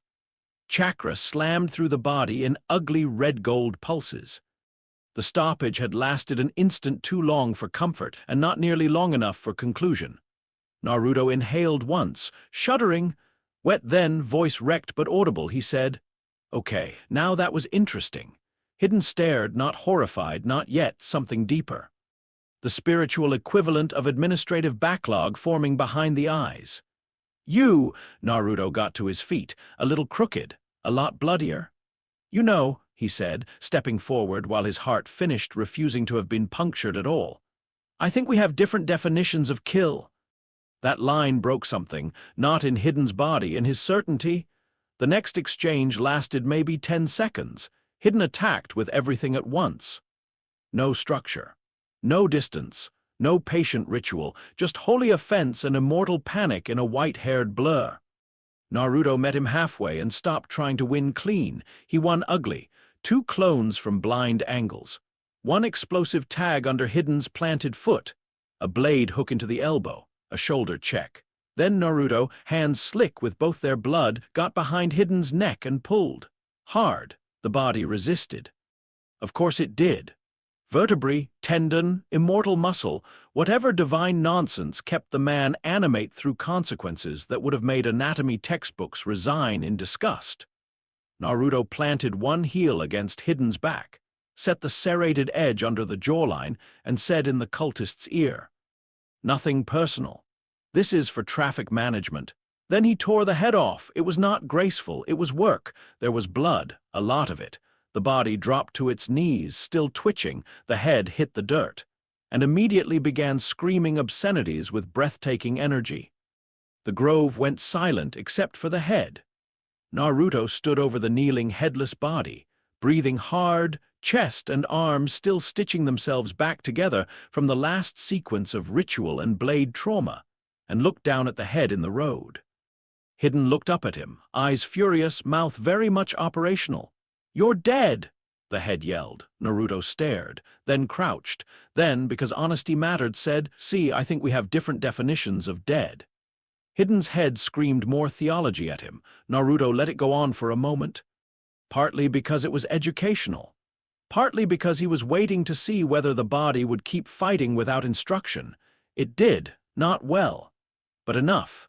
The headless torso lurched toward them, hands grasping blindly in devotional commitment.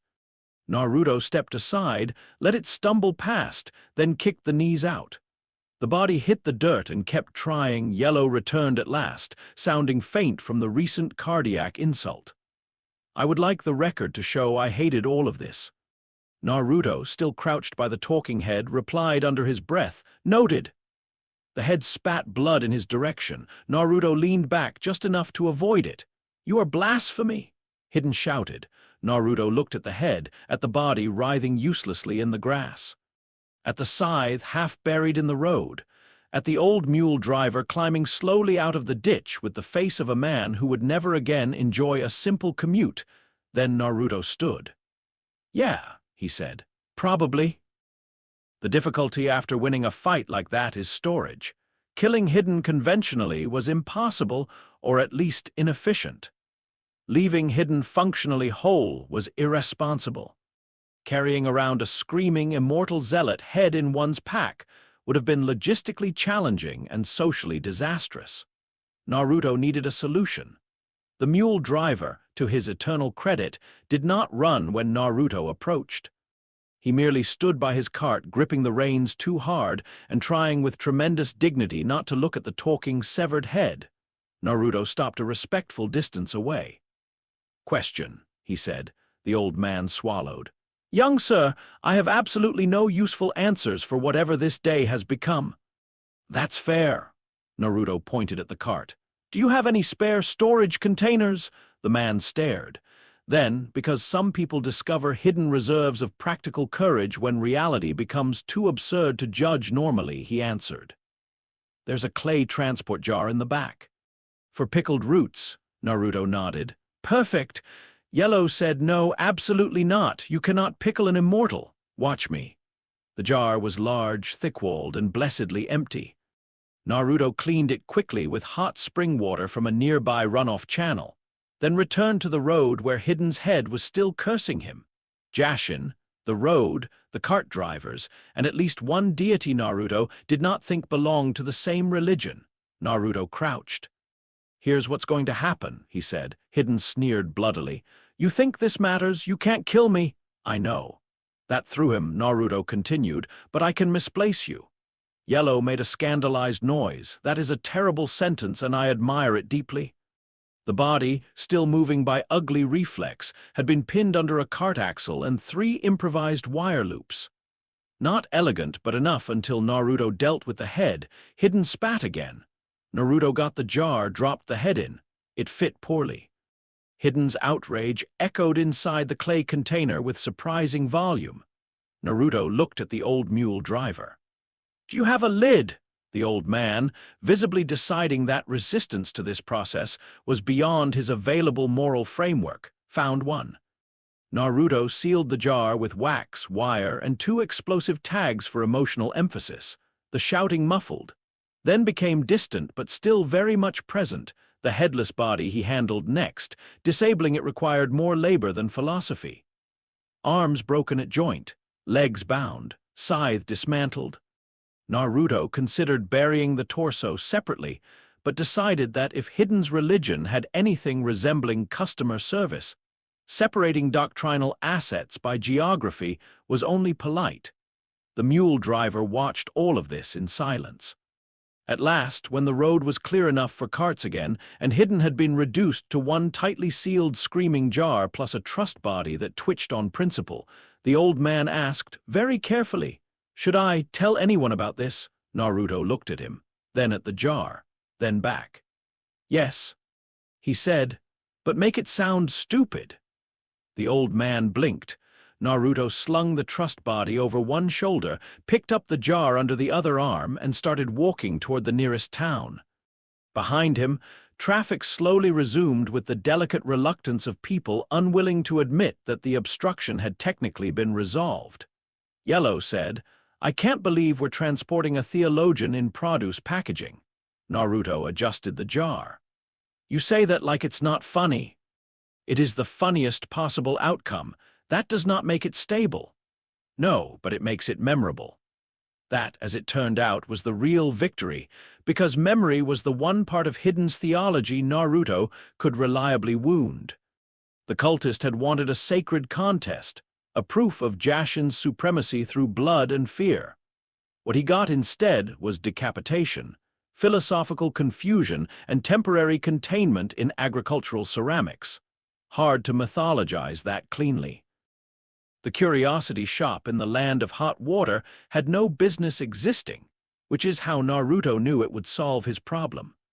It sat 3 towns over from the road fight in a market district built around bathhouses, shrines, and the sort of side commerce that only flourishes where tourists and pilgrims overlap enough to create profitable nonsense.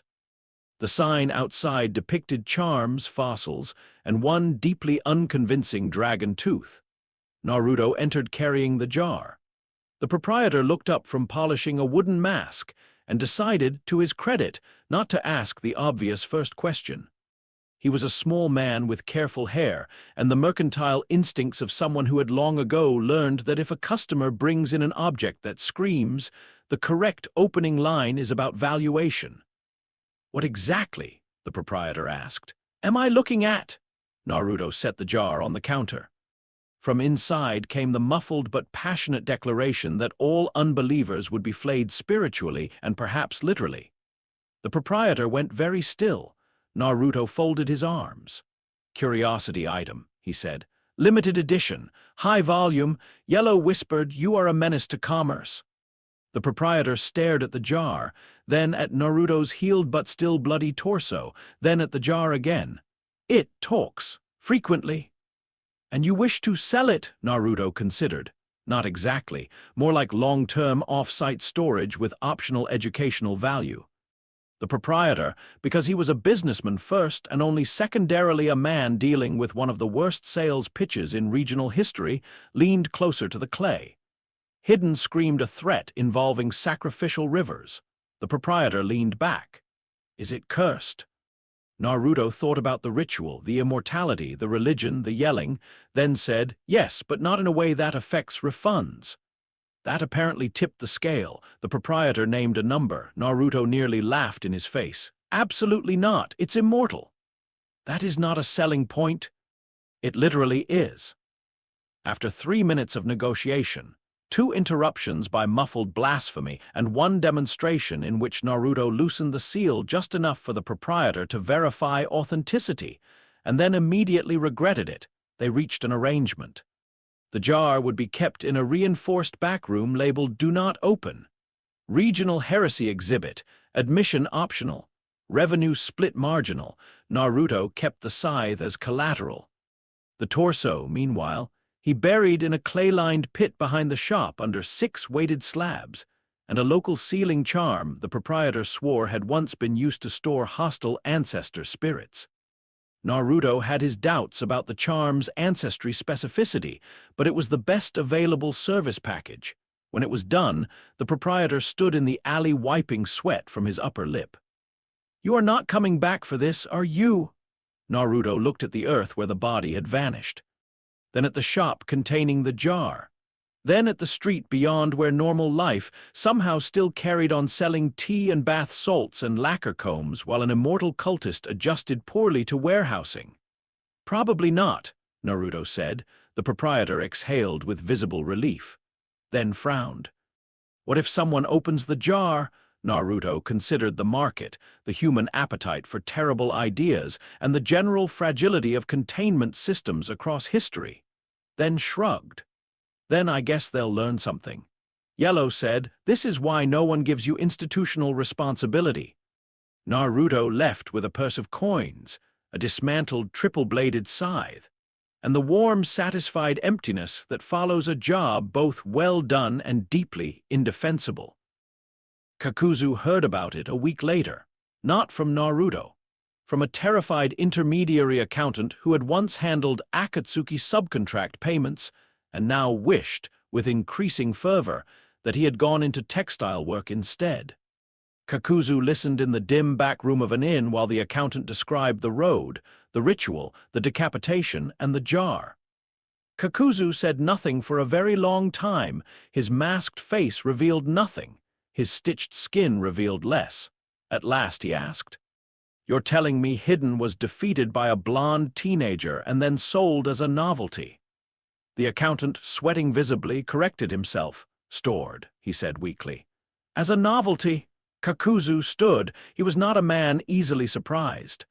He had lived too long, stolen too many hearts, and watched too many idiots die expensively to waste emotion on shock. But even he had standards for absurdity.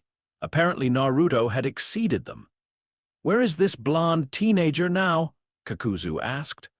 The accountant named 2 possible route sightings and 1 probable false lead.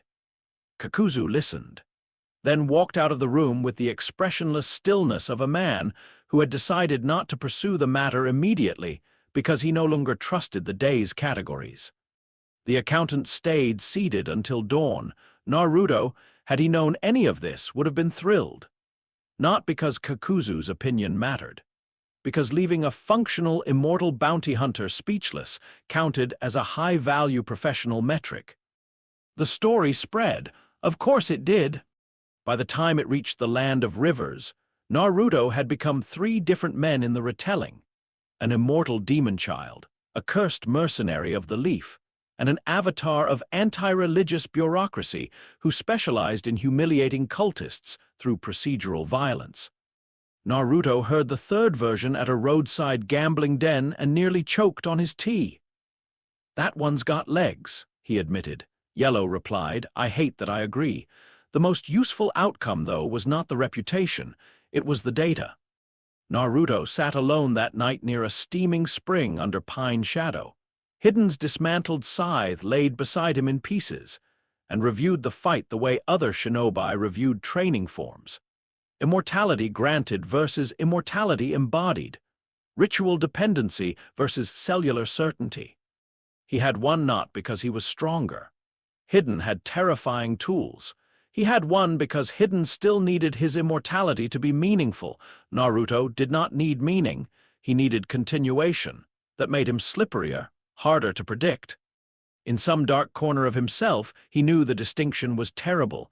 Yellow knew it too. For once, the voice was quiet before speaking. You understand what's unsettling about you, right? Naruto sat with his knees up, watching steam rise silver in moonlight.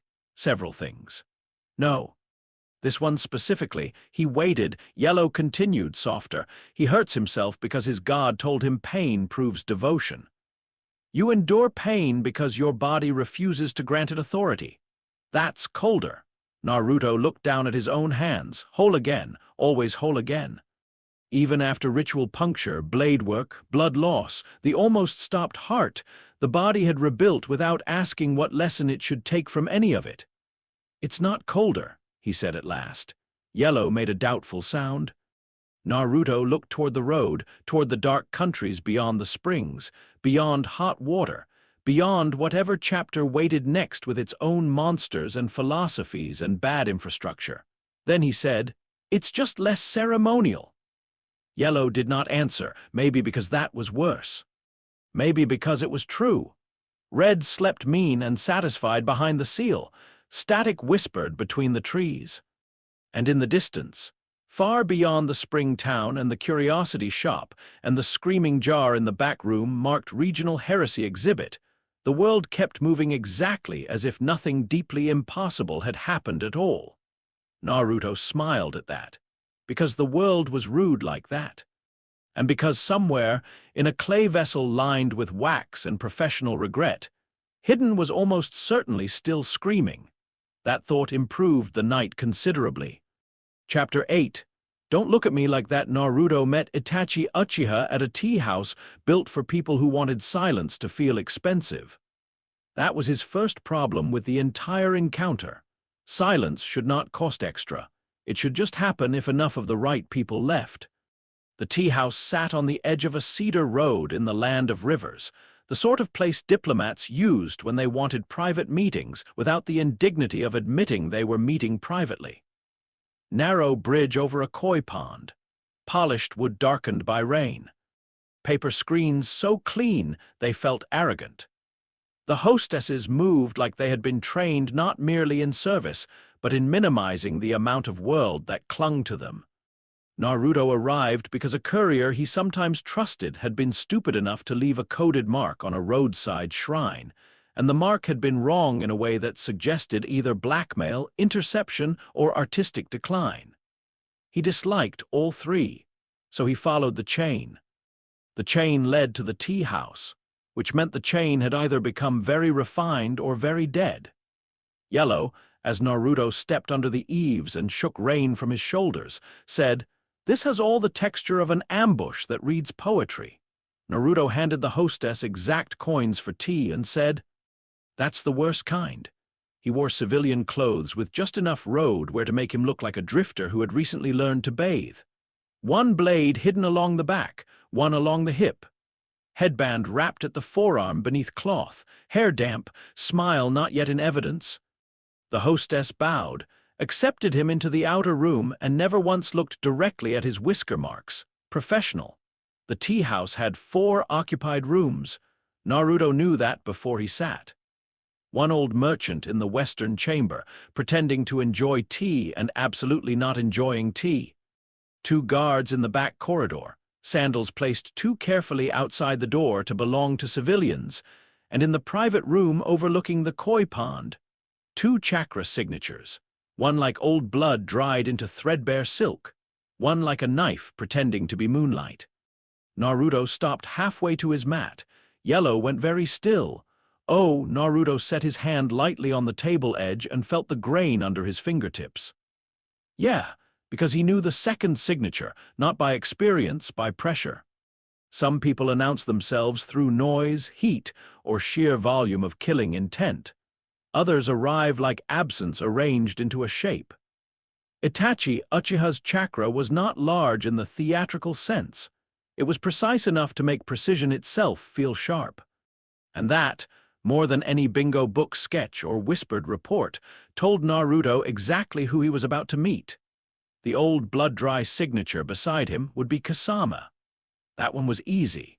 Kasama radiated the emotional texture of a flood, deciding whether a wall had personally insulted it. But Itachi felt like a tragedy wearing discipline as a collar. Naruto sat. Tea arrived. Rain touched the pond outside in small, perfect circles. And for almost a full minute, nothing happened. Then the paper screen at the private room slid open, not all the way, just enough. A pale face. Dark eyes. The quiet kind of attention that doesn't ask a room for permission before understanding it. Itachi looked at Naruto from across the hall. Naruto looked back. And somewhere behind the eyes, Yellow said, very softly, "There you are." Naruto didn't answer. Because the truth was immediate and irritating. He knew this man, not factually, narratively. There are some people in the world who carry their own backstory like weather. You don't need details. The body has already told you there was fire once, loss once. A choice made in a corridor where every available door opened onto grief wearing a different mask. Naruto hated recognizing that kind of person. He hated it because he was usually right. The screen closed again.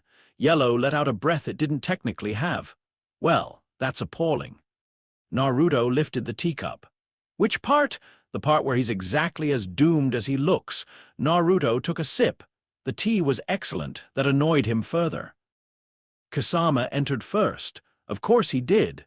Men like Kasama never let the quiet one handle the first social incision if they can help it. They enjoy occupying the air too much. He slid the door open with all the courtesy of a shark trying on manners and ducked into Naruto's room like the wall had merely been a recommendation. He was enormous, not exaggeratedly, but offensively. Broad, blue-gray skin, wrapped sword over one shoulder, Akatsuki cloak hanging off him like the weather had lost patience and taken human form. His smile had too many ideas in it. Naruto looked up from the tea. "Kasama," he said. Kasama blinked once. "You know me." Naruto shrugged. "You're shaped like a rumor." Kasama laughed immediately. Good.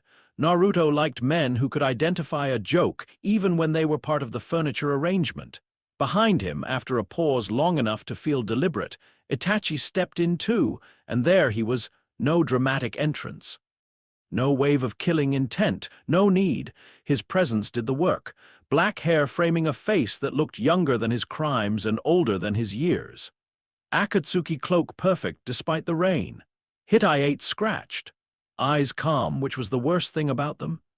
Calm eyes on exhausted men always meant the damage had already happened and would not be performing itself for strangers. Naruto gestured to the empty cushion. If this is a kidnapping, the hospitality budget is excellent. Kasama dropped onto the opposite mat without being invited. Itachi remained standing a moment longer, studying Naruto with the expression of a man quietly checking whether the reports had undersold or oversold the wrong parts. Then he sat. The room shifted, not with chakra pressure, with significance. Naruto hated that too. Yellow whispered, "This is what happens when two story types recognize each other and neither is happy about it." Kasama took the empty cup, sniffed the teapot, and helped himself. "You know," he said, "it's hard to get a clean read on you. Half the reports say you're insane. The other half say you're the reason the first half retired." Naruto nodded toward Itachi. "And what does his half say?" Kasama looked amused. "My partner doesn't waste words." Naruto finally smiled a little. "Yeah," he said, "I noticed." Itachi's gaze remained on him, not hostile exactly, but without any illusion of ease. "We've crossed routes indirectly 3 times, Itachi said. Naruto leaned back on one hand. "That sounds like the beginning of a threat or a confession. An observation. Those get people hurt too." Kasama chuckled into the tea. Itachi did not smile. Naruto studied him with equal care now, the lines at the corners of his eyes. Not age lines, strain lines, a body running too long on will and deterioration, the smallest catch in the breath every so often. Sick then. Or dying, or already practicing. There it was again, that narrative pressure.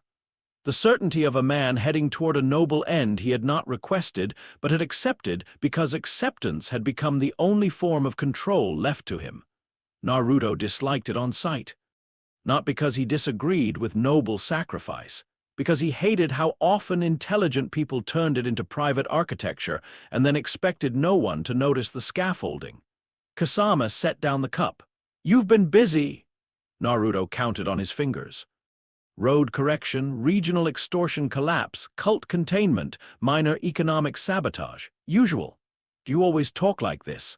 Do you always ask questions you already know the answer to? Kasama laughed again.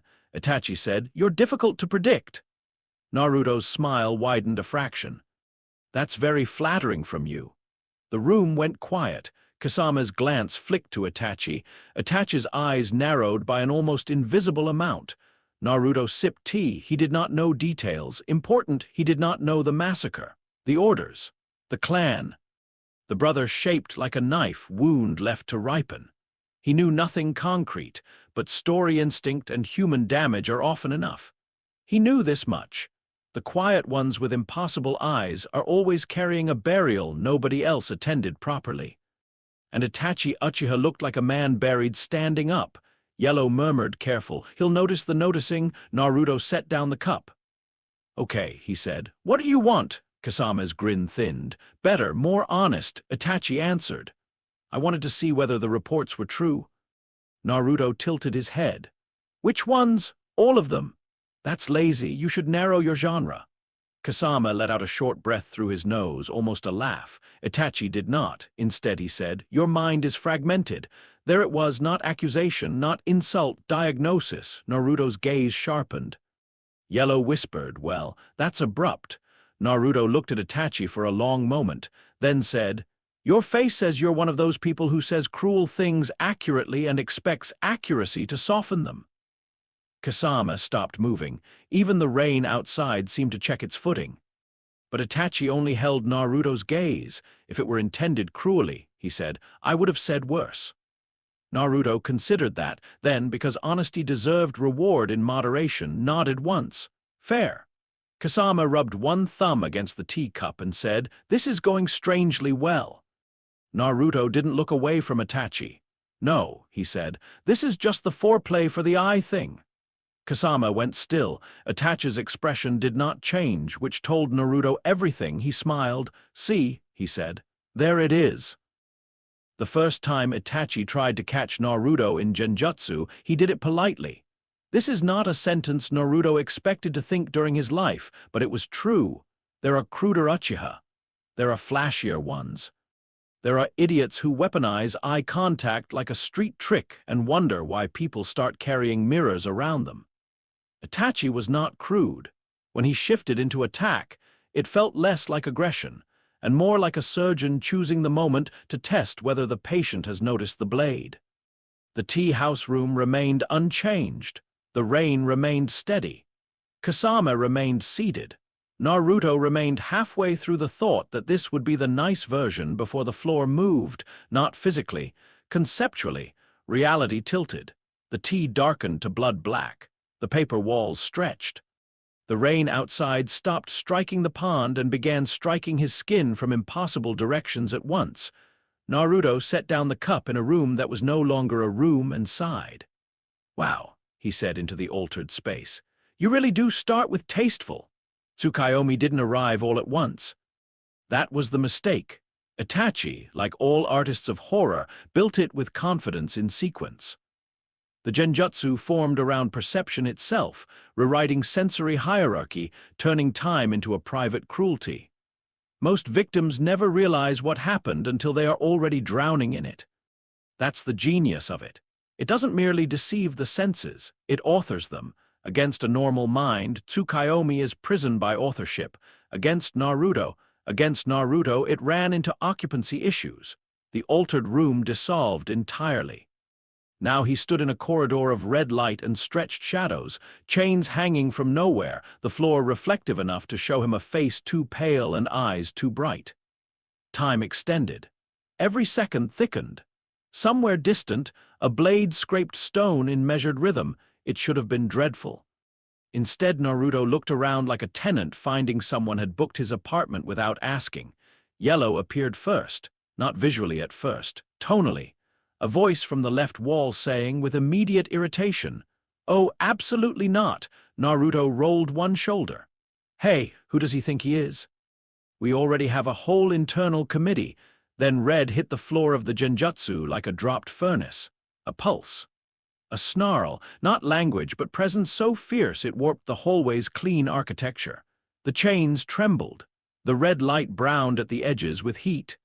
Somewhere deeper in the structure, Itachi's timing shifted just slightly, not visible to ordinary eyes, but Naruto felt it. The illusion had anticipated fear. Pain. Coherence under pressure. It had not anticipated existing tenants with jurisdictional disputes. And then static came. Static was the worst for outsiders. Yellow could be understood as a voice. Red as a chakra presence. Static was the noise between stations, the impossible hiss under cognition, the awareness that Naruto's mind had never once in its life been a single uninterrupted room. It filled the corridor. The genjutsu shivered. Naruto stood in the center of the manufactured nightmare and addressed no one in particular. "He's trying the eye thing," he said. "Spoiler, it's not going to work." The chains on the wall twisted. A figure began to form at the far end of the corridor. Itachi's chosen executioner aspect, no doubt, the shape of dread Tsukuyomi used to deliver its private instruction. Naruto pointed at it. "You can't gaslight someone who already knows he's in a story." Then Yellow actually manifested. Not because Tsukuyomi allowed it. Because Naruto's mind was already fractured enough that artificial reality had to assign interfaces to the voices just to keep the environment stable. Yellow appeared leaning against a chain post in a stained stage manager's coat that had never existed anywhere, but somehow fit perfectly. Blondish, sharp-featured, exhausted, radiating the moral authority of someone who had been disappointed in reality since birth. Yellow crossed its arms. "The set design is good," it admitted. "Overcommitted, but good." Naruto looked around. Bit monochrome. Definitely monochrome. Red surged along the reflective floor in the form of clawed pressure and furnace eyes, less a body than an objection with teeth. At the far end of the corridor, the executioner figure resolved fully, only to hesitate. Because Tsukuyomi requires dominance of perceived reality, and Naruto's perceived reality had just started giving notes. Somewhere beyond the hallucinated hallway, beyond the red and the chains and the false time dilation, Naruto felt Itachi push harder. The illusion deepened. The corridor cracked open into a moonlit field lined with crosses. Classic. Naruto sighed louder. Yellow looked around at the transformation and winced. "No, see, that's too on the nose." He got ambitious. Red ripped one of the crosses out of the dream ground by proximity alone. Static screamed laughter through the sky. Naruto turned slowly in the field of symbolic suffering and said, "You ever notice how these things always assume I'll be impressed by effort?" The moon went black. The field became a sea of crows. The crows became blades. The blades became 1,000 eyes opening in the dark. For one heartbeat, even Naruto felt it. Real pressure, real artistry, the Mangekyo's terrible authority trying to crush subjectivity into a shape it could wound cleanly. Itachi was not overrated. That mattered. The genjutsu hurt. That also mattered. His temples screamed. His stomach lurched. Images bled into one another at a speed designed to strip sanity by overload. Underneath the jokes, underneath Yellow's commentary and Red's snarling refusal, Naruto recognized the quality of the attack. This was a mind built by grief to punish minds. And if his own had been whole, it might have worked. Instead, the overload ran into the oldest problem of all. Naruto's thoughts had never queued properly. They overlapped, contradicted, doubled back. Housed invisible conversations and one feral tenant, and the constant whisper of being observed from beyond the edge of things. Tsukuyomi tried to become the sole author of perception and discovered it was entering a room where 4 conversations were already in progress, and none of them respected reservations. Naruto looked up at the thousand eyes in the dark, then smiled. Don't look at me like that. The dream split. Not shattered, split. A crack of wrongness through the whole illusion, as if a projector had suddenly remembered another reel was already running underneath it. Naruto saw through the layers for an instant, the tea house, the room, Kasama's stillness. Itachi's eyes widening by a fraction so small that only someone already inside the genjutsu would ever have had the angle to notice. And in that impossible overlap, Naruto laughed. Not because he had won. Because Itachi Uchiha, terror of the Mangekyo, had just experienced the smallest, sharpest sample of existential dread. The black-eyed field collapsed like paper soaked through. Tsukuyomi released him. Back in the tea house, the cup was still warm in Naruto's hand. Only a second had passed, maybe less. Kasama had not moved. Itachi sat opposite him exactly where he had been. But something had changed in the room, and all three of them knew it. Naruto set down the cup carefully. Then said with genuine appreciation, "Okay, that was better than most." Kasama stared at him as if several of his internal filing systems had just quit their jobs. Itachi's face remained composed. His eyes did not visibly to civilians, maybe not even to most shinobi, but Naruto saw it. The smallest disturbance, not fear, not confusion, recognition, bad recognition, the kind you get when you shine a lantern into an old ruin and discover the ruin is already looking back. Kasama was the first to speak. "Well," he said slowly, "that is not how that usually goes." Naruto looked at him. "I'd hope not. That'd be terrible for his brand." Kasama glanced at Itachi. Itachi at last said, "You were aware from inside it." Naruto nodded. "Mostly. That should not be possible." Naruto lifted one shoulder. And yet, yellow in the back of his mind sounded vindicated and smug. "You may quote me on the occupancy issue." Red simmered with ugly satisfaction. Static still hissed faintly, annoyed at having been dragged through Uchiha Theater without compensation. Kasama leaned forward, elbows on knees, grin gone now in favor of a much more honest curiosity. "You want to explain that?" Naruto considered him, then looked at Itachi again, because Kasama wanted mechanism, Itachi wanted proof. And Naruto, for reasons he did not care to examine too closely, found himself willing to give the second man a little more truth than the first, so he said, "Your genjutsu assumes reality can replace mine." Itachi's gaze remained fixed. Naruto went on. "Most people only have the one version. So when you rewrite the room, the brain follows. Makes sense. Efficient. Cruel," Kasama muttered. "You're saying your brain doesn't?" Naruto smiled faintly. "I'm saying my brain is a rental property with poor management." That got Kasama's laugh short, disbelieving, real. Even Itachi's mouth nearly changed at the corner, though perhaps that was only the room hoping for mercy. Naruto tapped one finger lightly against his temple. "There's yellow," he said. "There's red, there's static, there's me, and then there's whatever's going on with—" He gestured vaguely upward, toward the place he always felt a tension when the world got too story-shaped. "All that." Kasama looked from Naruto to Itachi and back again. "That's the official explanation. It's the honest one." Yellow snorted. "Debatable?" Itachi asked. "Yellow," Naruto studied him. There it was again, that tiny shift in Itachi's voice when he moved from tactical assessment into something quieter. Not softer, just less armored. The question of a man who knew what it meant to split oneself into functions and wanted, perhaps against his own better judgment, to know how another creature survived the fracture. Naruto did not miss that. He also did not plan to be kind about it. "Yeah," he said. "Yellow narrates and criticizes my life choices. Red wants most things dead or on fire. Static handles ambience." Kasama rubbed at his jaw. "And you're telling us this like it's normal." Naruto pointed at Kasama with the teacup.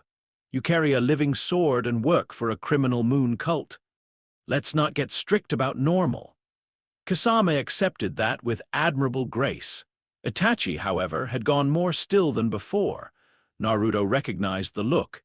It was the look of a man fitting new information into an old burden and disliking the fit. So Naruto, because some cruelties are educational, leaned forward slightly and said, "You know what's funny?" Kasama muttered. "I'm guessing I won't enjoy this." Naruto ignored him. He kept his eyes on Itachi. "You're the most dangerous person I've met in a year, and you still look at me like I'm the one you should pity." That landed hard. Kasama's gaze flicked sideways. Itachi did not blink. Naruto smiled, but not kindly now. "Don't! Silence, rain outside." A koi breaking the pond surface with a tiny, almost offensive plop. Then Naruto said, quieter, "Don't look at me like that." He meant pity. He meant sorrow. He meant the unbearable recognition people sometimes directed at him when they thought they understood damage and wanted to offer the wrong kind of gentleness from behind walls of their own unspoken ruin. Itachi understood immediately. Naruto saw that too. Because something in Itachi's face withdrew, not in offense, but in discipline. As if a hand had almost reached, and then remembered the distance between them was made of more than tatami and air. Kasama, wise enough to know the room had become dangerous in a way no sword would solve, stood. "Well," he said, rolling one shoulder, "this has been memorable." Naruto looked up at him. "You say that like you won't write it down later." Kasama grinned at last. "I hate writing, then suffer verbally." Kasama barked a laugh and moved to the door. Itachi remained seated a moment longer. He and Naruto regarded one another across the tea and the rain and the exhausted civility of men who would, under slightly different structures, have probably met only as wounds. Then Itachi said, "You can tell things you shouldn't be able to tell." Naruto nodded once. "Yeah. You don't know anything." "Also true." Naruto smiled without humor. "No," he said. "I just know what chapter you're in." That was the first thing all afternoon that visibly struck through Itachi's control. Not enough for Kasama to see, maybe, not enough for a report, but enough for Naruto. Enough for the quiet, terrible flash in those eyes, the instant of being seen by someone who could not possibly know the facts and somehow had guessed the gravity anyway. Itachi stood. When he spoke again, the voice was level. "You're wrong." Naruto considered that. Then, because he was not cruel all the time, said, "I hope so." Itachi left first. Kasama lingered at the doorway just long enough to glance back with open curiosity. "You know," he said, "I still can't tell whether you're insane." Naruto picked up the teapot to refill his own cup. "That's because you're trying to classify me before dinner." Kasama snorted and was gone. The room emptied. The rain went on. Naruto sat alone again with cooling tea and the strange aftertaste of having survived an Uchiha's favorite nightmare by being too internally crowded to occupy cleanly. Yellow took a long breath. Well, that was hideous. Naruto stared at the closed door. "He's dying." "Yes, you knew." "Of course I knew. I'm me." Naruto rubbed the bridge of his nose. The Tsukuyomi headache had not fully left. It lingered behind the eyes like the room still resented him. Beneath that, deeper, there was the other sensation, the one he had not wanted to admit even during the conversation. Recognition had cut both ways. Itachi had looked at him and seen fracture. Naruto had looked at Itachi and seen an ending already climbing the stairs. He hated that. Hated it because once you can smell that kind of fate on a person, every silence they keep afterward sounds rehearsed for someone else's grief. Yellow softened, just slightly. "You're doing the thing." "What thing?" "Pretending not to care because care makes your joke timing worse." Naruto didn't answer. Outside, a server slid the panel open just enough to ask if he wanted more hot water for the tea. Naruto said yes, because the world continuing normal service after psychic warfare always amused him. The server refilled the kettle, bowed, and left without asking why the room felt like 3 separate bad decisions had recently sat in it. Naruto poured fresh tea, then looked at the place Itachi had been. "He's going to die doing something noble," Naruto said finally. "I could see the chapter heading from a mile away." Yellow was quiet for a long while, then, with unusual gentleness, "Yeah." Naruto drank the tea. It no longer tasted as good. That offended him too. He left the tea house at dusk. The koi pond had gone dark under the rain, the fish now just occasional shadows disturbing reflected lantern light. The hostess bowed as if nothing alarming had happened. Perhaps, for a house like this, nothing had. Maybe diplomats with cheaper manners had done worse to the ambience. Naruto stepped onto the bridge and paused halfway. The road beyond the garden curved west through cedar and mist. Somewhere out there Itachi and Kasama were already moving, already becoming distance again. Naruto leaned one forearm on the bridge rail and looked into the pond. Static hissed softly. Red had settled. Yellow hovered at the back of thought, not talking now because sometimes even it knew better than to turn every bruise into commentary. Naruto stared at the black water, then said to the water, the rain, the road, the invisible attention above the world, whoever was listening, "I hate the tragic ones." Yellow answered immediately, "No, you don't. You just hate that you always recognize them." Naruto straightened.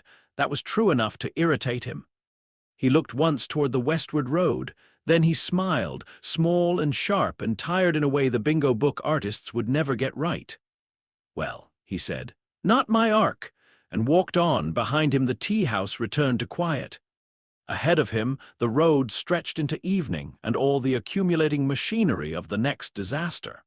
Somewhere under a red cloud cloak, a dying genius carried his own ending like a hidden blade. Somewhere in Naruto's skull, Yellow muttered stage directions, Red dreamed of fire. Static filled the spaces between with impossible weather. And the world, which had briefly allowed one cracked mind to stare down another and refuse authorship, kept moving like it had not witnessed anything extraordinary at all. Naruto found that almost comforting. Almost. Chapter 9. Pain's philosophy. Naruto met Pain in a city that had forgotten what dry stone felt like. That was the first thing worth saying about AIM's outer districts once you got close enough to smell them properly. Not the mythology, not the whispered reverence about the god of rain. Not the shadows of towers vanishing into weather like guilty thoughts trying to become architecture. No, the first thing worth saying was simpler. Everything was wet. Walls, stairs, prayer banners, roof tiles, bridges, even the silence. It was the kind of city where rust looked natural and moss colonized grief faster than names could. Water ran in channels between streets, down broken gutter chains, along the seams of old wars and newer neglect. Somewhere above everything, somewhere beyond the stacked scaffolds, iron gantries, cables, and slanted towers, the central spires of Aimgakure disappeared into permanent cloud. Naruto stood on a half-collapsed aqueduct ledge and looked down over the district with both hands in his pockets and the reasonable expression of a man who had just realized he had taken a contract inside a theology. Yellow said, "You have to stop doing that." Naruto tilted his head as rain beaded on his hair. "Taking jobs, walking into nations ruled by men who sound like thesis statements." Below him, the district called Koi 13, or what the locals still called Koi 13 out of habit, despite the fact that there had been no koi left in the runoff canals for years, moved with the cautious rhythm of poor people living beneath a superior threat. Vendors packed up early. Doors shut too fast. Children disappeared indoors when certain cloaks came into view. Men with old injuries looked down when patrols passed. It was familiar. Too familiar. Minor countries always had a version of this. Great power pressure from outside, opportunists inside, slogans overhead, hunger below. What made AIM different was the professionalism. Fear here had been systematized. Even the patrol routes had aesthetics. Naruto had entered the city 2 days ago on a courier contract he knew by the second hour was fake. No one had actually wanted the ledger he was hired to retrieve from the flood tax office in the lower industrial ward. The employer existed only as a signboard of intermediaries. The pay had been too good for a paperwork job and too clean for a true setup by the local gangs. By the time Naruto got to the office and found it already empty except for fresh tea on a desk and a window deliberately left open to the rain, he understood. Someone had wanted him in Aimgakure, someone organized enough to build an absence like a room. Yellow had said, "Akatsuki." Naruto had looked at the teacup and replied, "Yeah." Then he'd taken the tea, because if people were going to lure him into a trap with hospitality, the least he could do was appreciate the effort. And now, 2 days later, after sleeping in a pipeworks maintenance loft and following enough patterns to confirm that 3 separate local informants had been told to keep him moving but not cornered, he stood over Koi 13 and finally admitted the obvious. "They want me in a specific district." He said, "Yes. They're doing it with patrol pressure." Also, yes, Naruto looked across the rain-drenched roofs toward the plaza below, where 6 roads converged around a sunken square and a broken statue whose face had long ago melted off under weather and artillery. Subtle. Yellow made a disgusted sound. "This is not subtle." "This is the world's dampest chess problem," Naruto smiled faintly. Then he saw the bodies, not dead, worse, pinned. 2 smugglers, maybe, or descent couriers, hanging from a rusted pipe arch over the canal by chakra rods driven through coat sleeves and shoulders, still alive enough to twitch when the wind hit. A handwritten board hung from the arch. "Unauthorized movement is violence against peace." Naruto read it twice, then looked up into the rain and said, "You know what I hate most about ideology?" Yellow, who could answer this question from memory, replied that it always sounds like a coward wearing a judge's robe. Naruto nodded. "Good answer." Then he dropped from the aqueduct into the square below. The people nearby scattered immediately. That, more than the rain, told him how close he was to the center of the web. No one in cities like this wants to remain visible when a stranger stops walking and starts looking at public punishment with too much interest. A fruit vendor overturned her own basket in the rush to leave. A man carrying bamboo bundles ducked through a side gate so fast he left 1 sandal behind. A mother dragged a child by the wrist so sharply the child nearly pitched face first into canal water. Within 12 seconds, the square belonged to Naruto, the pinned men, and the rain. Naruto walked up to the arch. One of the smugglers had one eye swollen shut, and enough blood dried down his collar to suggest this had been a full morning's educational display. The other looked barely conscious. Naruto touched one of the chakra rods and felt the pattern, not village standard, not elegant, but overbuilt in a way that suggested fear of regeneration, escape technique, or both. Yellow said, "This is not local work." "No," Naruto agreed. "Too precise." He looked up at the board again. "Unauthorized movement is violence against peace." Naruto read it aloud this time, because sometimes saying nonsense in the rain helps locate the exact point where your contempt should sharpen. Then he climbed the arch, snapped the sign in half, and started pulling rods. The first man screamed, "Good." Alive enough. Naruto got the first pin free, then the second. He dropped lightly into the canal-side muck with 1 half-conscious smuggler over each shoulder and took 3 steps before the first rod whistle came down through the rain. He twisted, too late to avoid, just in time to choose placement. The black receiver hammered through the fleshy outside of his upper arm and buried half its length into the stone wall behind him. Naruto looked at it, then up. Across the square, standing atop the broken statue pedestal as though he had grown directly out of the weather, was Pain. No theatrical entrance. That was the theatrical entrance. Orange hair flattened dark by rain, pierced face. Akatsuki cloak hanging with perfect indifference to water. Rinnegan eyes open and ringed like target marks stamped into human form. Not loud, not animated, still. That was worse.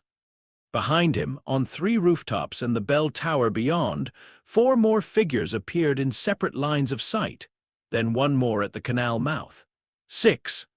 Naruto lowered the smugglers carefully under the awning of a shuttered noodle stall and stood with the receiver rod still through his arm while regeneration crawled angrily around the intrusion.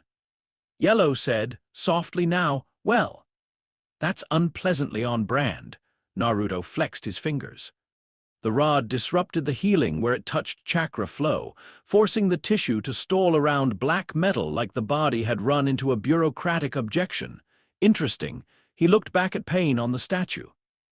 "You know," Naruto said, voice carrying in the square, "when I said I hated ideology, I didn't mean you had to show up personally." The central body of Pain stepped down from the pedestal as though gravity had received instruction. "I wanted to see whether the reports were exaggerated," he said. His voice was wrong in the way puppets are wrong if the puppeteer is too talented, not monotone, not dead, just remote in a way that made every syllable feel pre-approved by distance.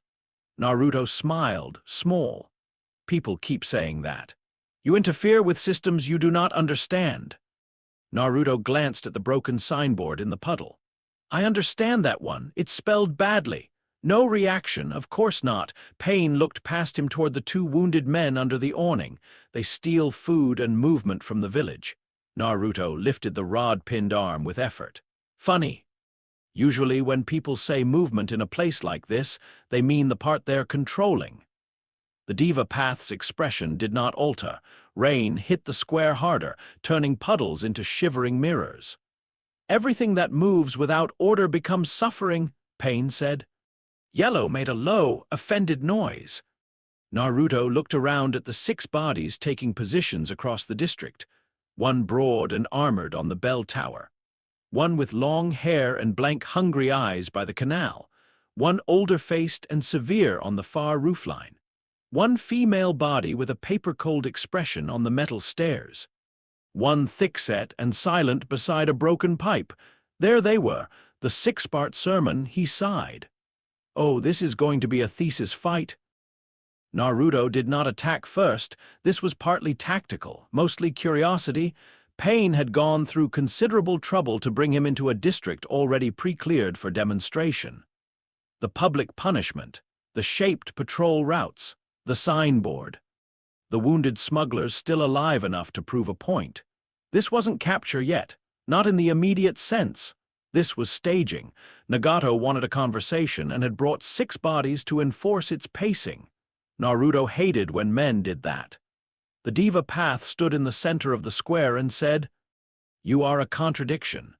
Naruto rolled his shoulder around the receiver rod and felt the tissue twitch with annoyance. "That's not even the worst thing I've been called this month. You are a Jinchuriki who rejects the structure that gives power purpose." Naruto barked a laugh. "Buddy, in my experience, structure mostly gives power paperwork." On the bell tower, the Asura Path's shoulders clicked wider. Along the canal edge, the Animal Path's hands settled into seals. Pain went on. "You move through suffering as though it cannot teach you?" That one actually interested Naruto enough to keep him from immediately throwing a blade. He tilted his head. Rain ran off his nose. "Now hold on," he said. "That's not true at all. Suffering teaches constantly. It's just a terrible teacher and mostly assigned beyond its qualifications." For the first time, perhaps, the Diva Path's stillness altered, not surprise, assessment. Naruto saw it. "Good. Let the god of rain discover the furniture talked back." Pain said, "Pain is what creates understanding between people." Naruto looked around the square at the pinned rods, the broken sign, the half-conscious smugglers, the 6 dead-eyed bodies of borrowed philosophy, then back. "No," he said. "Pain creates urgency. People mistake that for wisdom because the adrenaline's loud." The human path moved first. Of all 6, that was correct, straight line. Soul-rip hands, clean aggression. Human-scale threat delivered under divine branding. The body crossed the square in a blur of sandals and rain spray, aiming to seize before the others spent anything bigger. Naruto sidestepped, caught the incoming wrist with his good hand, and drove the receiver rod still through his own arm deeper into the wall just to anchor pivot. Pain's borrowed body did not react to the strain. Naruto did, enough to grin. He headbutted the human path in the nose, spun behind, and tore the black rod free out of his own arm with a hot spray of blood. The tissue tried to close instantly now that the obstruction was gone. Then the Preta path hit him from the flank, and everything changed. Chakra drain is a different kind of violation. It is not pain exactly. More like theft translated into body language.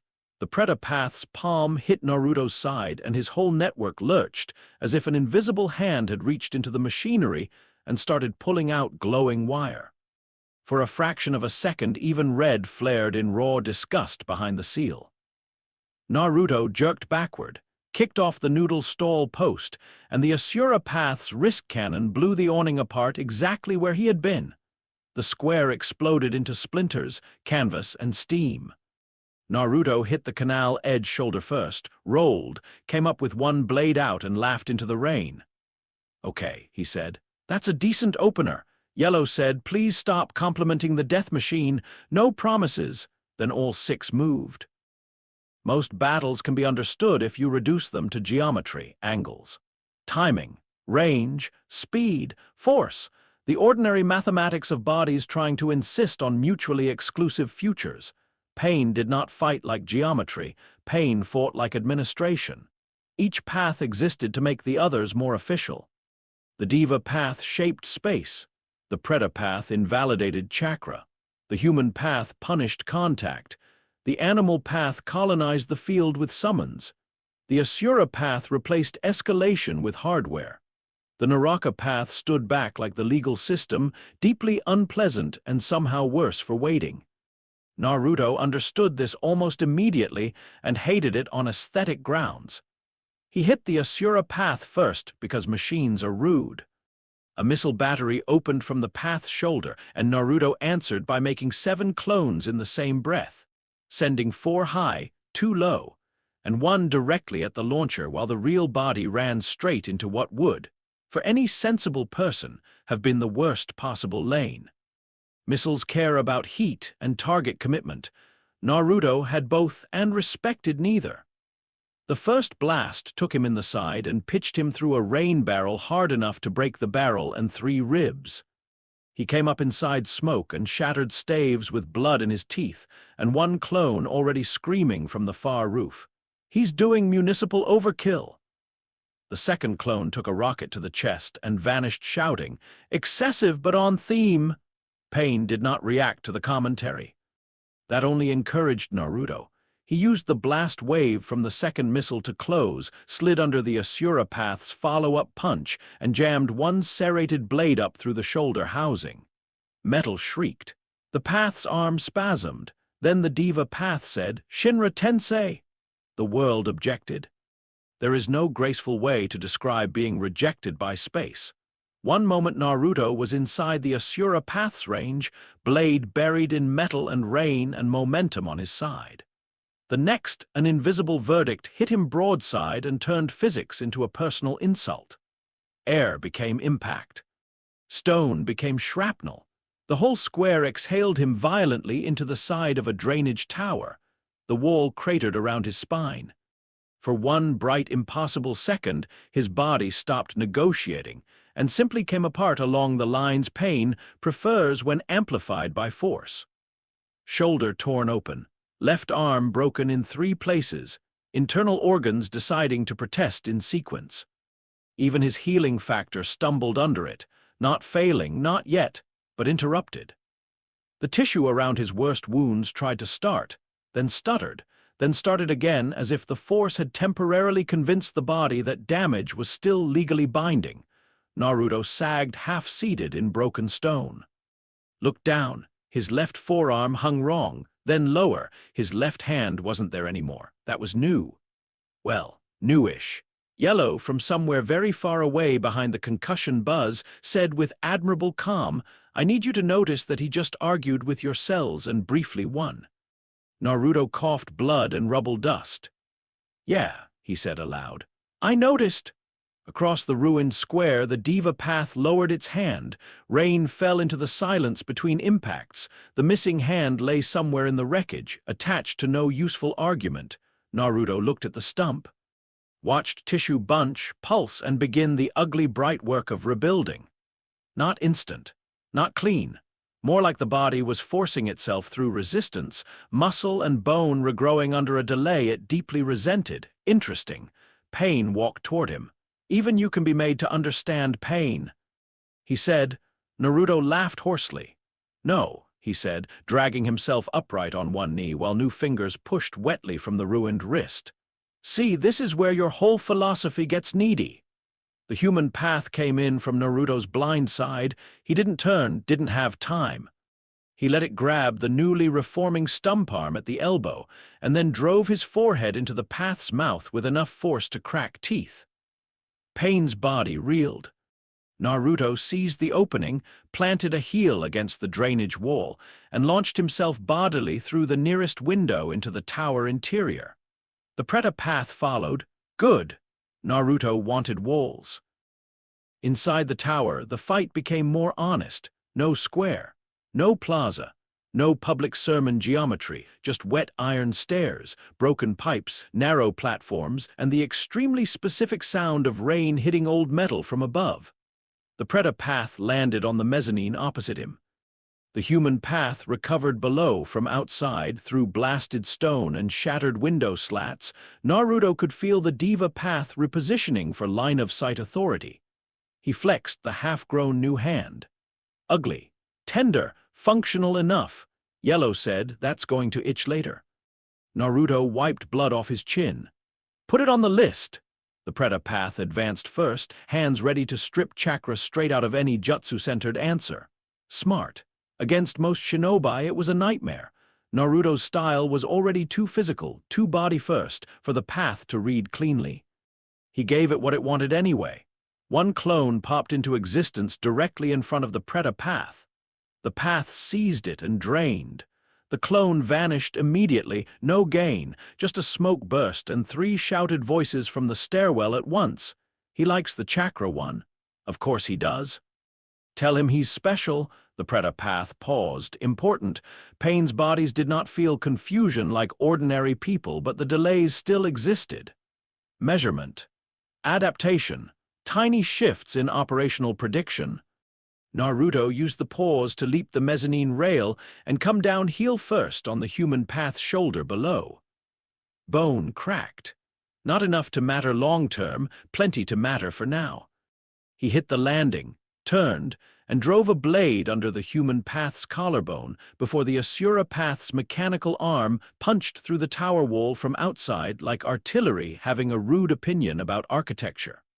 The whole stairwell screamed. Naruto threw himself backward as gears, and wire cable sheared through the landing where his head had just been.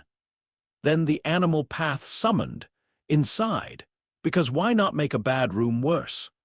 A giant crustacean, because Pain's tastes in summons were as strange as the rest of him, burst into the lower chamber in a shower of wood and tile. The tower floor split. Water from the drainage pipes sprayed in all directions. One claw took the human path completely out of Naruto's immediate problem set, which was nice of it in a monstrous sort of way. Naruto landed on a slanted beam, slid, kicked off, and found himself eye-level with one of the creature's black staring sockets. It clicked a claw. Naruto stabbed it in the face on principle. The summon shrieked. Yellow shouted, "You cannot solve every metaphysical argument by stabbing wildlife." Naruto leapt away as the claw smashed through the beam. "I'm not even trying." Outside, the Diva Path's voice came through rain and fracture. "Your resistance changes nothing." Naruto, dropping through the collapsing interior with one hand on a pipe and a fresh clone at his side, yelled back, "You know, for a god, you're incredibly invested in being agreed with." The clone added while falling with him, "It's very sect leader of him." Then both hit the canal water through the broken lower wall. Cold took the breath. Silt blinded one eye. The clone vanished. Naruto surfaced under the drainage outflow, coughing grime, and laughed, because the laugh kept arriving in situations where Pain expected deference, and he had developed a personal grudge against the expectation.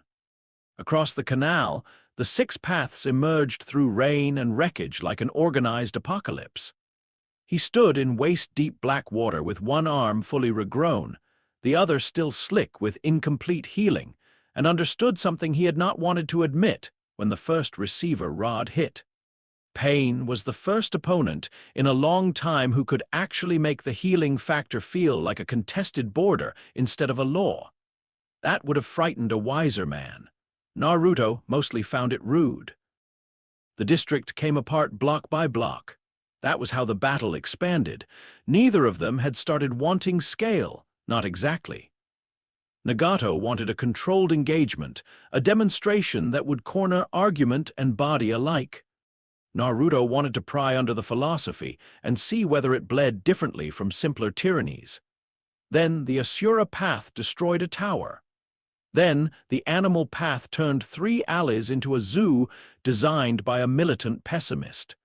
Then the Diva path knocked an entire market arcade sideways with another Shinra Tensei, and the fight stopped belonging to one square at all. People ran. That mattered. Naruto saw them in flashes between impacts. Shopkeepers, children, old workers clutching sacks of ration rice. One man carrying a bird cage because people will always save the thing that made them feel responsible longest. A city under control is still full of civilians who did not vote for the format. Pain saw them too. And that, more than the rain or the ruined district, was the crack Naruto kept probing. He blew the animal path's bird summon apart with a set of explosive tags wrapped around a drainage chain, hit the ground rolling, and shouted across 3 broken roofs. How many of them have to suffer before it starts counting as your lesson instead of theirs? The Diva path landed on a suspended walkway above him with impossible balance. The suffering already existed, Pain said. I gave it meaning. Naruto stared up at him through rain and steam and the hiss of ruptured pipe valves. There, that's it. That's the lie. The Preta path hit him from behind before he could capitalize. Hands on shoulders. Chakra siphon. Red roared behind the seal, and Naruto felt raw heat rip sideways through his network as the path tried to drink from a source it could not fully metabolize. That bought exactly 1 ugly second, which was enough for the Diva path to step forward, palm out, and use Bansho Tenin. Attraction is somehow more offensive than repulsion. At least with Shinra Tensei, the world admits it wants you gone. Bansho Tenin drags you in like you belong to its math. Naruto flew, not willingly, past rain, over shattered railing, through a sheet of blown-out paper screens into the Diva path's waiting grip. The black receiver rod went into his shoulder joint this time, perfect placement. Nerve lightning flashed down his arm. Healing stalled around the intrusion immediately. The Preta path still clung to his back. The Diva path pinned him one-handed against a cracked wall, while below them, the Asura path's hidden blade opened from its forearm. For a heartbeat, the entire system aligned, drain the chakra, pin the healing. Sever the body, officially solve the problem. Naruto looked at the blade coming for his throat, then at Pain's face. Then, with blood in his mouth and one shoulder nailed to a wall by divine bureaucracy, he said, "You know what nobody tells messiahs?" The blade paused half an inch. Not because Pain cared, because Nagato wanted the sentence. Naruto smiled. They always think pain makes people honest. Mostly it just makes them shut up around whoever's holding the knife. The Asura blade came down anyway. Naruto turned. It took the arm at the bicep, clean. Hot white agony, then absence. The severed limb hit the floor below. The world narrowed to pulse and impact, and the raw screaming fact that his arm had become an object several feet away. For the second time in one chapter, Naruto lost a piece of himself substantial enough to qualify as architecture. Yellow, voice thin through the pain static, said, "I really hate when he's right about the knife part." Naruto's vision tunneled. He felt the stump trying to start the rebuilding process and failing around the receiver rod pinned through the shoulder. Diva held him. Preta drained him. Asura reset the blade. This was bad, actually bad, not dramatic bad, not interesting data point bad, structurally bad, good. He could work with structural. Naruto slammed his forehead into the Diva path's nose. No effect worth celebrating. He did it again, and again. On the third impact, red surged hard enough through the seal that the Preta path physically jerked, overloaded for an instant by the force of hostile chakra and Naruto's own warped regenerative network roaring back against the drain. That was enough. Naruto bit through the skin over the pinned shoulder, grabbed the receiver rod with his teeth and regrowing hand, and ripped himself free. Some acts are too ugly to count as techniques. This was one of them. He fell backward off the walkway, missing an arm, half-drained, bleeding like the city was trying to reclaim him by volume. The canal below caught him badly. When he came up choking, the severed arm had already started to blur in his memory under the body's urgent demand that a new one be built immediately. Pain stood above on the ruined walkway and watched. Naruto, one-handed in black canal water with red chakra flickering involuntarily at the wound, laughed through the blood. "See," he called up. "Worst day of my physical life and you're still not making a point." The rain swallowed the echo. Nagato had not expected that. Far away, inside the hidden chamber where his real body sat in cables and pain of a different, quieter kind, Nagato watched the canal scene through linked eyes and felt something he had long ago trained himself to ration. Fatigue, not physical. That was constant. Philosophical. He had built pain because the world only listened to force that arrived with coherence. The 6 paths were not merely bodies. They were proof that suffering, collected and organized, could become system instead of plea. Through system, peace could be imposed. Through shared, overwhelming pain, nations could be made to understand restraint. This boy, this laughing, regenerative contradiction with a fox under his ribs and no respect for authored suffering, kept refusing the lesson by surviving the pedagogy. Worse, he kept interpreting. Nagato hated that. Not because the interpretations were wholly wrong, because some were too close. Conan, standing at the chamber wall amid her paper stillness, said quietly, "You're engaging him longer than necessary." Nagato's fingers twitched against the control rig. He is a Jinchuriki who rejects the logic of power. Conan did not answer. She did not need to. They both knew what Nagato really meant. He rejects your logic of power. Back in Koi 13, the Diva Path stepped down from the broken walkway to the canal edge. Naruto was climbing out one-handed, the new arm already beginning as a red slick stump of bone and growth at the shoulder. Disturbing. Incomplete. Too alive. Nagato felt the old weariness settle deeper into him. This boy should have been either recruitable or containable. Instead, he was becoming a critique by refusing to behave under punishment. That was more dangerous than strength. Naruto pulled himself onto the canal bank with one growing arm and a level of irritation that had become almost holy. The new limb was coming in ugly. Bone first, then stringing muscle, then wet bright flashes of tendon under skin that had not yet decided where to close. It hurt like someone had made anatomy personal. It would take another minute to become usable. Pain, of course, chose that minute to resume the sermon. "You heal and mistake endurance for freedom," the Diva Path said. Naruto looked up from the stump. "No," he said. "I mistake endurance for endurance. You're the one trying to put a manifesto on it." The Diva Path stood at the canal edge, rain cascading off the Akatsuki cloak. The world understands only pain. Naruto climbed to his feet, one-handed, drenched, covered in blood that was busy becoming obsolete. Behind him, through broken alleys and smoke, he could feel civilians hiding in the structures pain hadn't yet turned into examples. The district held its breath around the two of them. He spat pink canal water at the stones and said, "No.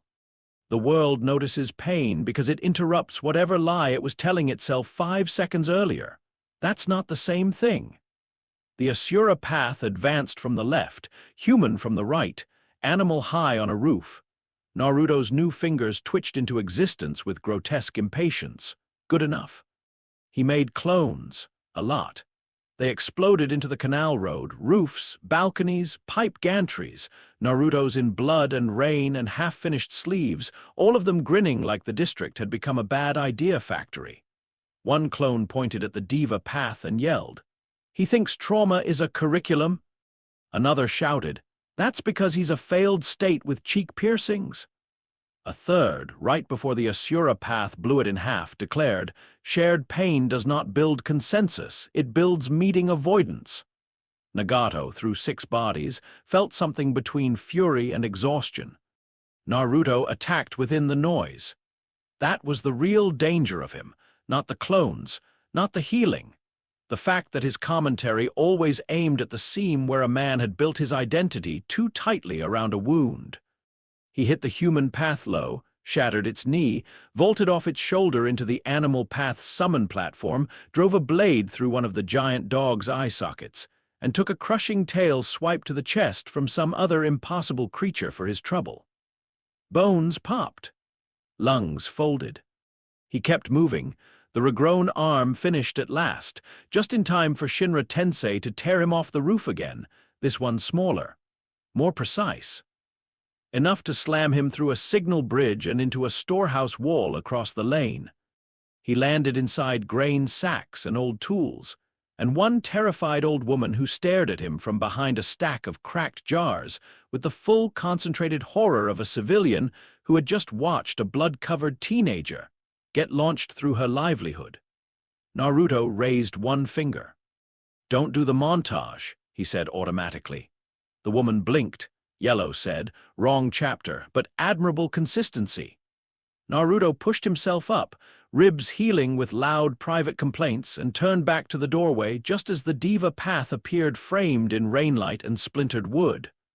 That image would have frightened almost anyone. The god body in the door, the storm behind him, Rinnegan open. Naruto looked at the old woman, then at Pain.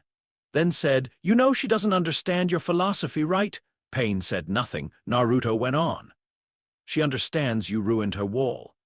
Then he threw a sack of rice at the diva path's face and vaulted out through the side window. Yellow nearly screamed. Was that strategy? Naruto hit the alley, rolled, grinned. It was messaging. The fight could have ended 3 times. That is the truth of it. There were moments when Pain could have escalated harder, cared less about district damage, and simply flattened Koi 13 into a cratered lesson. There were moments when Naruto could have fled into the pipeworks and forced a pursuit fight under conditions even 6 bodies would have hated. There were moments when either of them could have reduced the exchange to capture math or strategic withdrawal. They did not, because both wanted something less practical. Pain wanted proof that suffering disciplined enough could still command meaning.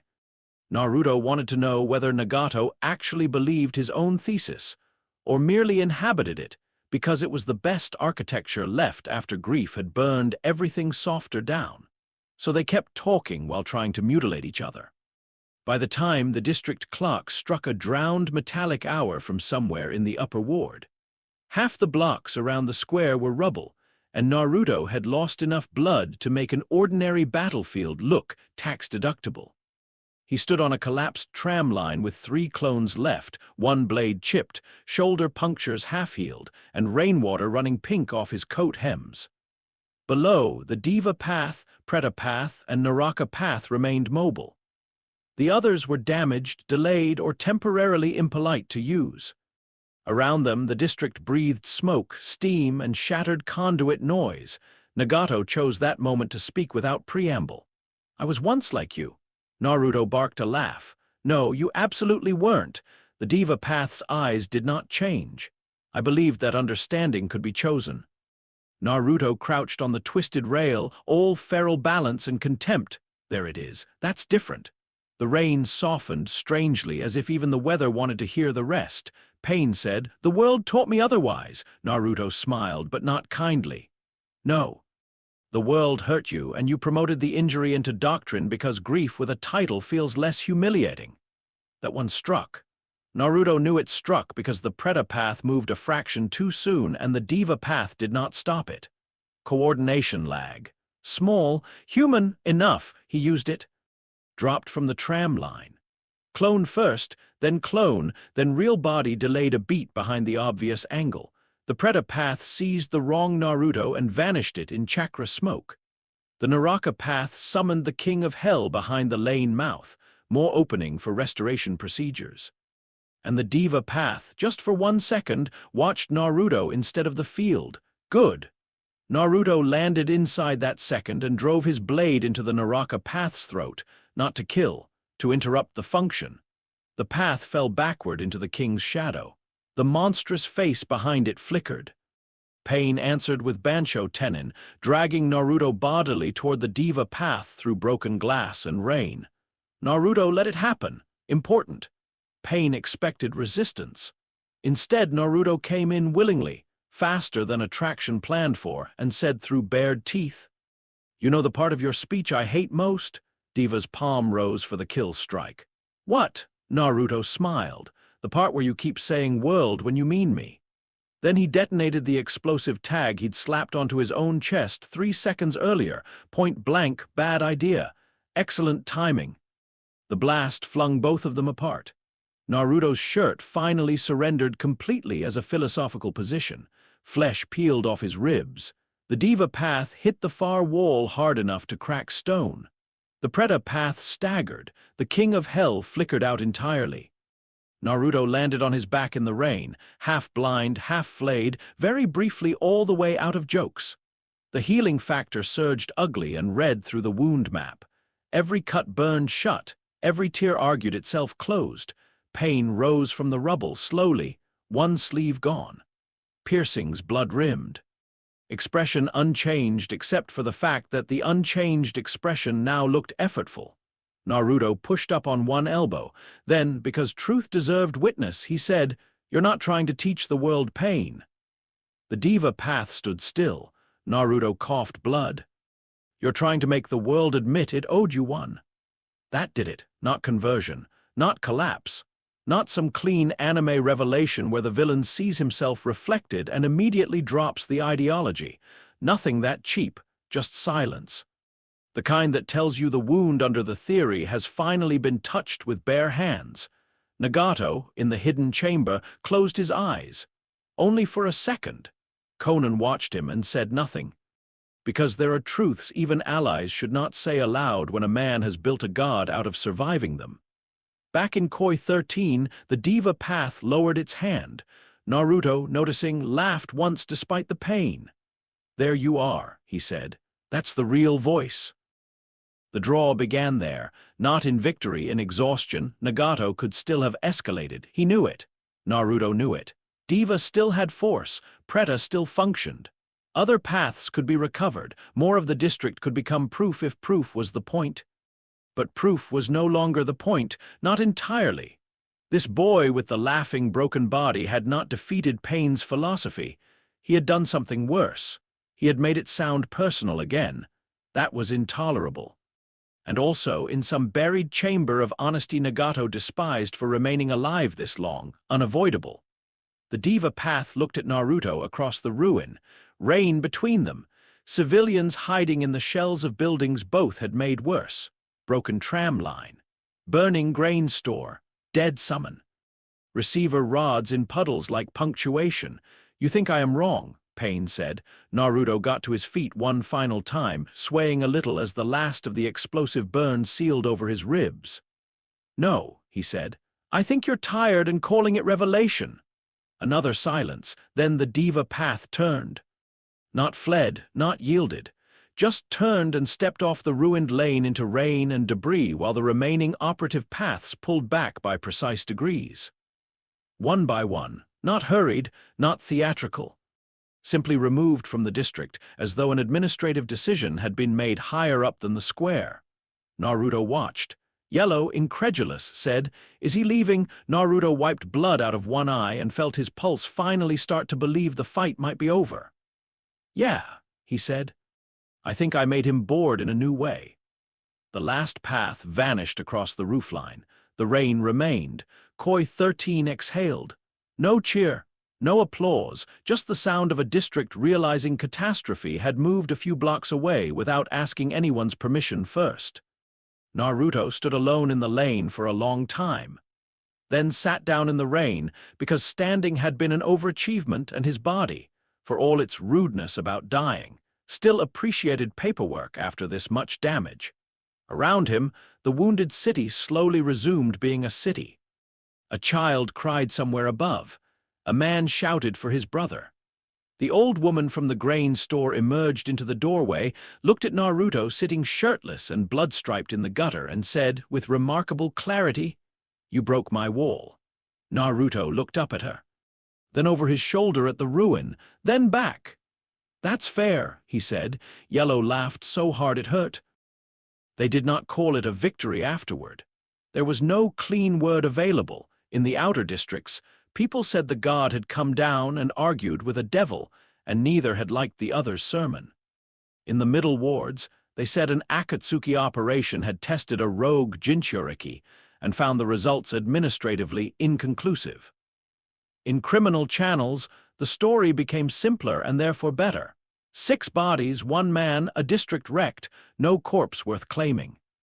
Nagato withdrew from Koi 13 and did not send immediate pursuit. Naruto left Aimgakure before dawn the next day. After paying badly for the wall damage with money he could have used for food and escorting the 2 smugglers to a canal boat under threat of bodily harm if they ever let anyone hang them that long again. Neither thanked him. Good. Gratitude would have made the evening feel dishonest. He crossed the outer floodgates under low cloud with a new coat stolen honestly from a line of laundry and a limp that vanished by midday. At a ridge 2 leagues east of the city, he stopped and looked back. The towers of rain rose under storm and smoke, and the old collective illness of countries who mistake suffering for heritage. Yellow said, quietly, "You didn't win." Naruto watched the cloud cover swallow the spires. "I know." He didn't either. "I know." Yellow waited, then, so what was that? Naruto thought about the 6 bodies, about the rods, about the stolen certainty in Nagato's silence at the end, about the part where Shinra Tensei had told his healing factor to wait, and it almost had. He flexed the arm that had been severed, whole now, scarless, still faintly wrong in memory. Then he said, "The most unsatisfying draw in shinobi history." Yellow approved of that. Good line. Naruto started walking. Somewhere behind him a god of pain returned to his chamber, not converted, not defeated, only tired in a new direction. Somewhere ahead of him, the road continued toward the next masked thesis, the next tragic architecture, the next man who had built a world out of his wound and would be offended to find Naruto already laughing in the doorway. Naruto adjusted the stolen coat around his shoulders. Red simmered, restless after the near collaboration. Static whispered between raindrops. And above the long, wet road east, the sky remained overcast in the exact way all unresolved things prefer.